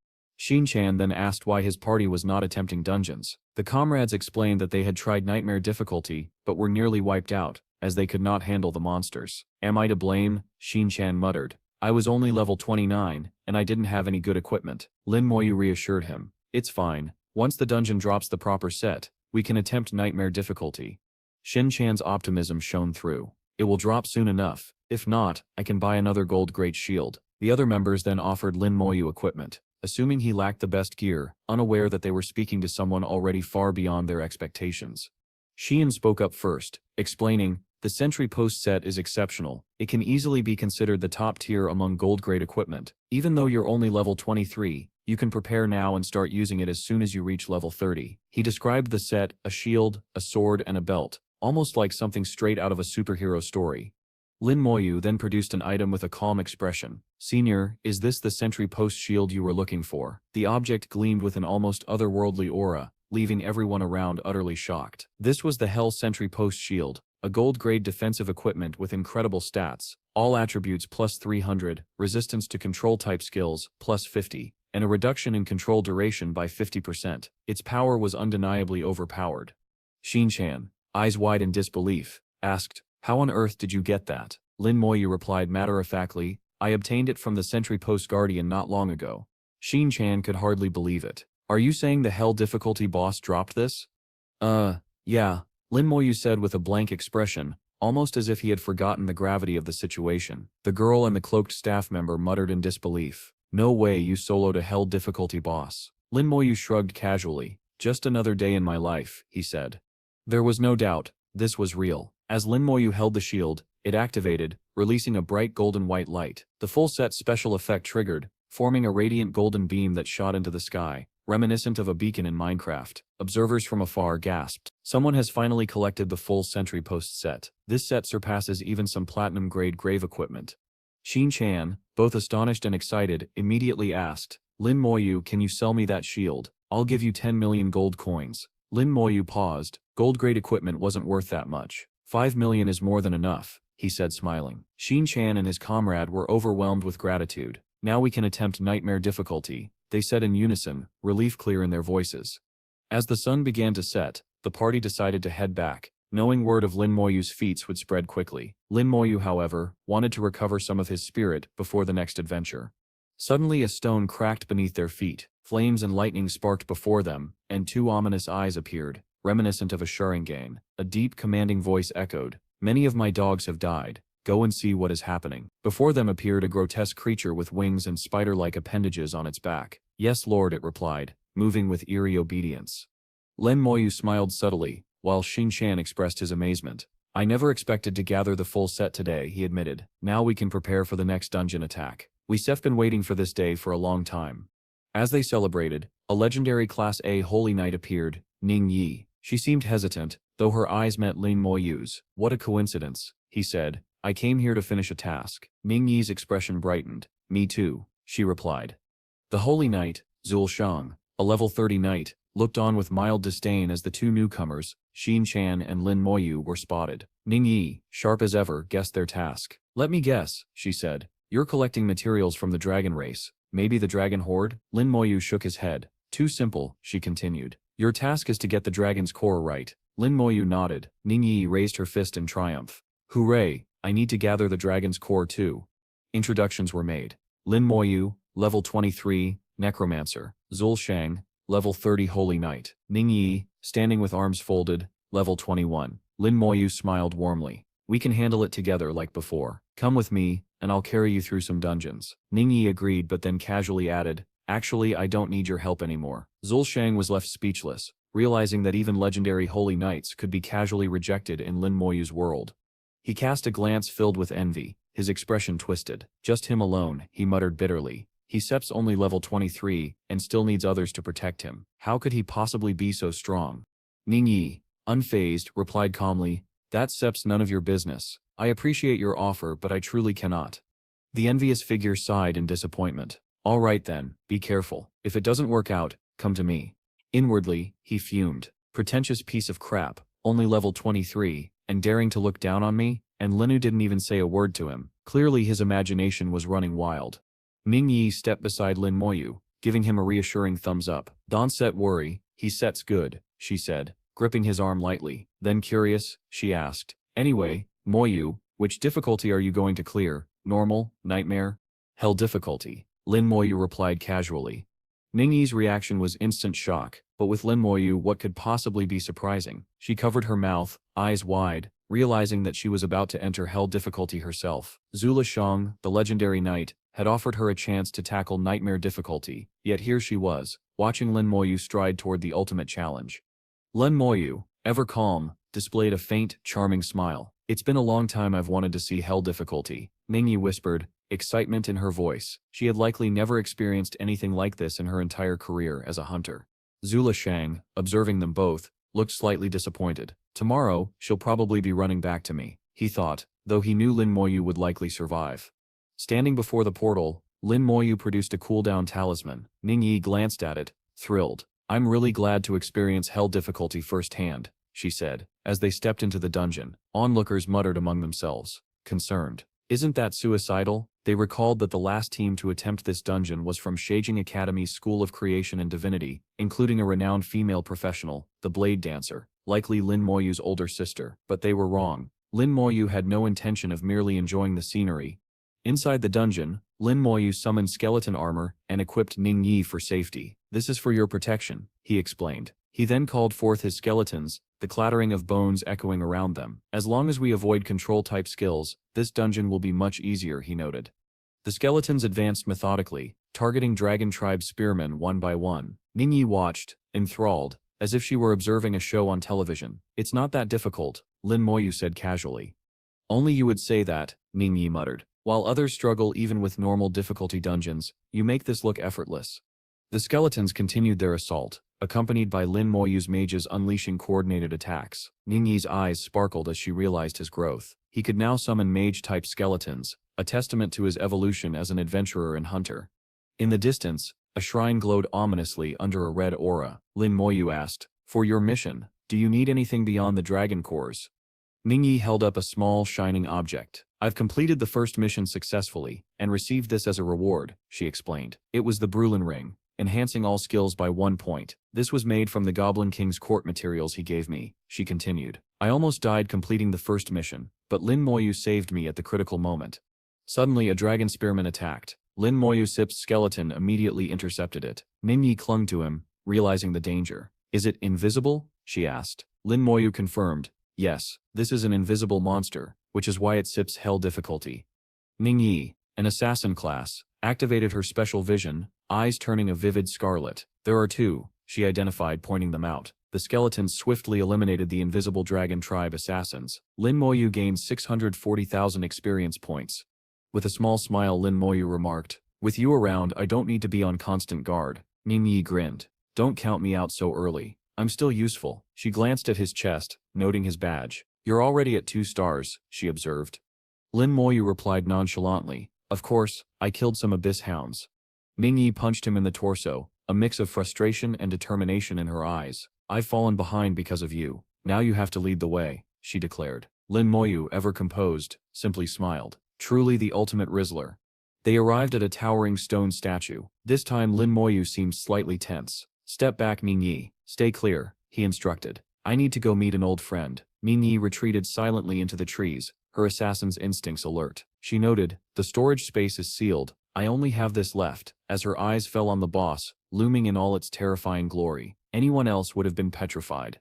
Behind Lin Moyu, his skeletons stood ready, poised for combat. The battle was about to begin, and solo at hell difficulty. Ningyi watched from the safety of the trees, knowing she was about to witness an extraordinary display. Lin Moyu unleashed a slow curse on the boss, wrapping it in shimmering chains. Yet the creature's resistance enhanced, and it easily broke free, retaliating with a group knockback. Ningyi was thrown from her position, clinging desperately to a branch. "No, that's what Momo gave me," she gasped. Lin Moyu summoned Soul Flame, igniting the battlefield. His general war formation activated, shielding his skeletons from the boss's devastating abilities. The boss slammed its massive foot into the ground. Calmly, Lin Moyu recalled all his skeletons. "I wonder if this boss can still play tricks now," he thought. By recalling them to the summoning space, he cleverly avoided the boss's deadly skills. Ningyi, awestruck, whispered to herself. "Even if I told Grandpa, he wouldn't believe me. There's no way he can solo a hell difficulty boss." The skeletons targeted the boss's core with precision. Lin Moyu had already defeated the outpost guardian, gaining 1,650,000 experience, along with a gold-grade weapon, a magic sword, a magic robe, the watchtower ring, and even 2 dragon tribe crystal cores. Ningyi herself received a class change certificate and leveled up without effort, acquiring cores and confirming her advancement. Overwhelmed, she hugged Lin Moyu from behind. "You actually got it?" she exclaimed. "The class change certificate in hell difficulty, only 1 drops at a time. How is this possible?" Lin Moyu shrugged casually. "There's something I need to give you before we leave," he said, producing the Hell Sentry headgear, the final piece of the Sentry post set. They paused briefly to recover, planning to continue later. Meanwhile, the party of Ford, who had received Lin Moyu's gold Sentry set, prepared themselves. "Good thing we have the set now," their knight leader remarked. "Otherwise we'd be in serious danger." The mage added, "But there are still abyss hounds ahead." "We hold out until Lin Moyu arrives," the leader assured them. "Once he does, those abyss hounds will be sent to the grave." Suddenly, a grotesque, glowing monster appeared, its aura reminiscent of Lin Moyu's summons. Ningyi recognized it immediately. "It's not them. These aren't my children," she muttered, looking down at the party with a demonic angelic presence. "If I must, I will consume all of you, along with my abyss hounds." Ling activated aura change and resistance. Aura, creating a glowing yellow barrier around his team. Hundreds of abyss hounds charged toward them. How can there be so many? He wondered, panic rising. Above, the knight shouted, "Watch out, a demon in the sky." The creature descended, triple-edged scythe in hand. "Don't worry," he boasted. "It won't break through my aura." But the moment he attacked, the demon's strike completely shattered his shield. "How is this possible?" he gasped, blood spilling from his mouth. The so-called legendary Holy Knight had been utterly crushed. The mage beside him shook his head. "I thought a legendary profession would be stronger." The monster, level 36 but unnamed, towered over them, exuding raw menace. "What should we do? We can't win," someone whispered, desperately hoping Lin Moyu would arrive. At that exact moment, the signal was sent. A shadowy figure crashed into the battlefield. Lin Moyu and Ningyi appeared just in time, teleporting to intercept the monster. Black aura radiated from Lin Moyu as the demon's eyes locked on him. "It's you, the one who killed my children," the creature hissed, preparing to strike. As soon as they arrived, Ningyi looked up, and Lin Moyu followed her gaze. With a fierce motion, she swung her scythe at him, but he emerged from the smoke unscathed. "What the heck is wrong with you?" he asked calmly. Infuriated, she launched a relentless barrage of punches and attacks, yelling, "Why can't I touch you?" Lin Moyu remained composed, summoning Soul Blaze while clad in skeleton armor. Flames erupted, burning her as she attempted to fly away. "I will definitely kill you," she screamed. But Lin Moyu's strategy was flawless. He cast Slow Curse, binding her in shimmering chains. The Abyss Hounds slowed under the effect as well. Ningyi could hardly believe that his ability could influence such a wide area. The monster hovering above cursed in frustration, but Ningyi, from her vantage point, couldn't help but laugh at the audacity of Lin Moyu. He summoned his skeletons, and it was over. They leapt forward, slicing the Abyss Hounds and the airborne monster alike. Lin Moyu calmly activated Corpse Explosion, sending the remaining enemies to their graves. Standing casually with one hand in his pocket, he surveyed the fallen foes. "Do better next time," he remarked as he stepped over the defeated monster. Although it was a level 36 Abyss monster, he only gained 360,000 experience. Still, he received 50 military merit points, and an Abyss monster blood essence, containing energy that alchemists and blacksmiths could use to strengthen equipment. Turning to Ningyi, he noted her astonishment. She had never expected to earn so much military merit. Lin Moyu had been upgraded to a 5-star private, obtaining 1,000 points, though only 5 contributed to his official tally. His legendary Theto Scythe had reached level 7 with 2,100 spirit. Ningyi smiled, hugging him in gratitude. "It's all thanks to you that I completed my task so quickly," she said. They celebrated quietly, the tension of the battlefield giving way to a moment of shared triumph.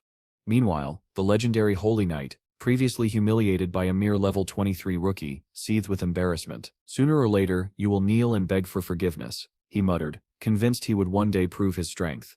Lin Moyu, standing tall, checked on the guards. "Is everything okay?" he asked. The knight assured him thanks to the gold sentry shield he had been given, they were safe. Looking around, Lin Moyu noticed the aftermath. Hundreds of Abyss Hound corpses littering the area. The Holy Knight confirmed it had been his distress signal that drew reinforcements. The guards approached Lin Moyu, recognizing him as a 5-star private. "Well done, young man," one remarked.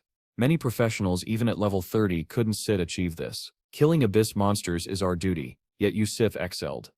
As the celebration continued, mysterious figures emerged from the shadows. One stood out, a legendary professional, a divine summoner, riding a radiant white Pegasus. The guards whispered in awe. Ningyi observed her closely. The summoner had noticed Lin Moyu's ominous green aura, the unmistakable mark of a powerful necromancer. "That aura, I really hate it," she muttered, giving him a sly, challenging look. Ningyi noted the summoner's presence. She was a 4-star lieutenant, seeking something rare. The Nirvana crystals. These highly coveted materials increased the probability of class evolutions, allowing professionals to refine their second job paths and even achieve a rare chance at class evolution. Everyone present realized the gravity of the moment. Lin Moyu had just attracted attention from one of the battlefield's most formidable figures. Lin Moyu listened carefully as Ningyi explained the potential of Nirvana crystals. "For your profession, as a paladin," she said, "there's a very slim chance you could become a holy knight, but with the help of Nirvana crystals the probability increases greatly." She continued, describing the perils of the Yan battlefield. Deep within its shadows lurked a fearsome monster known as the Battlefield Wraith, a creature enveloped entirely in darkness. Lin Moyu's calm demeanor never faltered, but Ningyi explained further. She knew of the Battlefield Ghost King, a world-class boss guaranteed to drop Nirvana crystals. "It's nearly impossible to defeat," she admitted, glancing at Lin Moyu. He pondered silently about a certain legendary professional he had encountered earlier. Why would someone already at the peak want to change their class? The second job change required level 40, and the next tier demanded 70. Could there be even higher levels beyond what was known as a legendary profession? Ningyi spoke up again. "I am a rare profession, a shadow assassin. I'll also need to find my own Nirvana crystals when the time comes." Lin Moyu smiled, his hands in his pockets, silently agreeing. Suddenly 2 glowing red eyes appeared in the darkness, accompanied by a deep, chilling voice. "The Abyss Hounds are dead again. Even the demon dogs had fallen instantly. Humans, the situation is strange," the voice muttered, preparing for another strike. In the distance, 4 shadowy figures approached. They were heroes, debating the disappearance of the Flame Demon King. "Did it throw a tantrum?" one asked nervously. "Isef reported everything. Someone higher up will have to deal with this. I don't want to face it alone." Back at Beiwan, Mangan Wen looked at Lin Moyu's accomplishments in astonishment. "In just 2 days he's already a 5-star private," he marveled. Lin Moyu had annihilated countless Abyss Hounds, even defeating the Abyssal Dog Demon. "He really is the ultimate Rizzler or the ultimate Rainainer," Mangan Wen added, impressed. Bayan, witnessing the events, realized the tournament would be far more interesting with Lin Moyu around. The young necromancer's presence alone was enough to turn the tide of any encounter. Mangan Wen smirked, imagining the reaction of the old guard, Olding, whose mustache would twitch furiously at such developments. Meanwhile, Lin Moyu had just defeated the Watchtower Guard Demon, earning 1.65 million XP. From its remains, he obtained a Hell Century longsword, Hell Century leather armor, a gold-grade accessory, the Hell Century's ring, and 2 dragon cores. Ningyi's eyes widened as she realized how powerful Lin Moyu had become. Thanks to him, she now possessed nearly a full set of the Century equipment. Demonstrating his thoughtfulness, Lin Moyu equipped Ningyi with armor for protection, ensuring she would be safe in future battles. Better to be cautious, he advised, and Ningyi, smiling, acknowledged his wisdom. With careful planning, they farmed a few more times, hoping to complete the entire Century set. Lin Moyu effortlessly carried Ningyi through the dungeon, teleporting back near their allies. From afar, they witnessed a massive Shikigami, a hulking, muscular creature pulling a carriage. Esteemed individuals disembarked, preparing to challenge the Hell difficulty. Among them was the Dragon War King's entourage, 11 powerful adventurers, including the Shikigami summoner. Lin Moyu immediately recognized the seriousness of the situation. The main figure, Omogako, introduced himself, a level 30 from Y country. Lin Moyu responded in kind, Shena Empire, level 24 necromancer, Lin Moyu. Omogako's comrades laughed in disbelief. Level 24 already? He didn't even mention coming to the Yan battlefield. Is he on a suicide mission? Yet Omogako's own awe grew. In just a few days, Lin Moyu had risen from level 17 to 24. His skeletons had grown stronger alongside him. If we don't eliminate him now, Omogako warned, it'll be impossible to kill him in the future. But his comrade cautioned him, don't act rashly, we're still on Shinshi grounds. The tension was palpable, as all recognized the inevitability. Lin Moyu was no ordinary adventurer. He was a force that could not be underestimated. As Lin Moyu glanced behind him, a dark, calculating smile spread across his face. I know, he murmured, but in the future I won't let him escape. His words carried the promise of a challenge yet to come. He added with quiet confidence, let's meet again in the competition, and I hope, before the end of the dungeon, you won't disappoint me when that time comes. Ningyi, noticing the growing crowd around them, realized the moment wasn't right for further confrontation. He's running away, she muttered, understanding that discretion was the better part of valor. With that, the group prepared to move on, leaving behind only the echo of Lin Moyu's promise and the tension of battles yet to come. Lin Moyu, a smug grin tugging at the corner of his lips, remarked confidently, it doesn't matter, even if I were alone, I would never be scared of him. Another classic display of his unshakable self-assurance. He continued, eyes gleaming with anticipation. In the world of professions, a global competition is held every 5 years. Battle, support, and tank types all have their own tournaments, but the most exciting by far is the battle type competition. He explained that this grand event would take place in China, drawing countless professionals from across the globe, all eager to test their strength. Ningyi, eyes sparkling with determination, turned to him. In my opinion, Moyu, you won't be able to run from this, she said. She leaned closer, urging him with a persuasive smile. Come on, let's sign up. We need 5 people for the team competition, and later we can search for the rest. And for the solo competition, the rewards are incredible. Lin Moyu Sip's curiosity was piqued. There Sip's a solo competition? I wonder what the rewards will be. At that moment, Ningyi glanced at her badge, which began to glow a brilliant yellow. Lin Moyu Sip's badge mirrored the same glow, and soon everyone on the Shina battlefield saw the same phenomenon. Alarmed whispers spread. Don't Sips tell me the Abyss monsters have launched an attack. A notification echoed across the sky, and as Lin Moyu and Ningyi looked upward, all the Shana professionals began returning to the fortress, gathering in preparation for what was coming next. All Shensa professionals were instructed to return and gather immediately. 2 figures stood nearby, filled with worry and curiosity, wondering if this was truly the cohesion that kept the Shensa Empire strong. For the sake of their country, they knew they would never act recklessly. Suddenly, they teleported in front of a massive temple, its grand staircase stretching before them. Will, turning to the knight beside him, asked, Hey, what's happening? The knight pointed forward. Look at the Demon Watcher, he said. It's observing the direction from which the monsters are attacking. This means a large number of them are coming. Indeed, the Watcher glowed ominously, signaling the impending threat. The group then found themselves in front of the towering fortress walls. Lino Yu spoke gravely. The Demon Watcher is far more powerful than we imagined. Every large-scale battle is commanded by it. Even the strongest individuals must submit to its deployment. Players familiar with Balarin might recognize its presence as akin to the immortal rank. Orders echoed throughout the fortress. All professionals below level 30 were instructed to ascend the walls, while Lino Yu and Ni were teleported into position. Form your own teams immediately, the command rang out. No one below level 30 may exit the fortress. Ni glanced at Lin Moyu and smirked. With Lin Moyu here, we probably don't need anyone else, he said confidently. Atop the wall stood Nong, a level 16 Legion overlord. Murmurs spread among the crowd. Look, it's Sit's knee, the one and only knee of the knee family. He is the most important presence in the Legion. Nong raised his sword high and declared, "My commands must be followed. It is time to form our legion." His black hair framed a strong face, accentuated by a neatly kept beard and striking armor. "The legion has formed. I am your commander. You are all teammates. Your skills will never harm one another, so unleash them freely." With a powerful slam, he drove his sword into the ground. A blinding yellow light surged across the assembled forces. Notifications rang out. Overall blessings plus 50. One warrior felt his strength increase fivefold, gaining elemental resistance, a 30% boost to magical damage, and the ability for his physical attacks to absorb life for self-healing.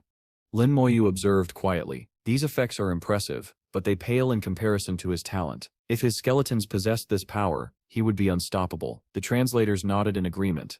"Look up," Ni said, pointing toward the sky. There, Moyu, a level 39 divine summoner, hovered atop her Pegasus, ready for battle. Hundreds of abyss hounds were closing in, but her morale-boosting aura lessened fear and strengthened her allies' resolve. With a swift command, Moyu launched her attack. The abyss hounds were thrown violently aside. One demon growled, "What an incredible strike. Now it is time to die." Her Pegasus and summoned allies crushed wave after wave of enemies, clearing the battlefield with precision. Meanwhile, Lin Moyu's skeletons leapt from the walls, engaging the abyss hounds directly. Observers whispered, "Those are Lin Moyu's skeletons. They're actually reducing the pressure on us." One by one, the skeletons subdued the demons. Even the flying abyss drog couldn't escape their coordinated assault. However, distance proved a challenge. The morale-boosting mage noted, "I cannot heal him. He's too far away." Lin Moyu, watching from the walls, remarked, "A level 39 professional acting as vanguard shows that, aside from Nishang, there may be no other level 40+ professionals here. Casualties will be severe if this continues." Moyu met Lin Moyu's gaze and nodded. The message was clear, it was time to join the fight. She approached Nishang and requested permission to leave the fortress and engage in battle. With a smug grin, he approved. Lin Moyu readied herself, fully aware that every second counted. "I cannot waste time," she muttered, gripping her side. "I need to gain more merit and experience." Nearby, the knight fought valiantly, but his thoughts were interrupted. "Why is Lin Moyu here?" he wondered.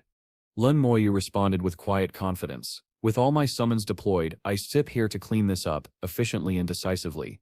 The flying demon, having spotted its target, commanded its forces to attack. Hundreds of abyss hounds surged forward, but Lin Moyu's chains immobilized them, her slow curse binding foes and turning the tide of battle. The knight and his allies watched in awe. As expected from Lin Moyu, one said, witnessing the skill firsthand. And just like that, the battlefield shifted dramatically. What kind of skill could have such an overwhelming effect? K was a curse-type skill, and Mu smiled as she said, "My corpse explosion skill can be used to its fullest potential on a battlefield filled with corpses." Immediately, waves of abyss hounds were thrown into chaos. Explosions rocked the area, scattering enemies and leaving devastation in their wake. Mu's eyes widened in awe. Who in the world is this human? She wondered. Just then, more abyss hounds appeared, and the notifications flooded the screen. Though none could read the language, it was clear that countless monsters were approaching. Mo Yun's eyes shone with determination as she unleashed a massive explosion. "This is that guy's skill, such terrifying power," she exclaimed, suspecting that he might have already reached his second job change. The knight heaved a sigh of relief. Thank goodness Junior Lin is a student of Shaking Academy. Those standing behind him whispered in disbelief. How can a necromancer class be this strong? Lin Moyu raised his voice, declaring, "I won't let a single one of you survive." Two lasers shot from his eyes, piercing through a skeleton and its torso effortlessly. The deadly beams then targeted Lin Moyu himself. He raised his skeleton armor, but it shattered almost instantly. Only 2 seconds passed before he realized the attack's overwhelming power. Using his damage transfer skill, he tried to negate the damage. In the process, 124 skeletons were destroyed, highlighting just how lethal the attack had been. The assault pressed forward, attempting to breach the barrier, yet, the Demon Eye Navigator shone brilliantly, countering the attack. Lin Moyu gritted his teeth, muttering, "You'll die by my hands." Meanwhile, he collapsed to the ground beside Mia Yi, who asked if he was okay. "Definitely not," he admitted, reflecting on the Abyss King's strength and the destruction of his formation. The fact that his armor had lasted only 2 seconds was a stark reminder of his luck and skill in surviving. The Abyss King Sep's eyes glowed ominously, and in his mind, Lin Moyu vowed, "Just wait, I shall return and absolutely destroy you." Victory was declared. The general announced the distribution of military merit. In the short but intense battle, 10,000 abyss hounds and dog demons were slain, earning 20,000 military merit points. Mud received 500 merit, which was already impressive, but Lin Yu earned 3,500 points, an astonishing amount. Mo Yun glanced at him with admiration. I'm really envious of those points, she admitted, though she acknowledged that without Lin Moyu, they might not have been able to defend successfully. It was clear that he was no ordinary fighter. The Royal Holy Knight himself reflected, I have a legendary Holy Knight class, yet I am far below his level, a harsh reality check for anyone who underestimated him.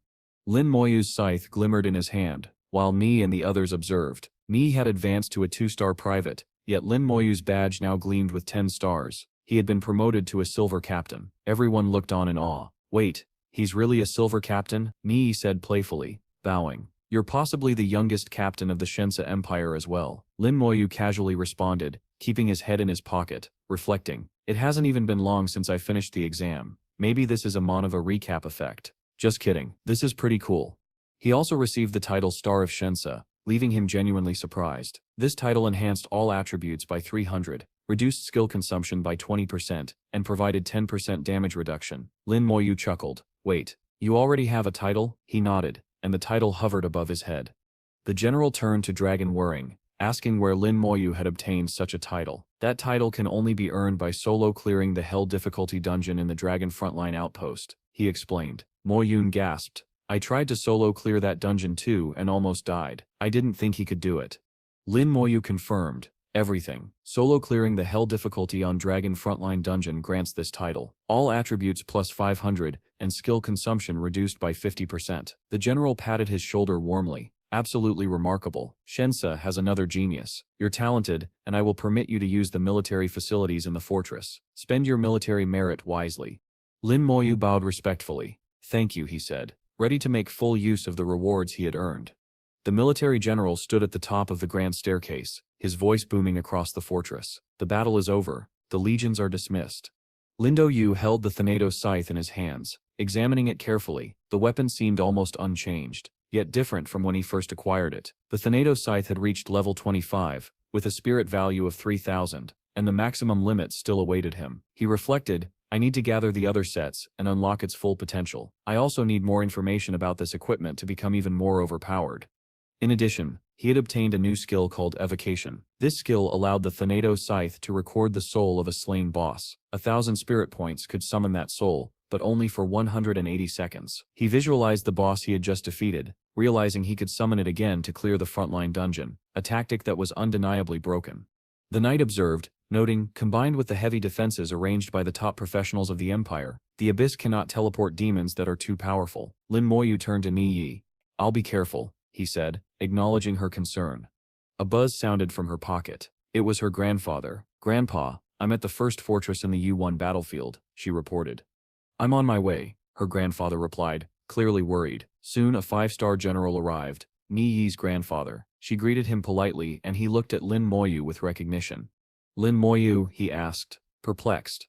Lin Yu tilted his head in confusion. How do you know me? The grandfather chuckled. I just wanted to see if you had any guts, he explained. Not wanting to upset Ni Yi, Lin Moyu bowed respectfully. Nice to meet you, Mr. Name, he said, recognizing him as the principal of Shading Academy. The general waved off the formalities. Old Bai has truly become wild. Sending you to the U1 battlefield without my knowledge is outrageous. His voice was laced with anger. He added, be good, Ni Yi, and return with me. There are tasks awaiting at the academy. Ni Yi, determined, replied, you told me to finish what I started. I will complete my task. The grandfather shook his head, muttering, Lin Moyu, you brat, but Ni Yi ignored his scolding. Don Stret threatened Lin Moyu. I want to farm levels in the U1 battlefield. The general offered to send reinforcements, but Ni Yi shook her head. Lin Moyu can handle it by himself. She revealed the Hell Censor's dagger, impressing him. How did the two of you clear the Hell difficulty dungeon, he wondered. Lin Moyu assured him, don't worry, Mr. Ning. I will protect her. He noticed the Dragon War King title above the general's head and realized something was strange. There's no way he could have cleared such a powerful dungeon alone, Lin Moyu thought. Miyai nodded. Grandpa, you can go ahead. We'll return when the competition begins in a few days. The grandfather studied Lin Moyu carefully. Something's off about this boy, he mused, planning to consult Lord Bai and Meg later. Lin Moyu smiled quietly, knowing his strength had left a strong impression. He then entered the officer resting room, permitted by Lord Bai. The facility resembled a high-security military hub. He examined the exchange area for military merit. The surroundings shifted, revealing 3 key items: anti-curse potion, dungeon escape talisman, and elementary recovery potion. He noted that the talisman could be particularly useful in emergencies, and handed it to Ni Yi. A voice called out. A dazzling, charming young woman appeared. Sister Yun Yun. She teased. Nie, is he your boyfriend? Blushing, Nie stammered. No. Yun Yun handed her a gem. It accepts a destination teleportation gem, she explained. The gem allowed the user to teleport to a designated location, likely a dungeon. Nie turned to Lin Moyu. I've been searching for the battlefield Ghost King. I'd like your help in locating it. Lin Moyu's mind raced. The battlefield Ghost King, the one that drops the Nirvana crystal. She glanced back once more and then walked away, leaving Lin Moyu to prepare for the challenges ahead. The lady truly lived up to her reputation as a Rizmaster. She smiled and said, I will give you as many Nirvana crystals as you want, between 3 to 5 or 6, but I only need 1 for myself. Ni looked at Lin Moyu, concerned. It's impossible for me to defeat it, she admitted. Lin Moyu replied humbly, I am only level 24. A level 38 world-class boss might be too much for me. Nie continued pondering. Well, if you can solo hell difficulty, then you once have a problem. Sister Yun must know this, which is why she invited you. Lin Moyu nodded. For now, let's focus on ranking up. He glanced at the cooldown talismans. Ni had 9, and Lin Moyu had 8. Let's rest for a while, he said. Outside, Niel stood, smiling brightly. Observers couldn't help but comment on her beauty. She held on to Lin Moyu-sep's arm, and whispers filled the air. Shut up, one voice snapped. The one beside her is a beast. Ni chuckled. They were probably looking because of yesterday Sip's performance on the battlefield, she said. Lin Moyu shrugged. Yeah, whatever. Let them look. Let Sips go. A massive portal appeared before them, reminiscent of a nether portal in Minecraft, leading directly to the dungeon. Lin Moyu had already reached level 25. The quantity and attributes of his skeletons had increased, boosting his efficiency dramatically. With all his undead behind him, he could now reach the dungeon boss in under 4 hours. He approached a giant stone enemy, brandishing his scythe to test his new skills. The stone crumbled within seconds. Summoning the general once more, Lin Moyu's forces obliterated the monster effortlessly. Outside, Ni smiled again. Another hell difficulty dagger. Can I have this one too? I have a use for it. Lin Moyu nodded. Your invisibility skill helped me, so you deserve it. He equipped her with armor once more, and together they began walking toward the dungeon. Suddenly, a man appeared, clad in royal armor with a flowing cape, flanked by subordinates and flaming chariots. Halt, he commanded. Move out of the way. Dawnset blocked the road. Lin Moyu paused, and the man yelled again, his frustration mounting. Step aside. You are ruining the red carpet of His Highness. Without hesitation, Lin Moyu drew his sword, pointing it directly at the man. He stumbled backward in terror, nearly losing control of himself. Had the sword moved an inch further, he might not have been able to recover. Lin Moyu's skeletons glared at him with dreadful intensity. Ni observed calmly. They sipped from the ancient Rome Holy See, she explained. Their strength is unmatched. All the flaming horses and knights halted as another figure stepped forward. Whispers filled the air about the craftsmanship of his golden armor, made by a professional blacksmith, and the jewelry, created by skilled chemists and alchemists. It was superior even to the Nightmare Gold set. Mie gave a look full of intimidation, her presence commanding respect. The Mansip's subordinate bowed, and their leader introduced himself. I am Rotter, from the Holy See of Ancient Rome. I am a level 31 Vulcan warrior. The crowd murmured in disbelief. Ancient Rome Sip's Holy See claims divine power. He inherited the Vulcan power, but compared to someone who has killed nearly 10,000 Abyss Hounds, that Sip's nothing. Rotur, still trying to impress Ni, stammered nervously. Beautiful lady, would you honor me by accepting my invitation? Lin Moyu stood silently, unimpressed. You're not even worthy of her attention, he thought. Rotur continued arrogantly. You're only level 25. I should be more qualified than you. Lin Moyu shook his head. How ignorant, he muttered. Rotur, growing more defiant, added, do you know what dungeon I am going to clear? I still solo the outpost sentry hell difficulty, and obtain that legendary title. And beautiful lady, I still invite you once I succeed. Mi chuckled lightly. Rotur froze. Wait, are you kidding me? He muttered. The crowd erupted in laughter at his arrogance. His subordinate rushed to him whispering, Master Rotur, the legendary title has already been taken by the person in front of you. Lin Moyu's presence was bone-chilling, radiating an aura of absolute dominance. He summoned his forces and called, all of you gather here. Everyone moved immediately, sensing the gravity of the situation. One of the subordinates hesitated, whispering, "Are we really gonna do this? This is Shayna Sit's territory, and most of the professionals here belong to Shayna." Rogers waved him off. "Let Sits be discreet about it," he said. Glancing at Lin Moyu, he added, "Even if they die, others will assume it happened inside the dungeon." Lin Moyu, hands casually in his pockets, barely acknowledged him. To him, these people were nothing more than trash. He cast a sidelong glance and muttered, "Don't Set even mind these pieces of junk. Let Sets just continue clearing the dungeon." As they entered the dungeon, Rogers activated his dungeon tracking scroll, capable of tracking anyone who had entered. He frowned. Why bring an entire party if he claims he's solo clearing it? The observers outside sensed that something ominous was about to unfold. Inside, Rogers tightened his grip on his scroll. "You didn't expect to find us, did you?" He sneered. "I heard you solo cleared this dungeon and took the title. The only way to claim it now is to kill Lin Moyu." He activated a teleportation sealing scroll, and Ni checked her teleportation crystal. This talisman won't work anymore, she realized. Rogers smirked arrogantly. "Are you scared? Terrified? This is the price for angering the Vatican of ancient Rome." Clearly, he underestimated Lin Moyu's strength. "I have a feeling she'll make a wonderful toy," he said, disrespecting Ni. Lin Moyu simply chuckled, as he often did when faced with prideful fools. Drawing his scythe, he announced, "If I can teleport out of here, that means you Setra trapped with me." Lin Moyu watched curiously as Rogers unleashed all of his skeletons. "Know the enemy and know yourself, and you will fear the outcome of 100 battles, Rogers declared, quoting Sun Tzu, or at least attempting to. "You want to kill me with those shabby skeletons?" Rogers continued. "I am a legendary professional, a Vulcan warrior." His armor glowed red and black, dramatically enhancing his attributes by 300 and rendering him immune to control skills. He raised his sword, and a dazzling golden aura flared behind him, inspiring his subordinates. "Victory to His Highness," they cried. Lin Moyu remained unfazed. Liu noted, "Those skill effects are strong, but his party doesn't have the same synergy." Rogers activated his slow curse, binding everyone in chains, but Lin Moyu's skeletons charged forward relentlessly. One of Rogers' subordinates tried to attack a skeleton but was easily blocked. Lin Moyu's skeleton's sword pierced through a guard's shield, sending him flying. Panic spread among the enemies. "It's over. Are we really going to die here?" they screamed. Rogers' fury boiled over. "I'll kill you," he roared. Lin Moyu calmly summoned his scythe's evocation skill, calling forth the general boss as an undead summon. The battlefield fell silent. Rogers' confidence shattered. That's the Dragon Guardian. How can you summon a hell difficulty boss?" he stammered. The Dragon Guardian wielded a massive, strange-looking weapon. With a single strike, it shattered Rogers' sword and obliterated his Vulcan armor. Rogers stared in disbelief. "Is this the strength of a hell difficulty boss?" The general wielded his enormous weapon, declaring, "I am the Holy Son of God. If you kill me, you will die." Lin Moyu, his eyes glowing red like a deadly foe, moved with precision and skill. One cut, and Rogers was finished.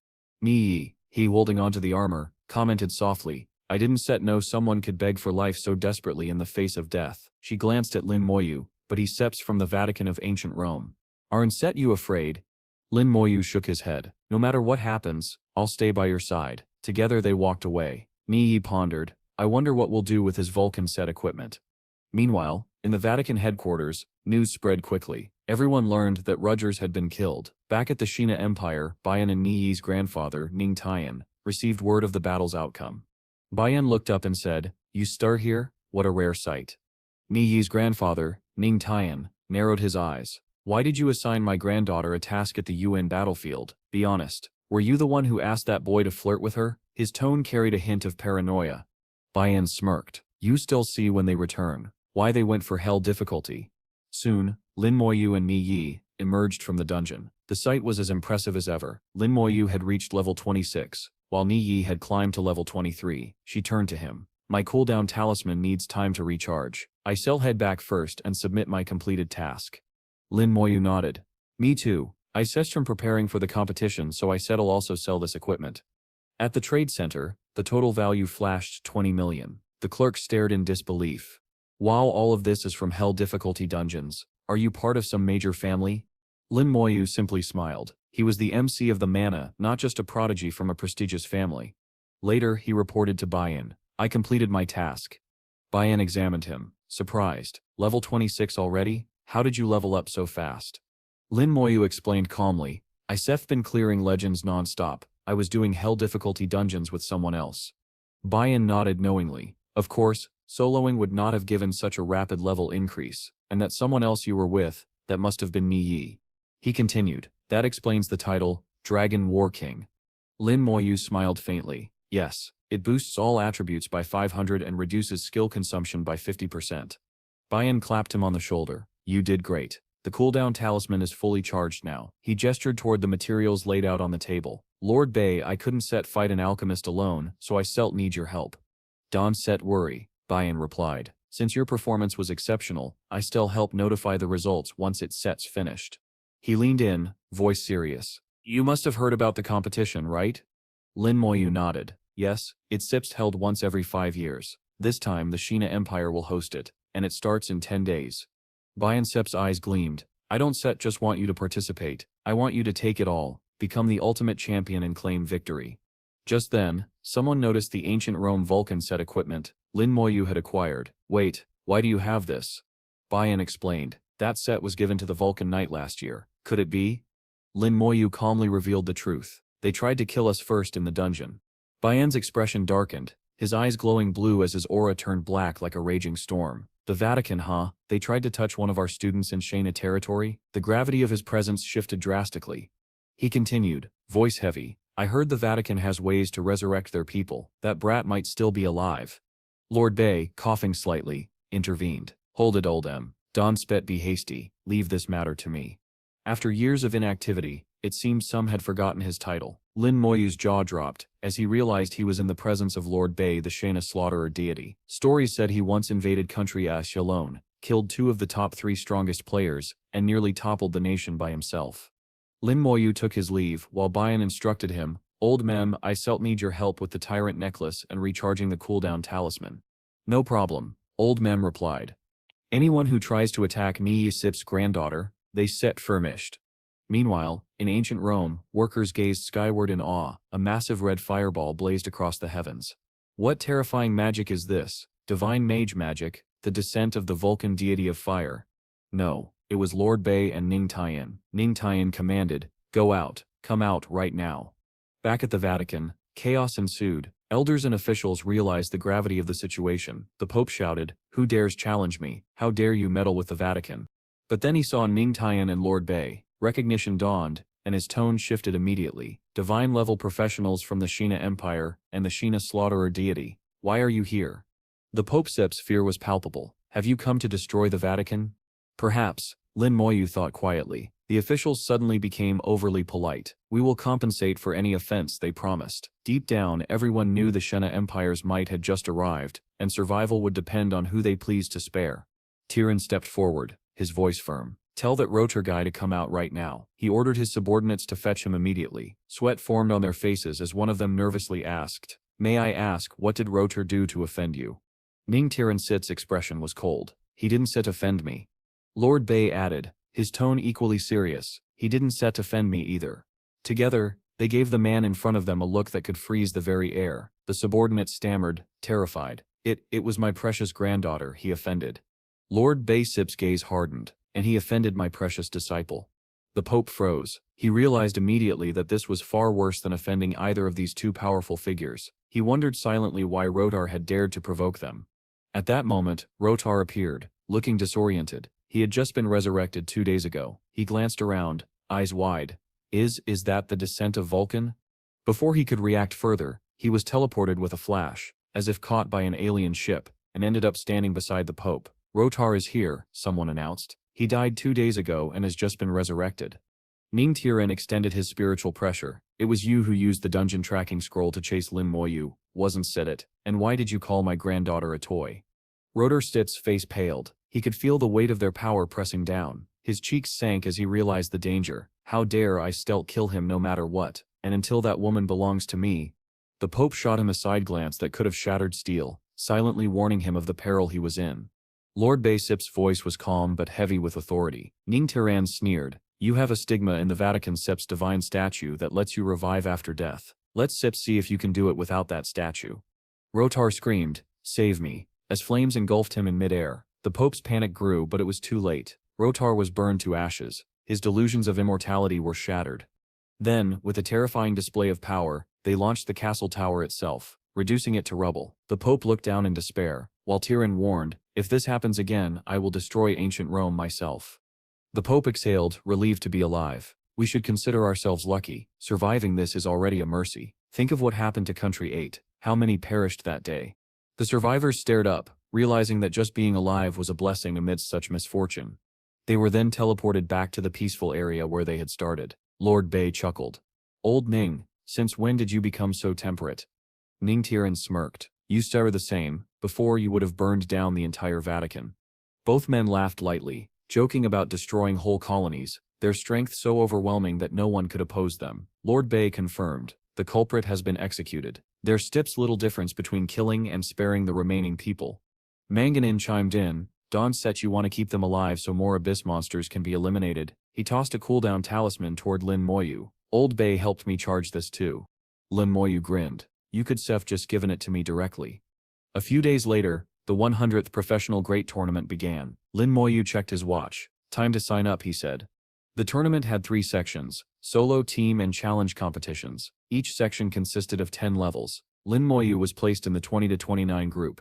He reviewed the rewards. For below level 40 competitors, the champion of each category could earn a beginner flash skill scroll, a magic potion, or 50 million gold coins. The skill scroll could instantly teach 100% of an unmastered skill, while the potion permanently increased all basic attributes by 200 points.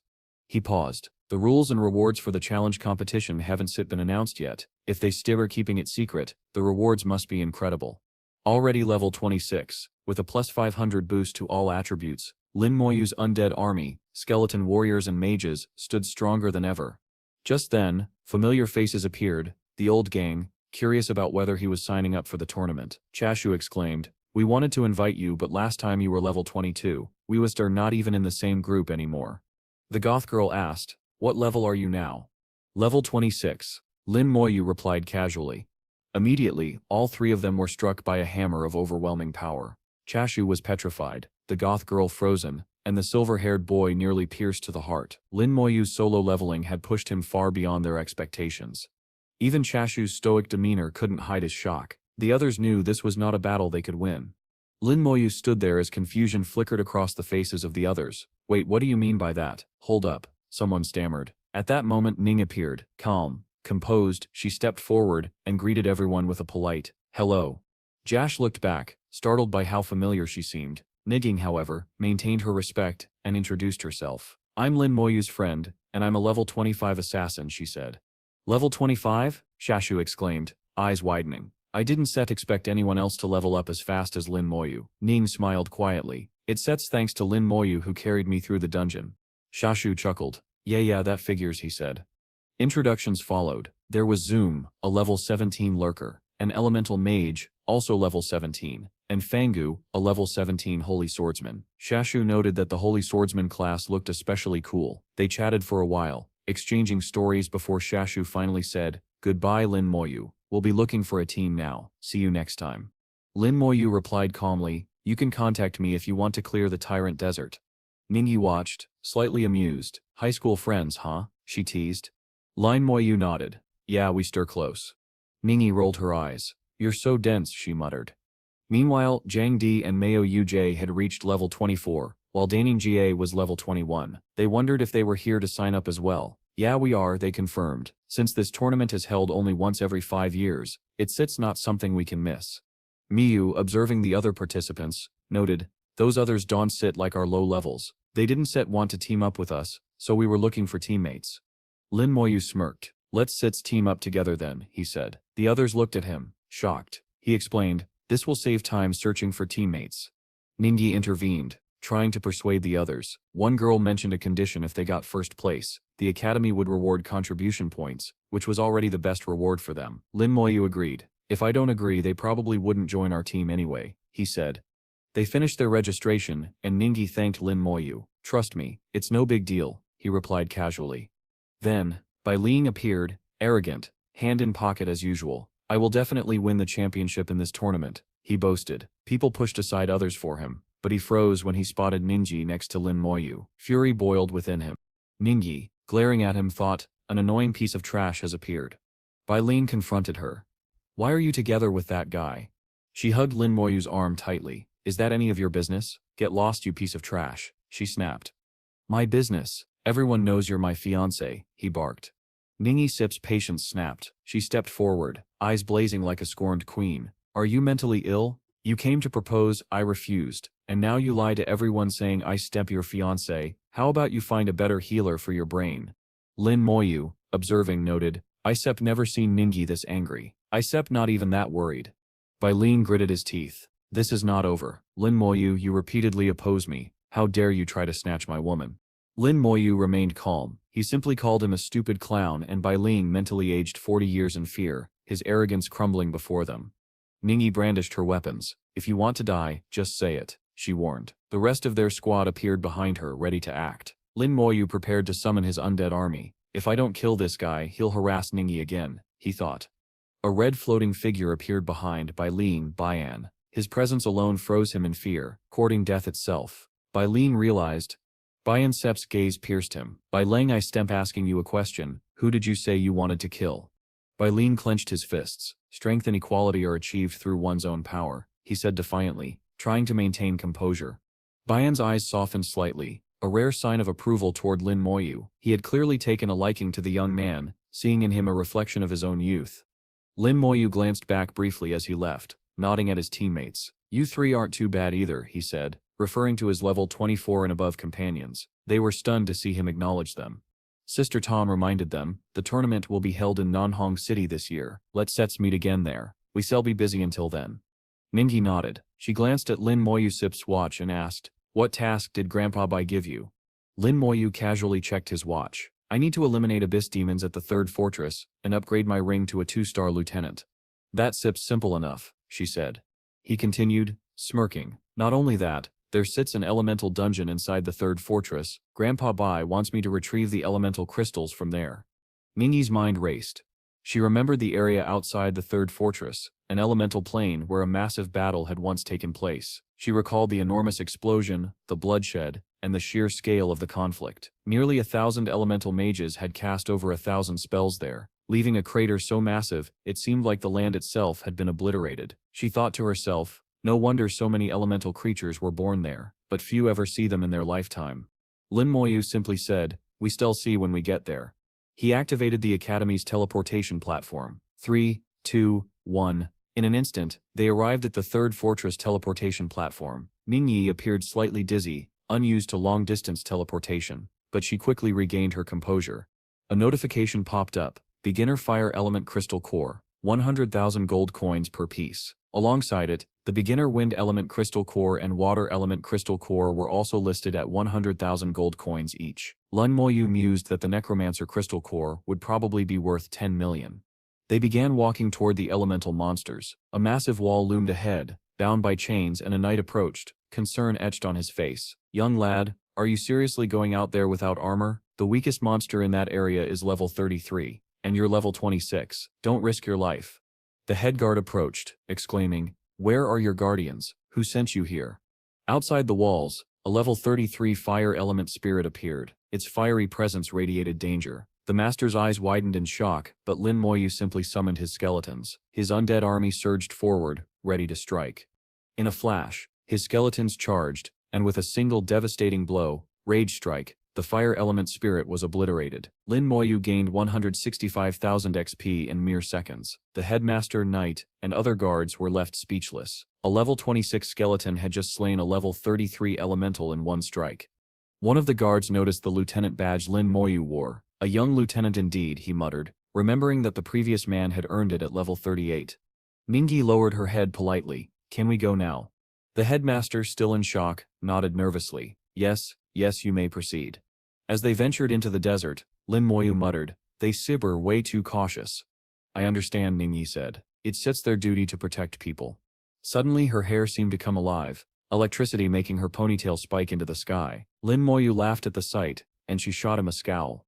Before them, a massive portal opened. From it emerged a level 34 wind elemental spirit. Its stats were formidable. Strength 4,000, agility 7,000, physique 5,500. Its signature skill was Wind Ball, and it was immune to all wind element attacks. Lin Moyu summoned his skeleton army. Are you bullying my skeleton warriors because they can't fly? He said with a grin. The battle began. The wind elemental spirit launched its attacks, trying to dodge Lin Moyu's relentless skeletons. Every strike and counterclash made it clear this fight was far from over, but Lin Moyu's army had the upper hand. After all, the wind elemental spirit was like wind itself, intangible and swift, Lin Moyu noted. Its body doesn't leave a corpse, so my ultimate ability, corpse explosion, won't work here. Mingyi furrowed her brow. Why is the ground shaking? Lin Moyu glanced around. The elements are becoming unstable, something big is coming. Suddenly other adventurers were seen fleeing in panic. A knight shouted, "Run! If you stay, you shall die. Something enormous is approaching." Behind them an overwhelming horde of elemental spirits emerged. Ningyi's eyes widened in shock. This only happens if the boundary of the elemental layer is disturbed, she muttered. Lin Moyu, standing calm and composed, simply observed the chaos. An elemental dungeon randomly appearing. "This is a blessing in disguise," he said, unfazed. The knight approached them cautiously. "What are you doing? Look at all those elemental spirits behind us." Lin Moyu smirked. "Don't worry about those lunatics," he said, turning to his skeletons. With a swift command, his undead army charged, raining death upon the elemental horde. Notifications popped up endlessly. XP, loot and skill experience flooded the system. Mingyi felt dizzy, struggling against the overwhelming magical energy. Lin Moyu explained, "The spirit attribute of these creatures is high, so the impact is minimal for me, but you start more affected. That sound, it must be the secret call of the ruler of the secret realm, the elemental queen." With precision, Lin Moyu launched his red binding chains. One by one the elemental spirits were captured. The adventurers who had previously fled were saved. One of them, still shaking, whispered, "I thought I was done for. Who are they? Those skeletons are incredible. What kind of profession is that?" Mingyi breathed a sigh of relief, thankful that the agonizing sound had stopped. Above them, the aurora-like glow of elemental energy shimmered beautifully. Lin Moyu reminded her, "The elemental crystal only drops from the elemental queen. Stay focused." As they advanced, Lin Moyu noticed something unusual. Wait, never mind. It's just the entrance to the secret realm.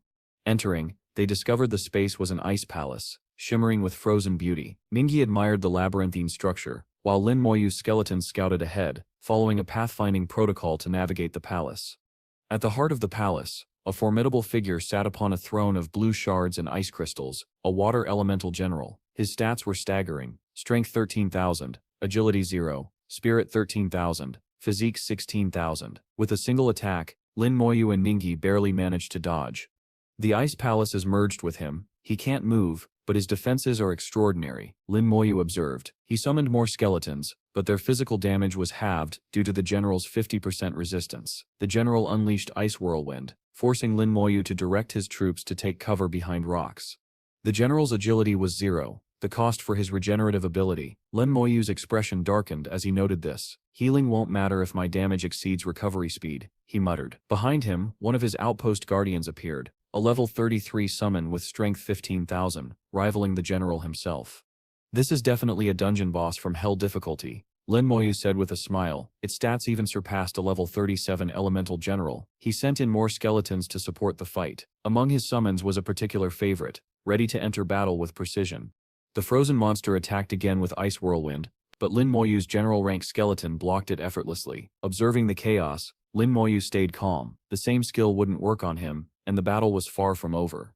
Lin Moyu prepared his summons, ready to strike the Frost King, but the massive creature responded with Sky Flood, unleashing a tsunami-like wave that washed all of his skeletons away. The sheer scale of the attack was astonishing, water flowing like a roaring river. However, his general rank beast, eyes glowing red, had entered berserk mode, and every other summon followed suit. A blazing ray of red light shot into the sky, and in one powerful strike, the beast obliterated the water elemental general in a single blow. Lin Moyu gained 1.48 million XP from the kill. He quickly summoned the general again, using evocation, though he could not retrieve the corpse or soul. Without hesitation, he collected the elemental crystals. It only took 3 minutes, he mused. I wonder if there's still enough time to defeat the ordinary dungeon bosses. Mingyi scratched her head. The chaos in the elements. It's easing. Breathing is easier now. Lin Moyu smirked. That's probably thanks to me. The duo moved across the snowy plains toward a massive volcanic site. Mingyi thanked Lin Moyu for his skeleton armor, explaining that without it, she would have taken continuous damage from the heat and lava. Suddenly, a fiery eruption caught their eyes. Mingyi gasped. That's not just a volcano, it's a fire elemental general of the secret realm. The monster sit's stats were unusual. Level 37, Strength 0, Agility 0, Spirit, 20,000. RMC noted, it can sit, move, physical attacks 1 sit work. Lin Moyu grinned, I know exactly what to do.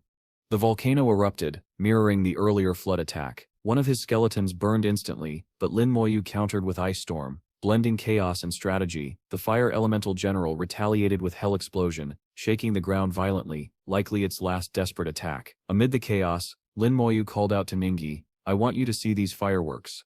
In seconds, the fire elemental fell, rewarding Lin Moyu with another 1.48 million XP. Ningi blushed, remarking, I didn't think you'd know how to impress me. Lin Moyu of course had other priorities, but his natural charisma subtly affected her nonetheless.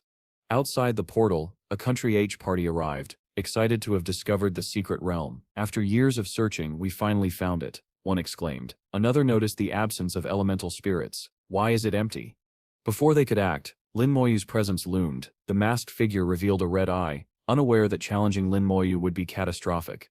Inside the dungeon, golden footprints marked the path to the next challenge. Suddenly, a lightning wind elemental general appeared. Its dual elements made it formidable, though its strength was hidden. Lin Moyu began strategizing, using Slow Curse, Flame Burst, and Ice Storm to control the storm while dealing with flying adversaries. Ultimately, the general fell, granting 1.52 million XP, along with lightning and wind elemental crystals.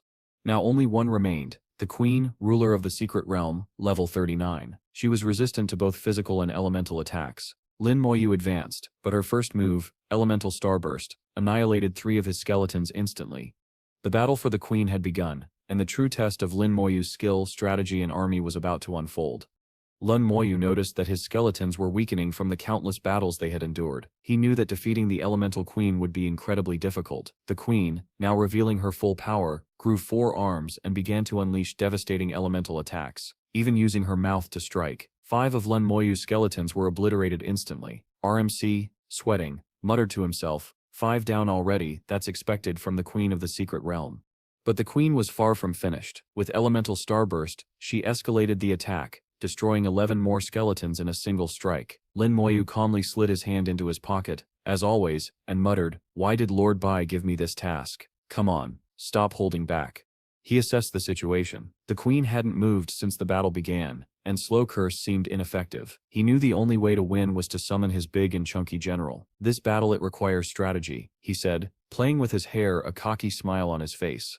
Meanwhile, the Country H team arrived, sensing an opportunity. A girl with a blindfold began chanting, wielding her wand for a unique realm power. Ningi, relying on her assassin instincts, noticed them and warned, Lin Moyu, watch out, there's Seps in ambush. Meteors rained toward Lin Moyu and Ningi, one even powered by a white staff and Armageddon magic. Lin Moyu smirked, recognizing perfect timing. With calculated precision, he would use these enemies to his advantage, a tactical sacrifice. Wearing skeleton armor, Lin Moyu and Ningi advanced, with his undead summons charging forward. The leader of Country gawked. Where did all these undead come from? Does the Elemental Queen have minions? Lin Moyu ignored them. They had simply run into the wrong opponent. Using Slow Curse, he bound the enemies in place. While the curse held, Lin Moyu targeted the healer first. His mages launched a coordinated attack, and the healer was instantly destroyed. The enemy boss tried to drink a potion, presumably to lift the curse, but thankfully it wasn't a berserker serum. Ningi observed, they scepter all level 40, group protection, group chain, and meteorite fire. These are second evolution skills. Their anti-curse shields make them hard to control. Lin Moyu smirked, confident, but without skeleton armor, Ningi and I would be in real danger. He commanded his entire army of skeletons and rest in peace summons to attack. The enemy barrier offered no protection. Panic spread across the enemy ranks. Why can't we kill these summons? One yelled. What do we do? The boss, sweating under his false confidence, realized he had underestimated Lin Moyu's strength. The only choice was retreat. Lin Moyu and Ningi advanced together, unstoppable. With Soul Flame, Lin Moyu incinerated one of their comrades, sending him flying. The rest of the enemies scattered in terror. Even the boss, panicked, tried to use a potion to escape, only to be intercepted by a skeleton strike. Fear overtook him completely. Lin Moyu calmly noted, don't worry about the knights. They're on max defense. We have more important matters. His focus shifted entirely to the Elemental Queen, who glowed atop her magic circle radiating power. This was the day she would be utterly destroyed.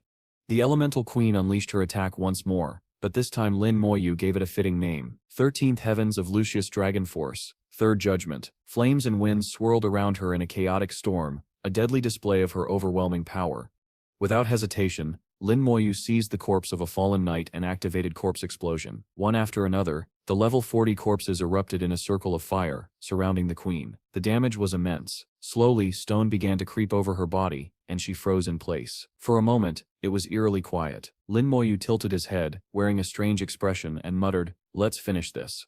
Suddenly, the queen awoke, screaming with rage, and obliterated several of his skeletons. Yet it was too late. Lin Moyu's precise strikes pierced through her defenses, and with that, he gained 2.34 million XP and obtained 5 elemental crystals, one of which could be crafted into a cooldown talisman. The queen's soul turned a deep purple, marking her as evil, but Lin Moyu's victory was complete. "I've got the elemental crystals. Time to leave," he said calmly. But as they walked away, he noticed his skeletons were heavily injured. They needed to return to the summoning space for healing.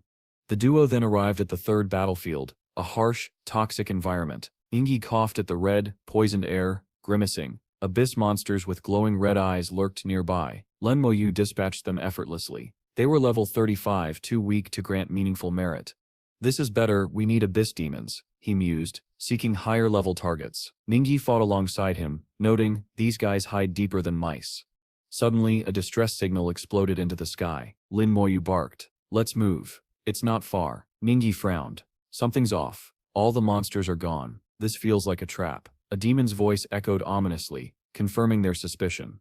Charging forward, they saw people desperately fending off abyss wolves. One particularly massive wolf demon rode a mount, its stats terrifying, level 38, strength 12,000, agility 10,000, with roar attack and bite skills.